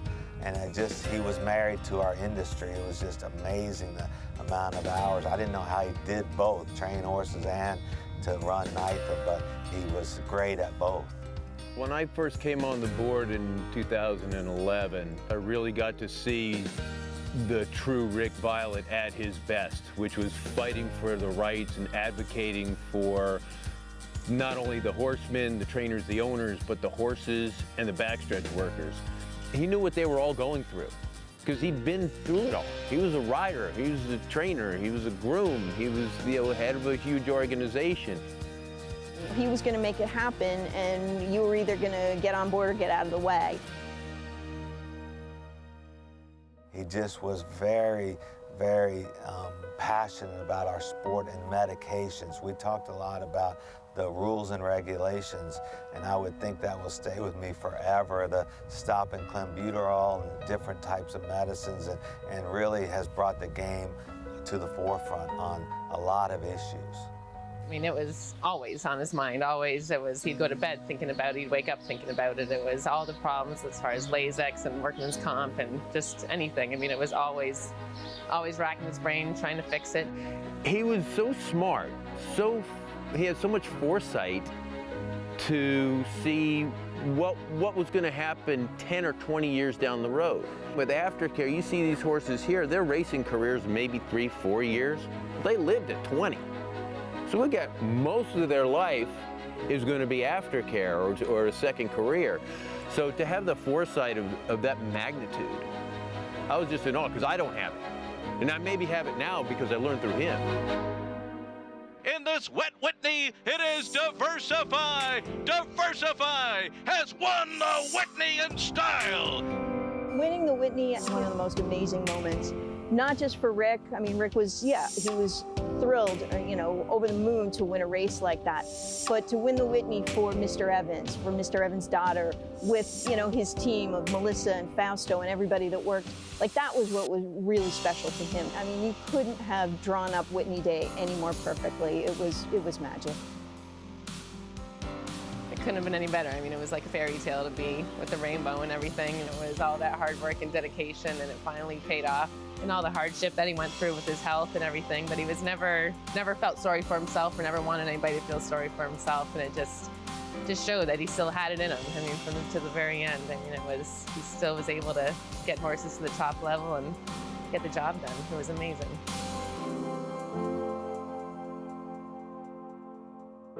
He created initiatives and organizations that will be here long after we're out of the business or gone altogether. We miss him so much because of everything that he did, and so many people don't know what he was doing all the time, working day and night for everybody, but he always was working. Will never be forgotten. I mean, you say, there's plenty of people out there that will say that he saved racing in New York and all of racing, period. There was nobody else like him. Look familiar, that rainbow we saw moments ago. Rick Violette, sport is better because of him. The many responsibilities, training, president of NYTHA, Quantum Leap and Thoroughbred Aftercare, diversifies win in the Whitney is satisfying, as you might imagine, Andy. And the line that sticks from that piece was about that, Rick was going to get things done, and you could either get on board or get out of the way. Yeah, Rick and I became friends by arguing with each other here at Saratoga, actually, and we were friends for a long, long time. And like so many other people, my life is better because of it. And horse racing is better because of Rick Violette. And listen, Melissa knew him a lot better than I did, maybe he's better than anybody, having worked with him for so long. But anybody whose lives Rick touched in racing, and that was a lot of people, benefited from it, and the game benefited so much from his tireless efforts to make the game better for the people who worked in racing and for the horses as well. We miss Rick every day. Things come up, you see a horse, a sire, I see a dam that was trained by Rick, and I think about Rick. And he left us too early, but I think the thing you can say about anybody that leaves you at all or leaves you too early is what kind of memories they leave behind. And Rick leaves such good memories and positive memories. And I love the fact that we have the Rick Violette Stakes here at Saratoga so we can talk about him on a day and not just remember him, but talk about it and share our thoughts with him, with people out there. Andy, there are feel-good stories, and then there's that. Can you describe the atmosphere, what it was like that afternoon when Rick Violette's Diversify won the Whitney on a day a little like this? It wasn't that much like this because it rained for a long time. I think the race was delayed for about 45 minutes. Yeah. And I think Diversify was one of these horses. He was a really cool horse. He had tons of speed. And he would lay it down and just play that come-and-get-me game. So he's the kind of horse a lot of us liked anyway. And the fact that Rick trained him made us appreciate him even more. Now, understand at that time, we didn't realize we were going to lose Rick so shortly thereafter. But so many people that Rick has had such a positive influence on couldn't help but feel good about it. And that's one of the good things that happens in racing, I think, with a lot of people is you find people you can root for and be happy to see them win. And I don't think anybody would be the case more than Rick Violette. Great stuff, Andy. Really appreciate the insight. And the Rick Violette Stakes is coming up next here on Saratoga Live. That's going to be with horses in the paddock currently for the Rick Violette. Dakota Gold, odds-on morning line favorite, 2-5. Sticking with New York Bred Company for now. What will he do in the second start this year? The Rick Violette Stakes is next.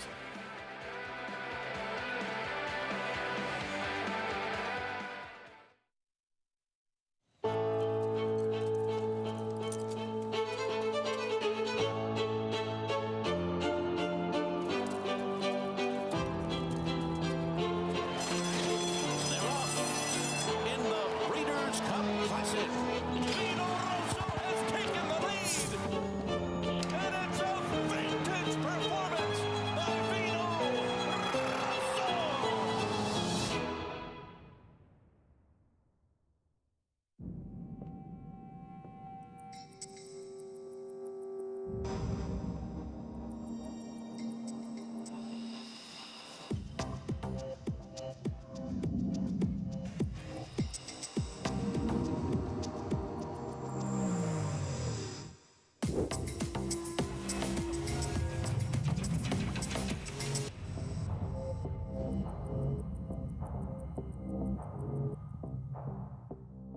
The sun shines bright on Caraconte.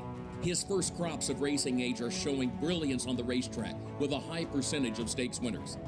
His versatility is evidenced by winners on all surfaces across the globe. And his offspring are lighting up the sales ring. With his biggest and best quality of books in the pipeline, the sun shines bright on this value sire. Caraconte, standing at Gainesway. Lady Aurelia down the centre in the white and green colours is going away at the end. Rachel's Valentina Ratner and takes the lead.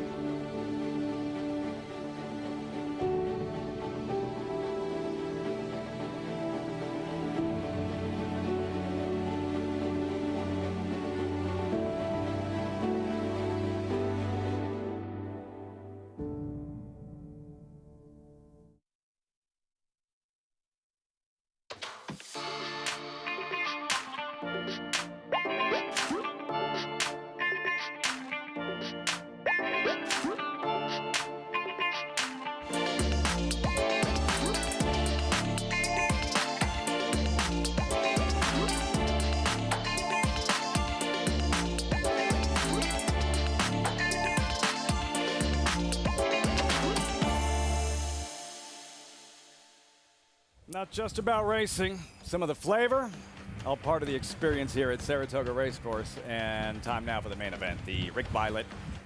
You see what the wagering looks like. New York bred 3-year-olds, mile and a 16th on the Earner Turf course, listed as good. You're looking at the favorite, Dakota Gold, Gary. Defeated Breeders' Cup Juvenile Turf favorite. The favorite because Modern Games was erroneously scratched at the gate and ran for purse money only, but Dakota Gold, he ran well that day, and he looked good in his 3-year-old debut. He did look good in his 3-year-old debut. His numbers last year were basically the same as what he ran in his comeback race, but I wouldn't imagine that Danny Gargan had him cranked up all the way. He should move forward off of that. He's one going long before. He's got an extra 16th of a mile to deal with, further than what he's ever run before, but I don't see an issue with it at this point. But it's no give me.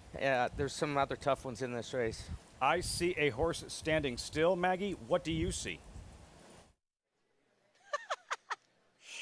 That sounded like a Dr. Seuss line, Lafitte. I see a horse that's really developed from 2 to 3. Now, honestly, I've never seen Dakota Gold necessarily in this position in my time in the paddock, despite running twice at NYRA racetracks. But when I was out in Del Mar with one of my husband's horses, we were stabled right next to Dakota Gold, so I got to see him that entire week. So I knew what he looked like going back to last year in Breeders' Cup week, and he's done very well. He's just done exactly what you want to see with a horse like him. He's gotten more athletic, he's gotten more streamlined, and he's gotten stronger overall. And two, he just is very professional. He's a very classy horse, kind of playing around now that Carol Fisher, Danny's assistant, kind of rubbing his neck out a little bit, but he's in 2.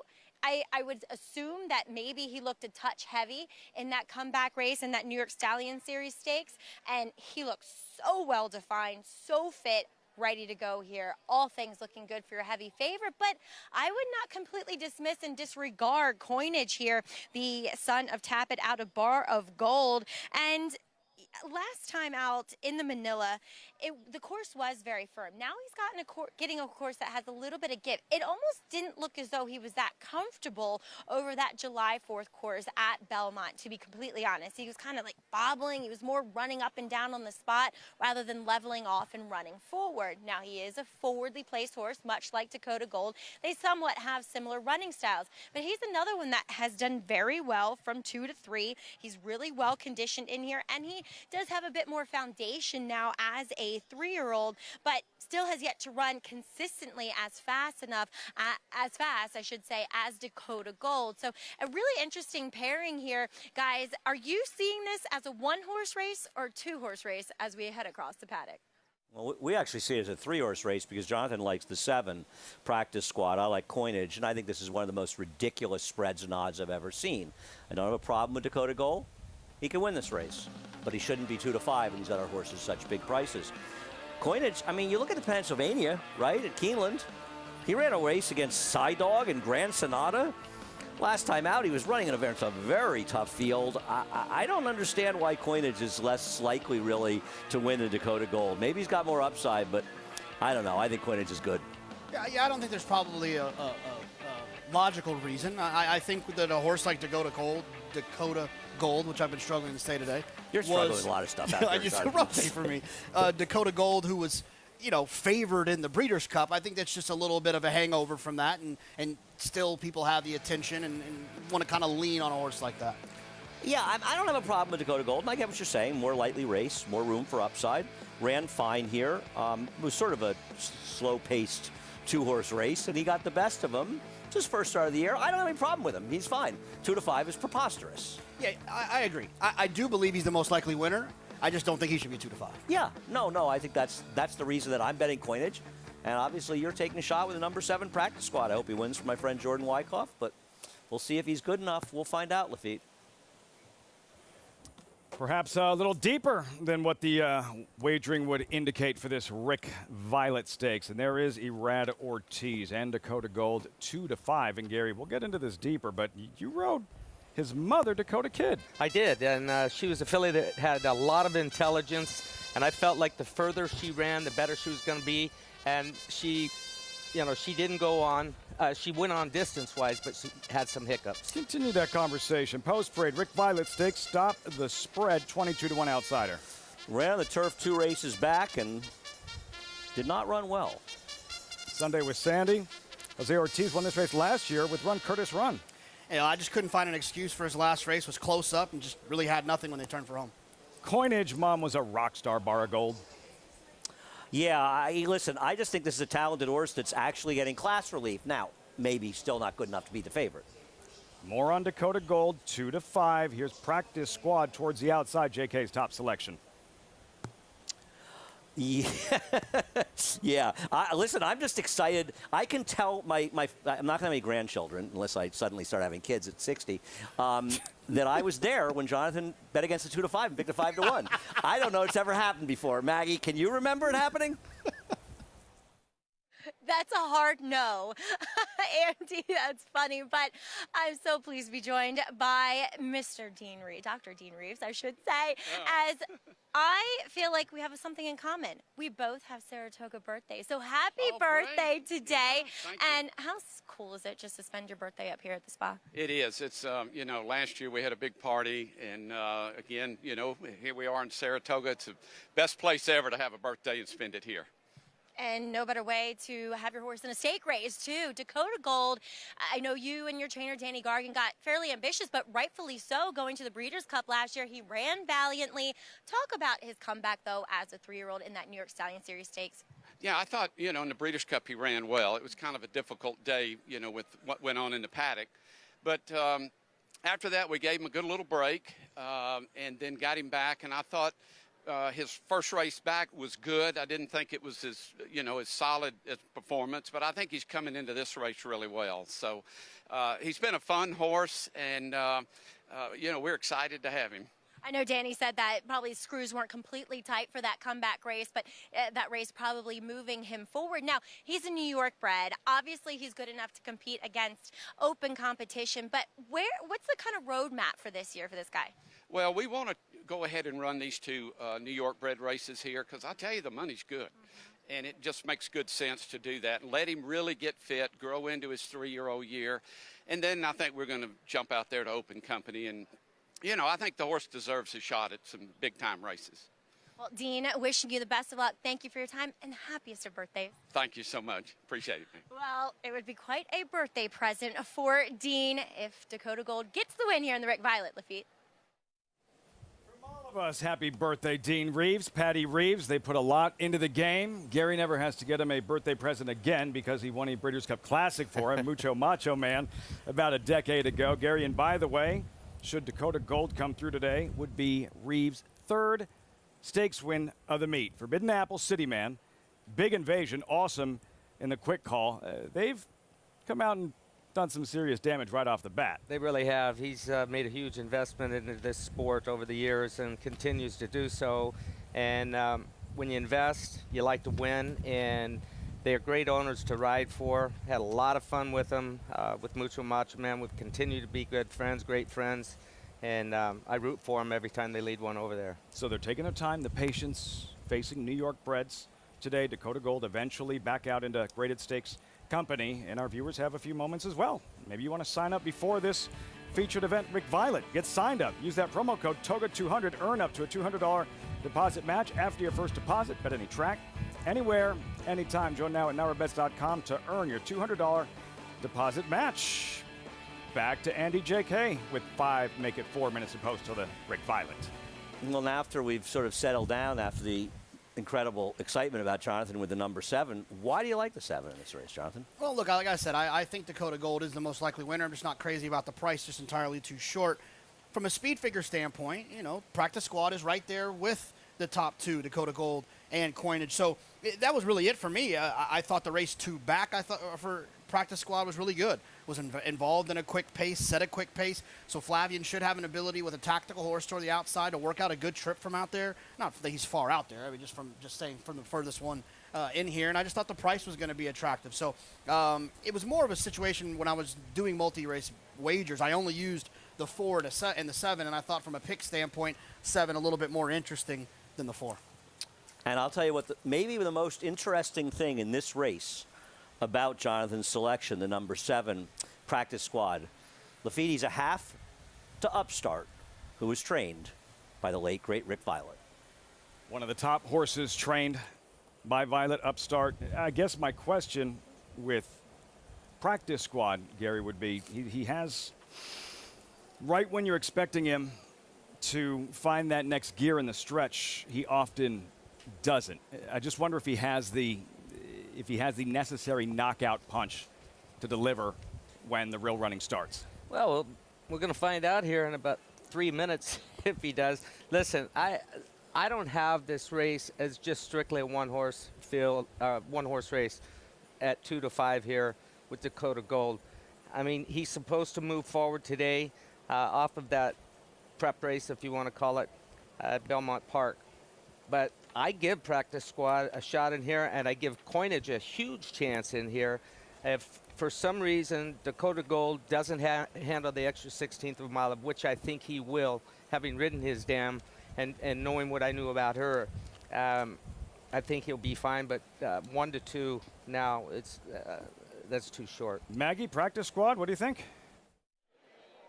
Well, Lafitte, yes, speed figures, Practice Squad, he does fit with these. But the one difference I will say, and as we often, the theme comes up about horses relishing it up here at Saratoga, where you do get that small percentage of horses that don't necessarily love it here. Now, when I've seen this horse in his last 3 starts at Belmont, I will say he looked like he was carrying a bit better weight than what he does today. And sometimes you get up here, there's constantly things going on. Now, I know Joe is stabled over in Oklahoma, so that's probably the best and most quiet spot to be. But still, your horses are close to where they're training all morning. There's always action going on, and sometimes it just affects horses negatively.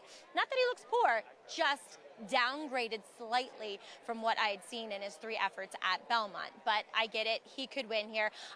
Lafitte, what's surprising to me is, and David Aragona was spot on, I thought they would be closer in odds between Coinage and Dakota Gold, and I kind of feel ashamed that I picked a 1 to 2 shot. Agree, Maggie. And Andy, did you think that there'd be this much discrepancy at post time between Coinage and Dakota Gold? Did you think they would tighten up a little bit? Well, I didn't. I mean, David Aragona, who makes the greatest morning line in racing, who makes our line, had him 4 to 5 and I think 5 to 2. So I sort of figured he'd probably get it right. I thought it was wrong even at that discrepancy, to be honest with you. And it just seems some of these days they just can't bet enough on these favorites. And I don't have any argument that Dakota Gold, like Jonathan says, the horse to beat. I don't think there's any valid argument that he's supposed to be this heavy a favorite over the others. The only thing that really justifies it, you can't say now. You got to ask me in a couple of minutes. If he runs and improves off of that last race, then 1 to 2 could end up being a bargain. But at this point, no. But then you're betting on the come. And Exactly. If you're betting on the come, you better get more than 1 to 2, or you will get buried playing this game. he make the lead with the scratch of Seaver change things significantly? Make the lead, but some of that will depend on how aggressive the riders are. Luis Saez is a more aggressive rider than Irad Ortiz, so I won't be surprised when Coinage is in front. Jonathan? I completely agree.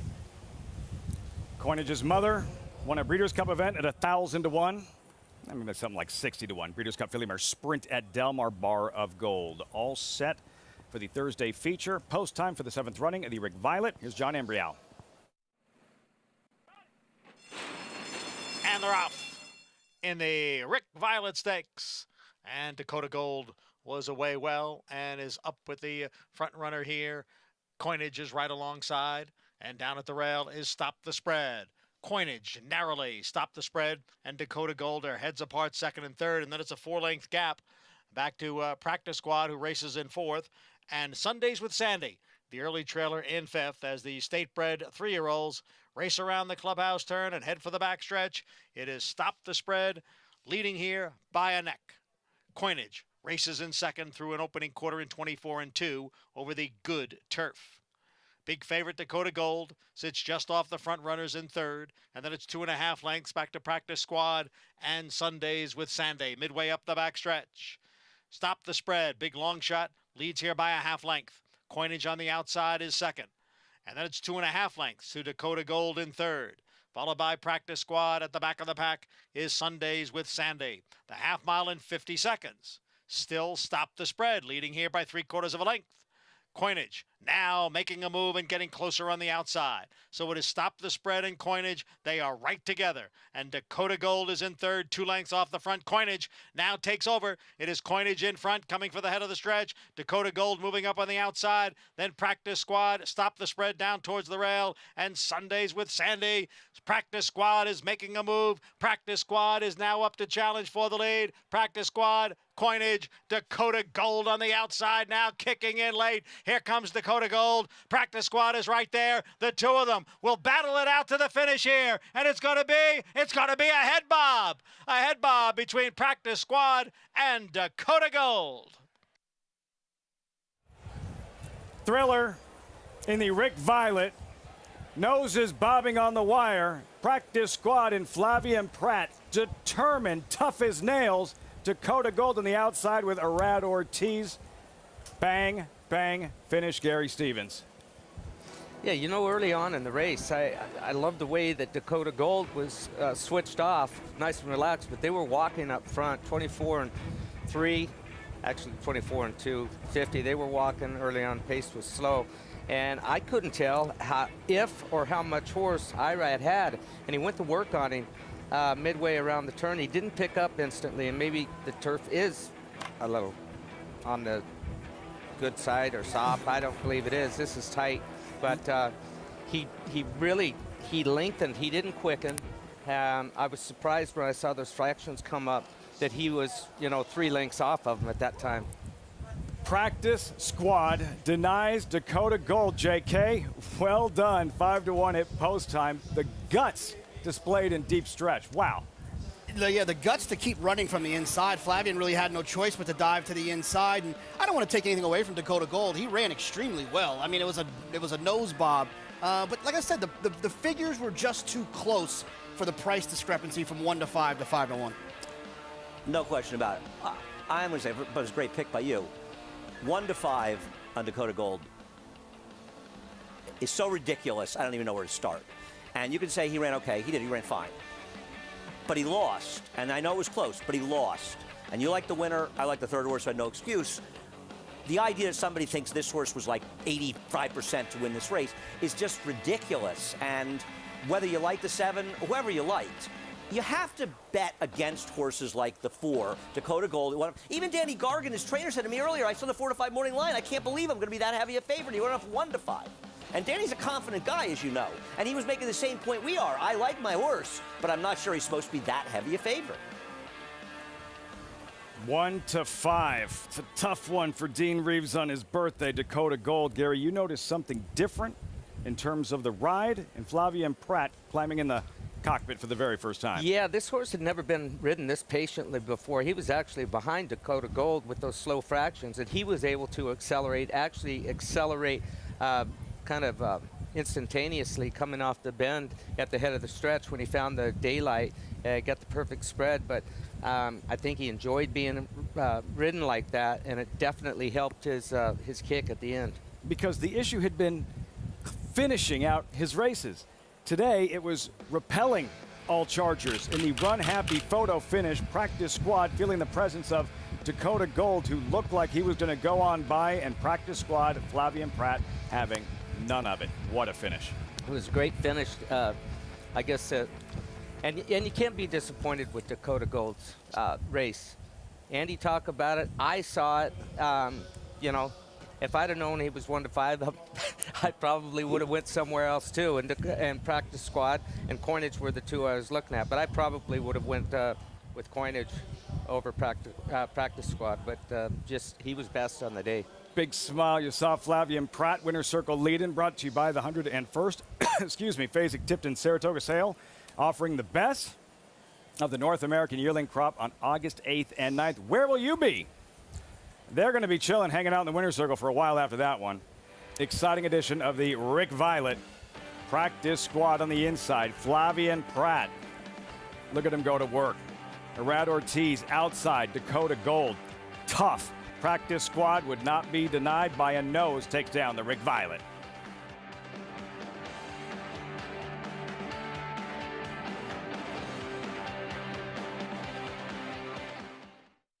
Every breeder hopes to leave a lasting genetic legacy. It's one of the few true paths to immortality. The importance, permanence, and legacy of Alapa is best understood by the influence of Prince Palatine. To put Prince Palatine's significance and that of the farm into a proper perspective, every stallion at Alapa traces their parentage back to Prince Palatine. Hill and Dale at Alapa, where the obscure becomes obvious. New for Saratoga, the $3 triple play pick 3. Choose the winners of 3 selected races on the Saratoga card each Friday, Saturday, and Sunday of the meet to win big. Go to NYRA.com/triple play for more details.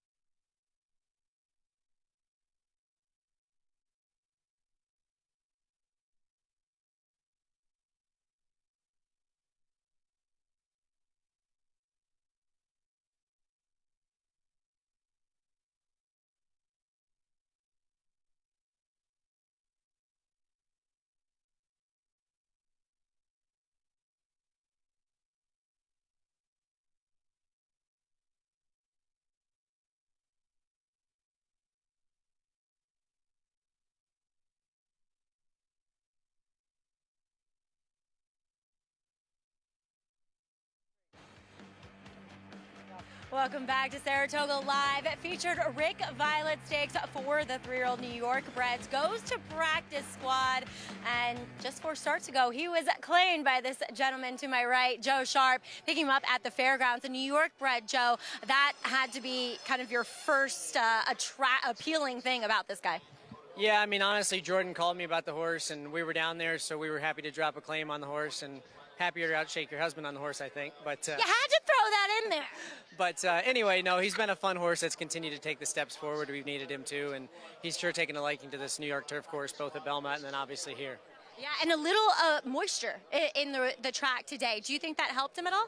Yeah, I mean, he's kind of a light horse, especially up over his hind end, so I think he gets right over it and, wasn't bogged down by any means. So, yeah, he seemed to really handle it well today. You had Flavien Prat aboard today, first time on him, and he kind of rode him completely differently from his performances at Belmont. Took him off the pace and went up the inside. Was that by design or just how the race played out?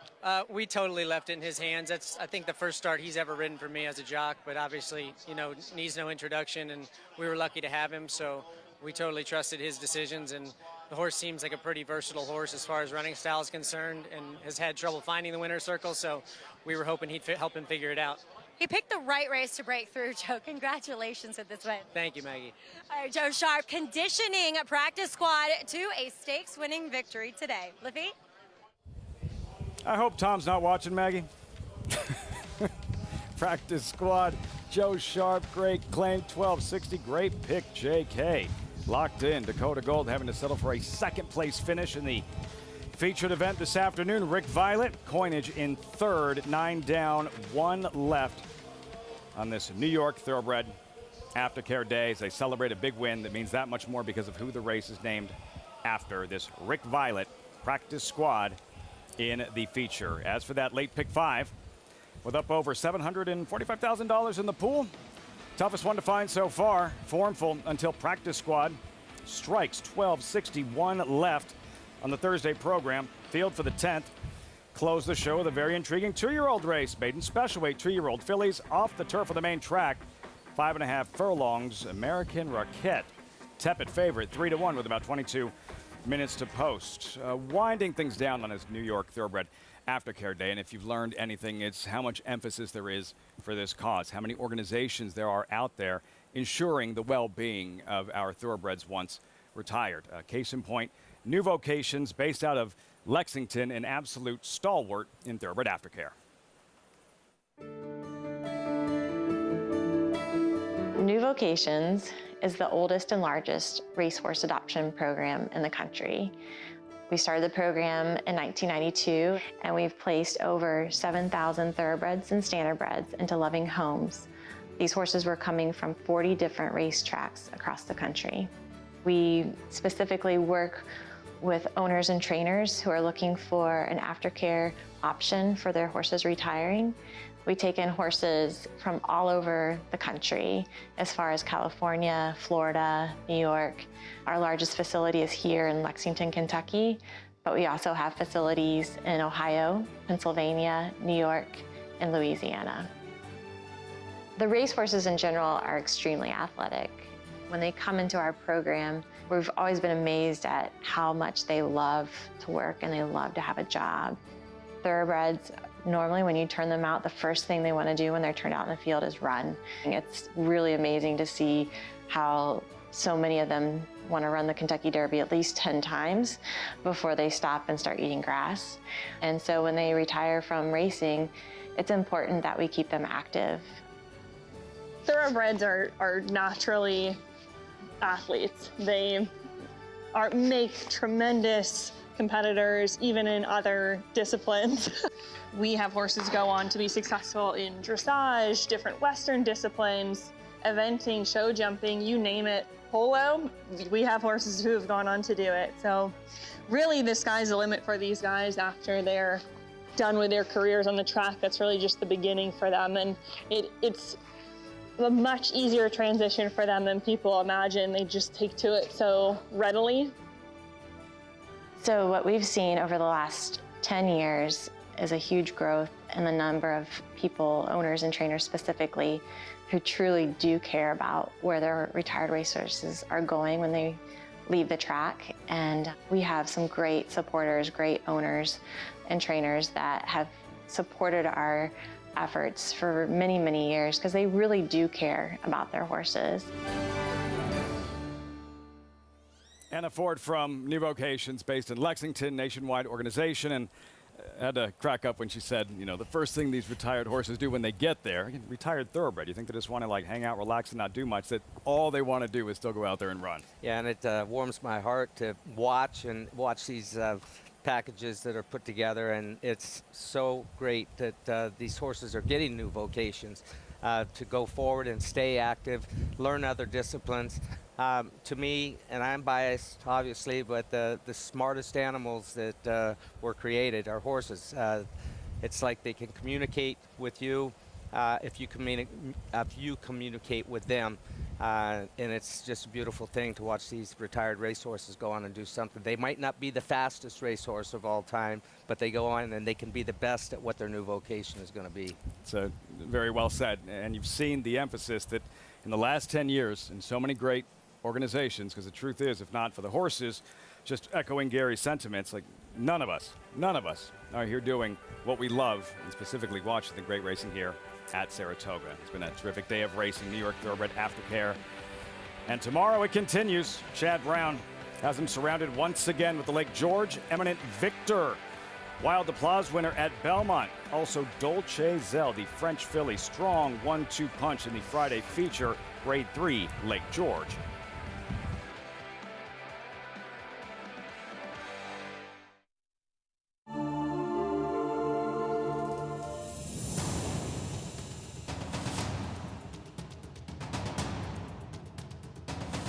And nobody's gaining on Tyler's Pride. Tyler's Pride 6 lengths in front as they come down toward the line. And this good-looking son of Starbanteca will win the Prairie Gold Juvenile by distance.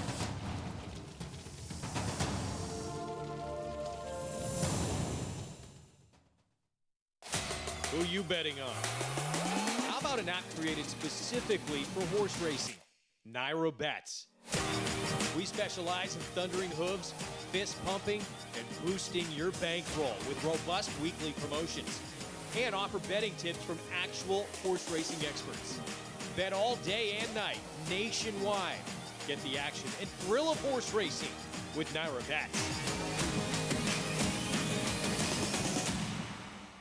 Catalina Cruiser. He won 7 of 9 starts coast to coast, with 6 triple-digit buyers and 5 dominating graded stakes wins, including a record in the Grade 2 True North Stakes. A son of leading 5th crop sire, Union Rags. A $370,000 yearling with an imposing physical, and one of the best of his generation. There's only one Catalina Cruiser, now standing at Lane's End. Racetrack Television Network brings you every race, from every track, on every screen, every day. With monthly packages starting as low as $5, RTN gives you great value and access to more live HD streaming and race replays than anyone. Visit RTN.tv today to sign up and watch on almost any device, including Roku and Amazon Fire. RTN has packages that start at $5 per month.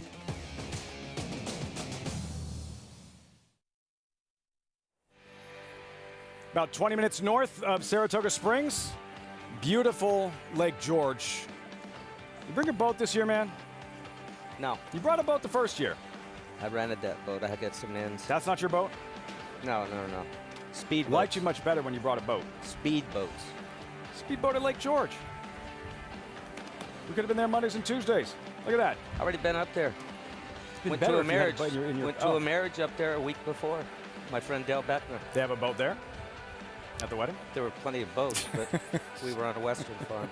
Lake George, 3-year-old fillies, the Friday feature, and a field of 9. Chad Brown with Eminent Victor, 5-2 morning line favorite. Flavien Prat looking for another stakes win on grass, Gary. Eminent Victor, her performance in the Wild Applause, most recent at Belmont Park. How impressed were you?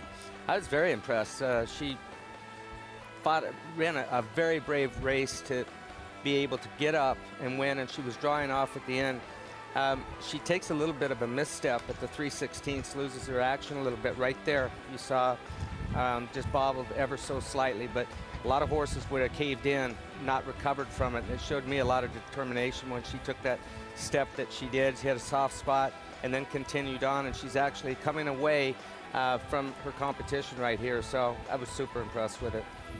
Andy J.K. Dolce Zell, also trained by Chad Brown, a bump in stock based on what McCulloch did in the Grade 1 Belmont Oaks after they met in the Edgewood at Churchill Derby weekend.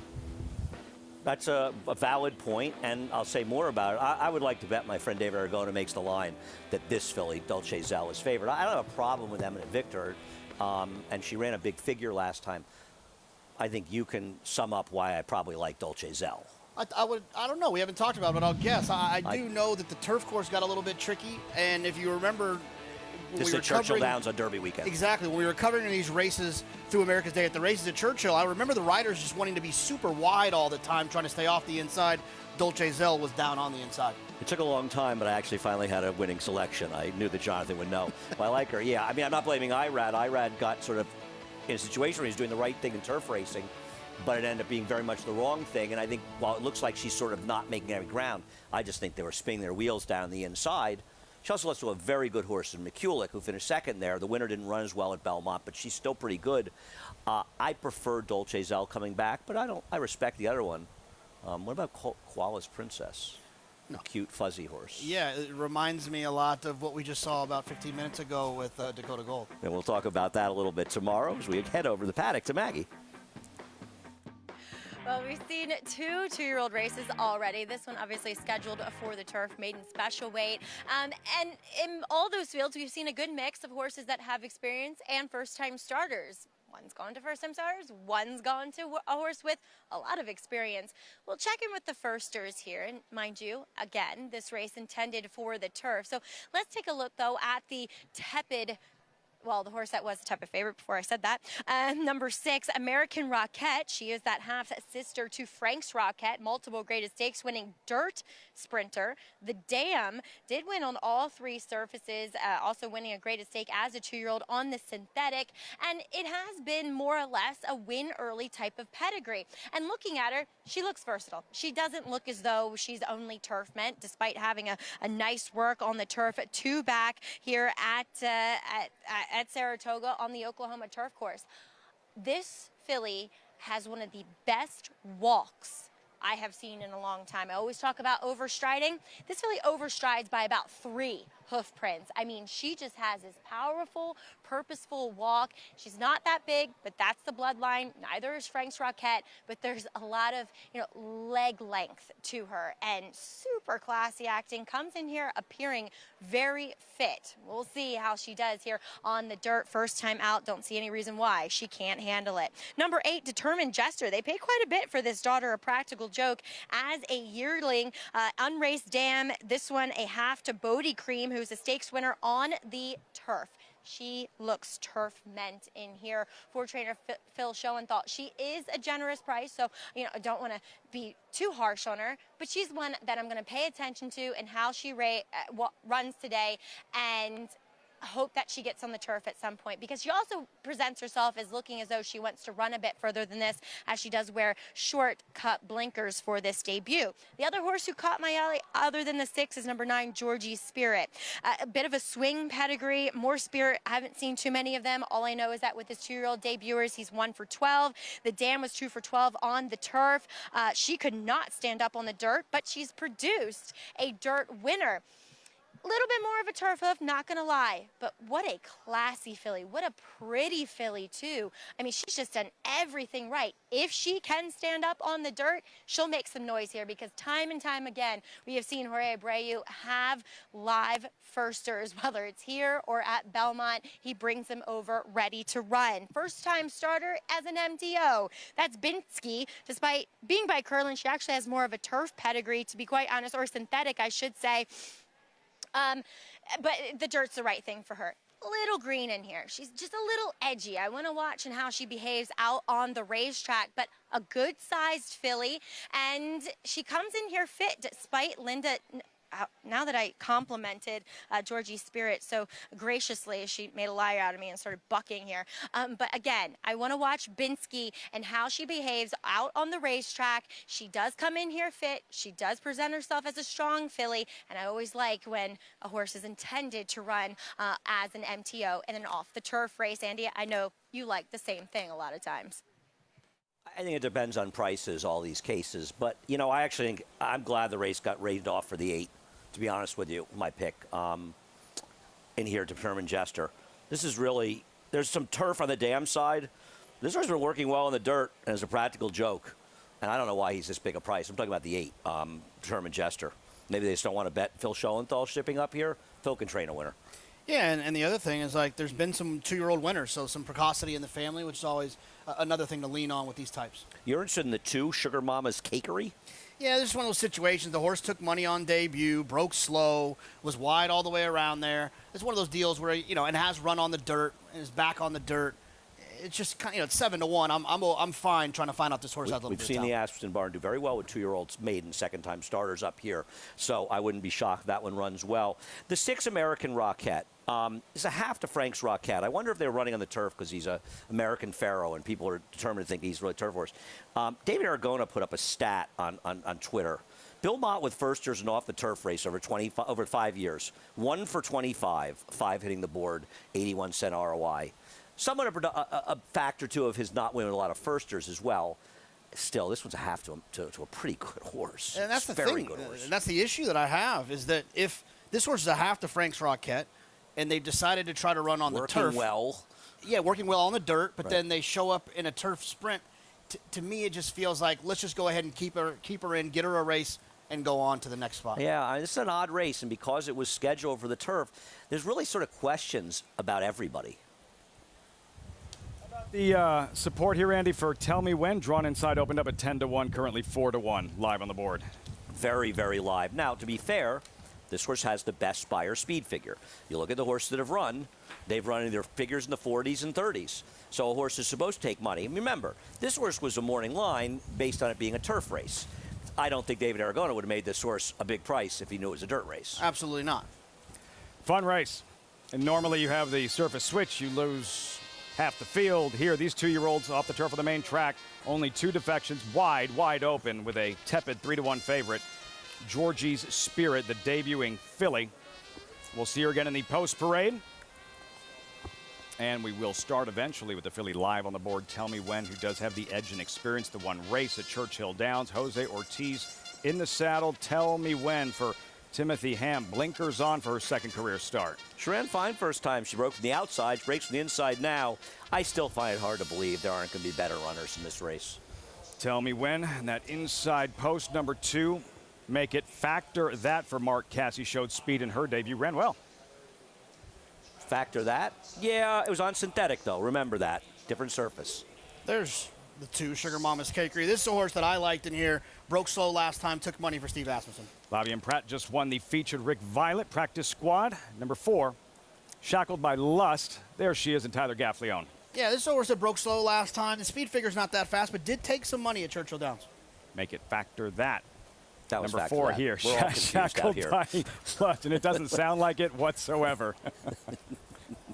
Ditto what I just said. You're repeating yourself.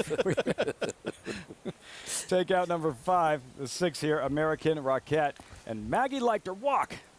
Yeah, this is just one of the horses I just don't quite get. I feel like she's going to be a little bit overbet. I feel like she was meant to run on the turf. She's been working well on the dirt. Why entered on the turf?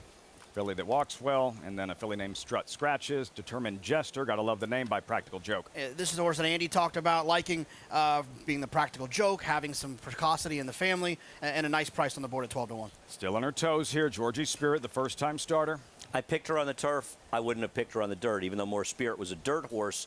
It's all turf on the dam side. I got a feeling this is one you want to fade at 3-1 and bet next time on the turf. Another day gone by, 29-1 outsider. Yeah, ice cold on the board, but it's expected for connections that are winless on the year and new to the Saratoga area. Edgy in the paddock, somewhat settled down. Binsky and picks up the services of Irad Ortiz. Yeah, I mean, entered MTO, so Linda's happy it came off. She's not a trainer that wins with a lot of first-time starters. And it's interesting she managed this horse MTO because this horse has much more turf for the pedigree. Binsky, see what she does in her debut. Field for the 10th and final. Maidens, 2-year-olds off the turf of the main track. And of course, you still have time. Join today. Sign up, use that promo code TOGA200. You're going to earn up to a $200 deposit match after your first deposit. Bet any track, anywhere, anytime. Join now at NYRABets.com to earn your $200 deposit match. Gary, 10th and final. The filly who is live on the board here, you went with in your top selection. Tell me when. Why? Well, because she's had that one out on the dirt at Churchill Downs. Her figure was decent there. That was for maiden 50. Timothy Ham doesn't want to run her back for the price. He was switching to the grass, but running second, that I think he was afraid if he ran her back for a tag, he was going to lose her. Maybe I'm reading too much into it. Blinkers go on, drawn down on the inside. She showed good speed her first out. I look forward to show speed again today and show the way. And the 9 horse, Georgie's Spirit by More Spirit, who I knew pretty well. This is his first crop of runners. He's had 1 winner so far, and you know, live on the board right now. Bet down to 7-2 from his 9-2 with Joel Rosario. Looks good out there on the racetrack. Happy horse. Winding up at 7-2.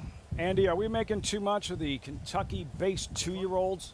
How well they've been running here at Saratoga on the main track. Earlier it was Jeremy's Jet in from Kentucky, the Schuylerville winner, just Cindy, the Sanford winner for trainer Brad Cox. They've made their presence felt in a big way the first couple of weeks. Well, yes and no. The reason they've made their presence felt is they've been running a lot of 2-year-old races in Kentucky, and we haven't run that many. And we haven't really seen the big barns starting their big guns yet. I mean, to keep in mind, and nothing against the Kentucky horses, I don't mean it's a negative, there wasn't a single horse in the Schuylerville that broke its maiden in New York. So the fact that the 2 favorites came from wins in Kentucky and one of them happened to win isn't a lot. Now, listen, I'm not surprised by the horse that won the Sanford. You know, there were 2 horses that were favored in there, and they were from New York. They were favored. They may have been not as strong as the money they took. I don't know. I mean, the win today earlier, I don't know. You're going to use that horse as an example, Jonathan? No, I mean, and I think the other thing is to keep in mind is they were pretty aggressive with their 2-year-old purses, so I would imagine a lot of people were chasing those. And then they didn't have any turf racing, so you got to think they probably filled in with a couple more 2-year-old races than they normally do. Let's head out to Maggie. We'll take a look at horses that have some experience. Number 2, Sugar Mama's Cakery. I know horse Jonathan's interested in. She's the one with experience that I liked best in here. I know she did not get away cleanly in that debut race at Churchill, but you're going to see a faster, more professional horse leaving the gate this time around. And she ran on. She made up more ground than anybody else in that affair. She's really well muscled. You know, you can see it on that camera angle there, how elevated and how strong her hind end looks. So therefore, that says to me that she's going to be able to push off, and with the experience, she's hopefully learned to leave a bit quicker. I like what I'm seeing from her. She's solid. She's ready to go in this spot. Now, number 4, Shackled by Lust.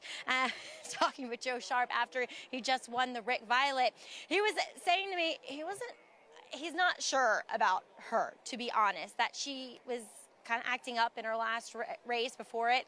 She's done absolutely nothing wrong yet. She's been really well behaved, kind of a pretty filly, got some size to her too. Now, she was so green. I can see where you said that because she was so green watching that replay back at Churchill, just all over the racetrack.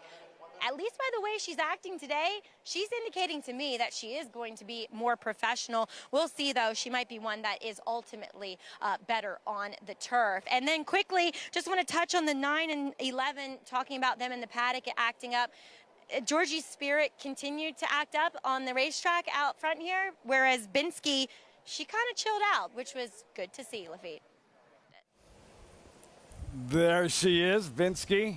Main track only, draws in Arad Ortiz. Gary, you had a follow-up in terms of the Kentucky 2-year-olds and how they've been racing here at Saratoga, and perhaps an explanation? Well, listen, they ran a lot more 2-year-old races than what they had run in New York, but the purses were comparable to what we're racing for right here, over $100,000 maiden special weights. And there were some shorter fields with older horse races, and they were oversubscribed in a lot of the maiden races. So people came there to run, and now they're coming here to run for these big purse monies. See how that storyline continues to unfold. Who's the very best 2-year-old, male, female, you ever rode? Probably Bracco. I knew you were going there. Gary Young will be smiling at home right now. Bloodstock agent, Bracco. That was a great Durkin moment. When DeHare was defeated, there's a new kid on the block. His name is Bracco, and he is sensational in victory. The one conversation you don't want to have with Gary Young, Bloodstock Agent Bracco, was that he wasn't crowned champion that year because he came back and ran in the Hollywood Futurity, was defeated by a Ron McAnally trained colt by the name of Valiant Nature. I will get a text in 30 seconds about Never that. should have run him. Had a championship sewn up. And then didn't break in the Kentucky Derby. He was a serious talent. What kind of talent do we have here? Here's Johnny I. And they're off. Factor that is out for the early lead. On the outside is a Determined Jester in the blue blinkers. Tell Me When, down at the rail, racing in third. And now moving up on the outside is Georgie Spirit into fourth. Then comes Sugar Mama's Cakery and Shackled by Lust. A 4-length break back to American Rocket. And then it's 4 or 5 more back to Binsky.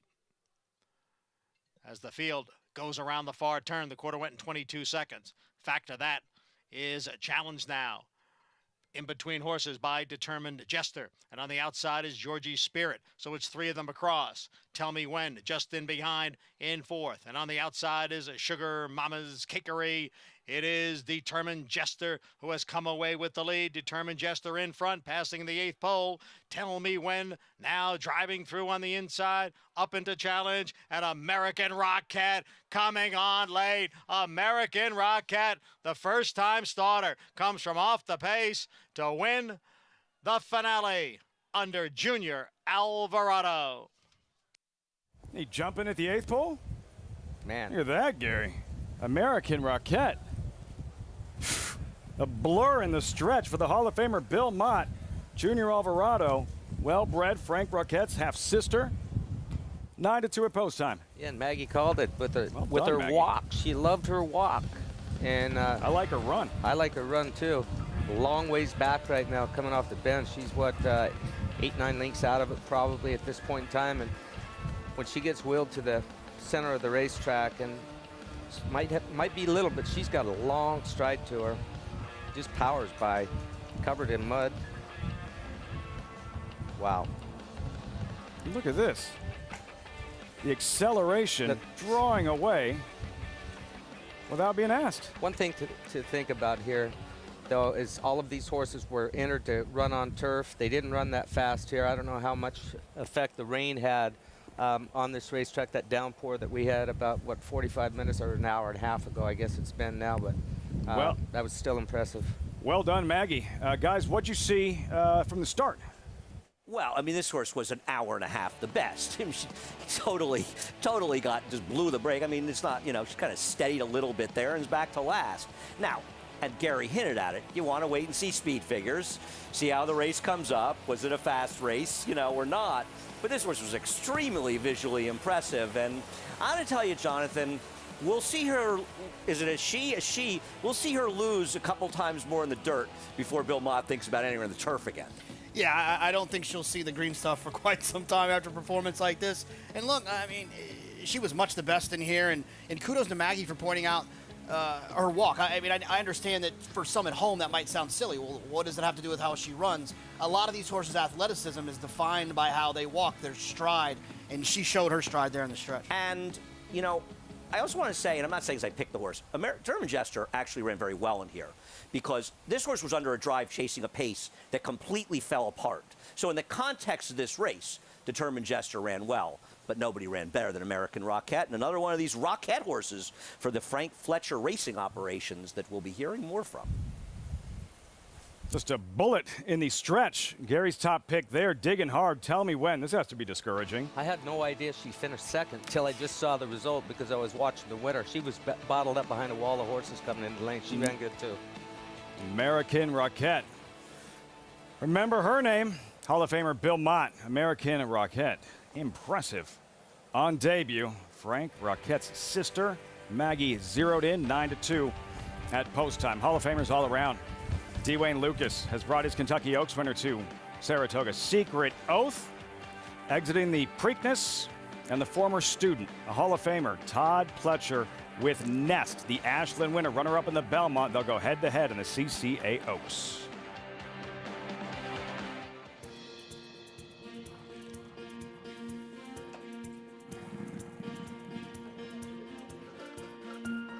We take pride in what we do.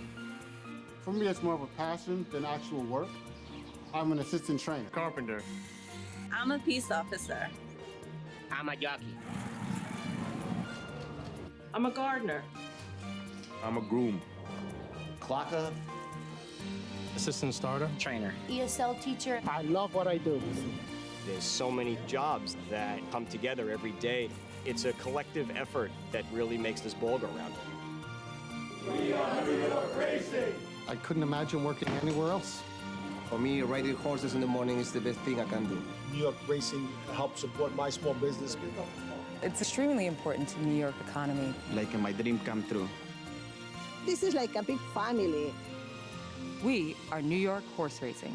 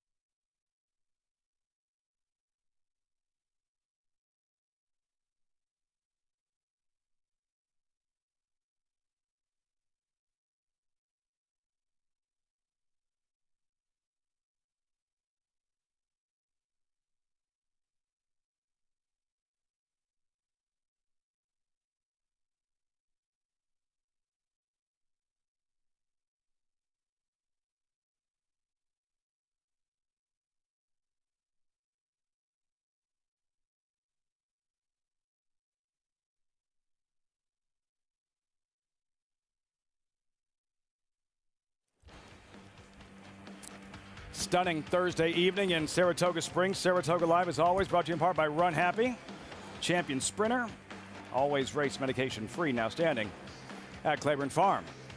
Junior Alvarado, the Hall of Famer Bill Mott, teaming up with this one. American Rockette. Can't wait to see what she does next, Gary. Yeah, I was impressed with her, super impressed. Like Andy said, wait and see what the speed figure came back, but she was actually just galloping through the wire, not being encouraged at all. Maggie with a Hall of Famer in the winner's circle. That was impressive, Bill. American Rockette. You had her entered for the turf. You still think she might be better on the turf? Because that was good. We think so. I mean, we breezed her on the turf a couple times and thought she looked pretty good, but her last work was out of the gate, and she was quick enough and worked well enough on the dirt. We had decided if the race comes off, we'd go ahead and run. So now we don't know. Now we've got to experiment with the turf on another day, but you know, I was certainly pleased with the outcome. She ran well. I mean, picked up a lot of dirt, got a good education, and finished up well. I was going to say, I've been out here for most of the day, and I've not seen horses that dirty come back as winners. Ears up at the end. How much confidence does that give you as a trainer? Well, it's nice to see. I mean, she's got obviously got some class. She's got a good pedigree. She's by a good sire. She's a half to Frank's Rockette, so I think she's got, we knew she had a little gas in the tank, and just glad to see her use it today. Bill, you've trained champions, and you've also trained families of very talented horses, and as you said, this is a half to Frank's Rockette. How much of an advantage is it for you when you know the family?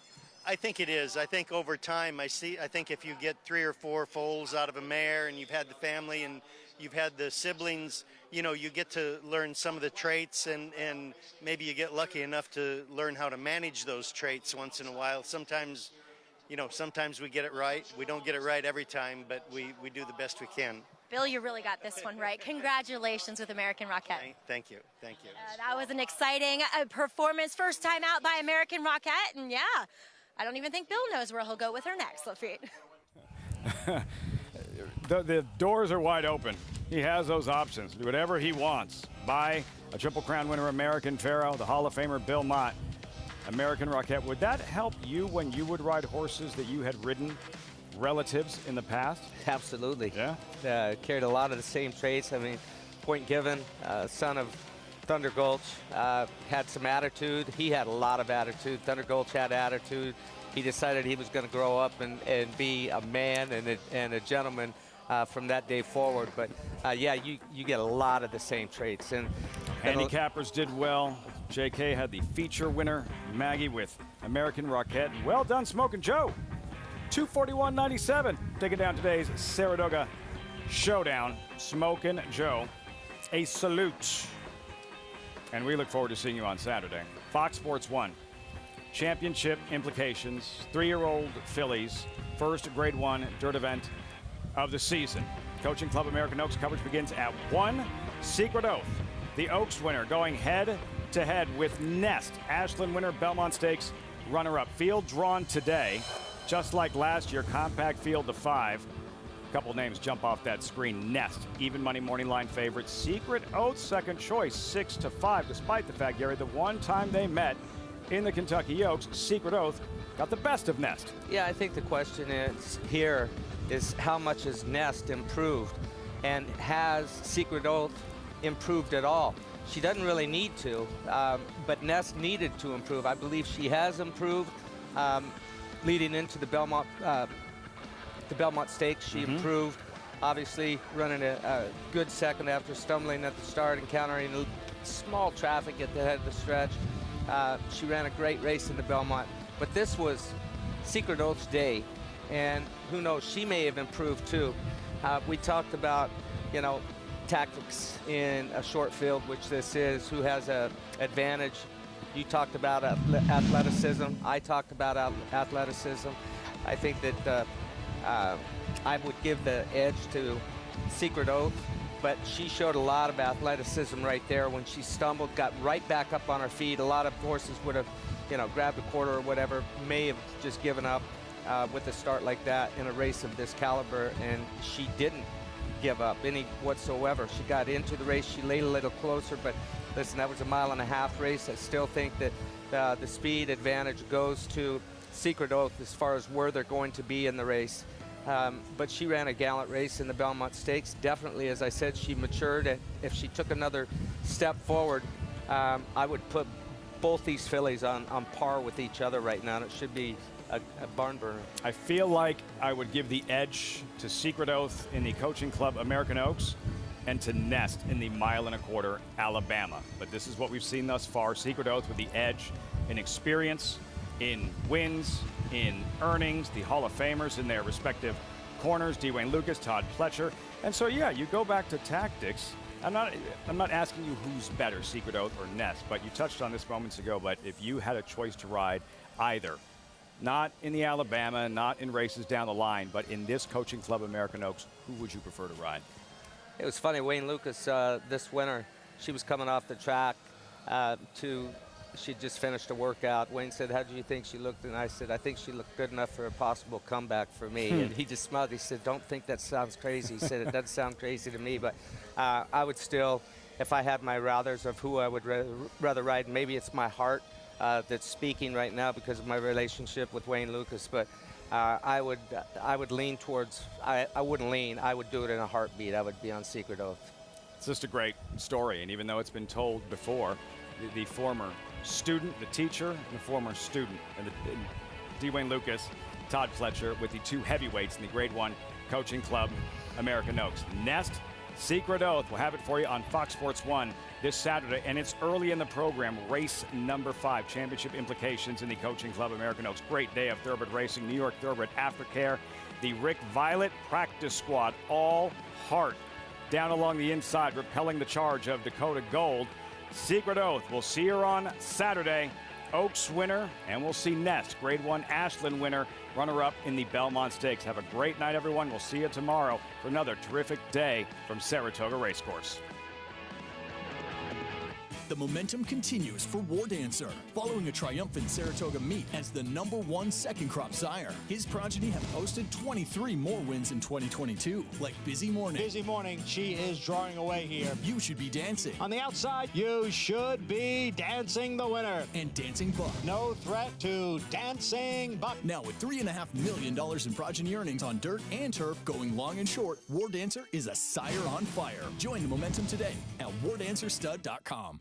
The Thoroughbred Owner Conference is back in person for the first time in 3 years and is being held in the new 1863 Club at Saratoga Racecourse, July 25th and 26th. Attendees enjoy 9 ownership topics with an impressive list of speakers, along with social events to meet other owners and network, an opening reception at the National Museum of Racing and Hall of Fame, a conference dinner, and an afternoon of racing at Saratoga. It's the 2022 Thoroughbred Owner Conference, July 25th and 26th. See you in Saratoga. Eclipse champion Run Happy, the #1 second crop dirt sire of last year, is back and showing a new dimension with winners on turf, dirt, and all weather. A record-breaking sprint champion, Run Happy is also